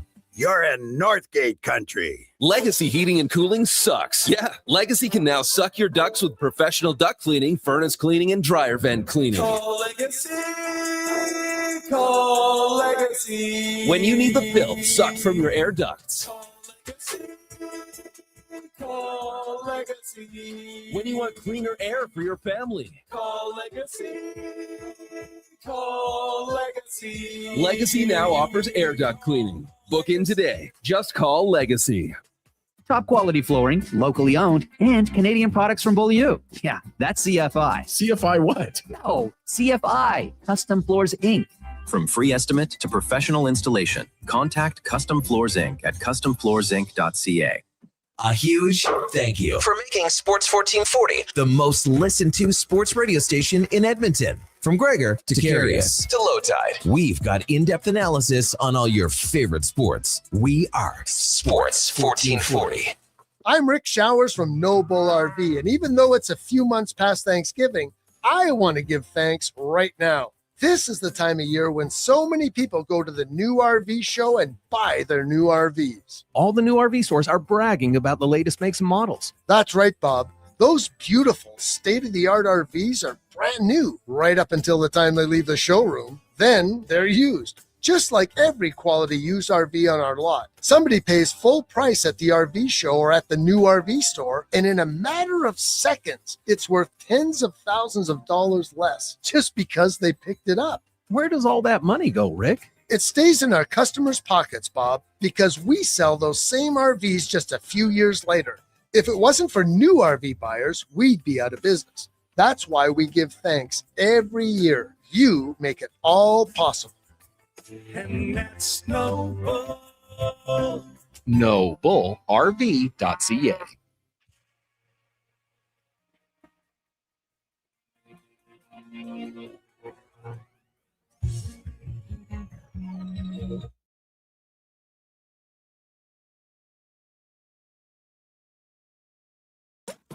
Stories, guests, and insights. This is Sports 1440 and the Kevin Karius Show.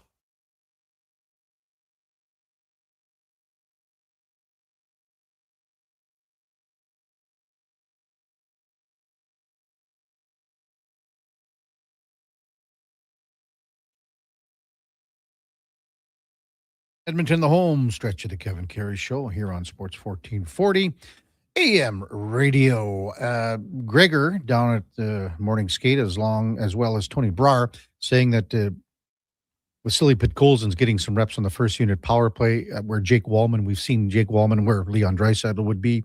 So Podkolzin seeing a little bit of time there with obviously McDavid, Nugent Hopkins, Hyman, Bouchard. So it's not exactly where Leon and like Wallman was up a little higher. Leon's always down a little bit lower, but there's sort of all three of them in the same area. And that's, I'm just looking at the video that Tony Brar sent out, sort of floating around by the face-off dot, a little lower, a little higher. But also the other thing with Podkolzin that he would be better at than Wallman, obviously, is puck retrieval at that point. Nothing saying Wallman does it in the back end, but it's a little different when you're on the power play, a little different where you need to secure pucks and especially down in the corner there. So maybe that has something to do with it. And the same thing, like as far as rebounds go, like if there's a loose puck and maybe there's a bit of a scrum, Podkolzin would be better suited to try to get that puck retrieval and dish it off to McDavid or get it back to Bouchard or whatever. Oilers power play right now, 33.1%. That's number one in the league. Their PK is at 80.4%. So it's creeping up a little bit more. You know, it was always around 78, 79, but they've been pretty good here in the last little bit. New Jersey Devils power play after last night in Calgary operating at 20.5%, the PK at 77.6%. Again, Devils won last night in overtime. Nemec with the overtime winner. It was a weird play, 3-on-3, obviously. And Devin Cooley went to sort of poke check Nemec, left the 5-hole open, and Manny tucked it in there really quickly. 2-1 overtime win. Luke Hughes, again, not in action for the New Jersey Devils, suffered what some believe to be a dislocated shoulder on a very innocent-looking play. It didn't look like much. There was a little grab, a little tug to the back of the jersey, but it's not looking too good for Luke Hughes here. He won't play on the rest of this road trip for the New Jersey Devils. Devils also beat the Oilers back in October when they went to the Prudential Center. 5-3 was the final. I did a game, Duke, at the Prudential Center years and years ago when it was first opening. The Rock. The Rock. The coolest thing that they had at the Rock in all the washroom facilities was the New Jersey Devil logo on the urinals and the back of the toilets. They had just about the size of a loonie. And I was like, man, this is cool. I thought it was pretty neat. But they had their own logo in their own toilets? Yeah, I was just like, and these would have been like, say, I would think you'd put like the Rangers logos in the bottom of the toilets. No, they weren't like in them. Like they were just on the top, like in the back. Just like it's just like a small little thing about the size of a toonie. But you're aiming at it if you're taking a leak. No. This would have been up top on the flusher on the urinal, okay. And then on the toilet would have been on the back, kind of the handle. Okay. I didn't know about the back handle because I just went into number one, you know. Right. And then I went and see, hey, what the hell's going on in the other one? So I looked in there and now you're checking out every toilet. I was like, in the whole place. Because the building was brand new. It was probably year one. Year one. I think they'll have something similar at the building in Italy for the Olympics here. I don't know. They'll have those porta potties outside. You just roll in a whole row like they do at the Elnora Slow Pitch Tournament every summer. Just come in, drop them off, pump them out each night, and then go again for day numbers 2 through 16. Husks just texted in and says, KK, I just got the email. I was picked for the priority draw for the World Juniors. I just got a text from a buddy of mine. He also was selected in the priority draw. Someone's like 65,000 people or what? Is that true? I don't know. I had a bunch of buddies talking about it, and they were asking me if I'd entered, and I kind of told them, I was like, if it comes down to that, I may just request a media pass. Wow. To go to games. Again, John Perry, our trivia winner, Robert Saleh is our correct answer. New coach of the Tennessee Titans. John Perry, I sent your information to Mark Levers, Scott down there. I think Scott was on the group email. They will get in touch with you. You got a table for 6 for Super Bowl down at first round. You could win up to $3,000 in prizes at the beautiful home theater, etc. Jay and Victoria texts in. But Colson gets another game with Connor McDavid. Needs to capitalize on these 2 games. Well, hey, the guy he's been playing with before, no slouch either, right, Jay? In Leon. I'm calling a goal for my boy tonight. And yes, Podkolzin is Jay and Victoria's favorite player. Iron Mike says Oilers season ticket holders have already bought World Junior packages. Correct. Now, these packages, I don't know what the price tags are on them, but they ain't cheap. I could tell you that. And that's one of the reasons why attendance in Minnesota, Minneapolis, St. Paul was down. Josh, put Colson on PP1 is crazy. Would rather give Howard, Savoy, Roslovic that opportunity. All right, Josh, I don't see where you're going here, but the one thing that's different, Roslovic and Savoy are right-handed shots. So where Podkolzin is situated, the only option that you would be saying here is Howard. Now, I could see Howard at some point. But right now, Podkolzin is way better on puck retrieval. He's bigger. He's stronger. I don't think there's anything wrong with that. I don't think there's anything wrong with that to give him a spin. If it doesn't work out, yes, Howard is an option. But you can't say that Howard is better near the net and closer to the net in the sense of what they're trying to accomplish here. Would you say that? I mean, Howard's got a really good one-timer, good shot too. I'm not crazy, and it's not crazy to say that you're correct, and Howard having a little spin here too. But I don't see Savoy or Roslovic because they're right-hand shots. Bad Captain says there has to be a better option than Wallman on the power play. Well, that's Podkolzin. Maybe Ike Howard does get an opportunity there. He has as good of a one-timer as anyone else, save Draisaitl. I mean, Leon scored dozens of goals from that position. Wallman has a pretty good one-timer too, no? Brandon says Hyman prefers the left wing, but there's never been a left wing in Edmonton. I think he's doing just fine where he is with Connor, no?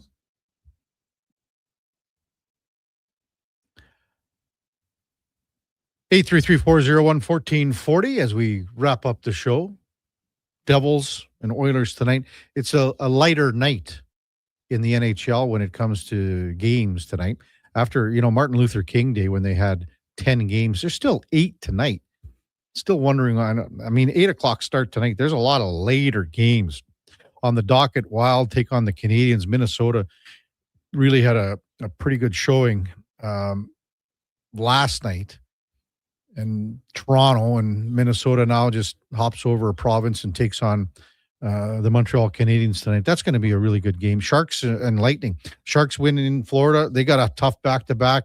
Tampa, everyone knows how well they are playing right now. The late games include 8 o'clock start our time anyway. Devils and Oilers, Rangers and Kings. Also, a little bit earlier, we got the Blues and the Jets. Winnipeg, after that loss last night, needs to bounce back. The Blues, we saw how pitiful they were here the other night. And an interesting game between the Sabres and Predators, two teams that were abysmal to start the season, but both teams have come on of late. And Buffalo's right now in a playoff spot. Nashville's knocking on the door in the West. Two of the hotter teams, too. Boston Bruins have been a little bit better lately. Dallas is home to the Bruins tonight. That's another good game on the docket. Hey, thanks everybody for listening. It was a good show. It was a lot of fun today. Sometimes on Tuesdays, you never know what you're going to get, but, we have Frank and had some really good comments regarding, around the NHL with Elias Pettersson. We had some other good guests, obviously, as well, to talk about what's going on in Buffalo. Mark Spector as well. Tex again. What's wrong with a player that's strong on the boards, retrieve pucks, and shoots on the off wing? Well, nothing. And that's where Podkolzin's going to be. Josh says, I love Pods, but his offensive instincts aren't a match for the power play, in my opinion. You traded for Howard. Put him there. Let's see what happens tonight. Let's see what happens. It's going to be an interesting situation. And again, this is just, Leon's going to be back here quickly here. He's not going to be here. He's not going to be out for a long time. Maybe if the first power play or the second power play doesn't work out, maybe Ike Howard does get a spin there. But for now, Podkolzin's got 12 goals. He can shoot. There's nothing wrong with him there. Coming up at the top of the hour, it is Fantasy Frenzy with the former Rochep T-Bird, Connor Halley and the Duke of Delburne, 12-2. It's the lowdown with Alan Mitchell, 2 till 6. Jason Greger drives us home. Long show, pregame show for Andrew Walker, Donnie P.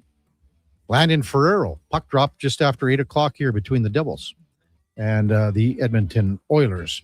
Before all that, time now for a Sports 1440 update brought to you by Riverside Honda, 59 years and counting, a St. Albert's and surrounding areas, premier Honda and Can-Am dealer. Hey, it is your dream. Ride it at riversidehonda.com. Thanks, everybody, for listening to the show this morning. Really appreciate it. Thanks for all the great comments. Thanks for the great texts. And thanks for all the interaction. We could not do it without you. We will be back with you here tomorrow morning at 7 bells with our co-host for Cougar Paint and Collision, David Schlemko. He'll be critiquing his good buddy Brendan Dillon tonight as the Oilers take on the Devils.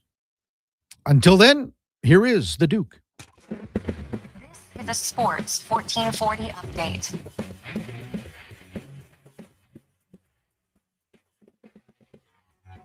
Game night for the Edmonton Oilers as they welcome in the New Jersey Devils to Rogers Place. Oilers likely to go 11-7 in their lineup tonight without Kasperi Kapanen. Alec Regula drawing back in on the back end. Connor Ingram expected to start in goal. Puck drop coming just after 8 o'clock. Elsewhere around the league, 7 other games, including The Canadiens hosting the Wild. Sharks are in Tampa Bay. Ottawa taking on the Blue Jackets from Columbus. Blues are in Winnipeg. And the other nightcap game, the Rangers finish in their SoCal back-to-back with a matchup against the Kings. In the association tonight, 7 games total, including the Toronto Raptors back at it. They take on the Warriors from NorCal, tip-off at 8 o'clock. Elsewhere, Chicago hosting the Clippers. Phoenix is in Philly. Utah taking on Minnesota. And the Lakers play Denver. In case you missed it, last night, a couple head coaching vacancies in the NFL have been filled. Tennessee Titans finalizing a deal to make Robert Saleh their Knox bench boss. Saleh most recently serving as the defensive coordinator of the San Francisco 49ers. And the Miami Dolphins hiring Packers DC Jeff Hafley as their next head coach. Coming up on Sports 1440, it is Fantasy Frenzy with Hallie and Douglas. I'm Brandon Douglas at your Sports 1440 update.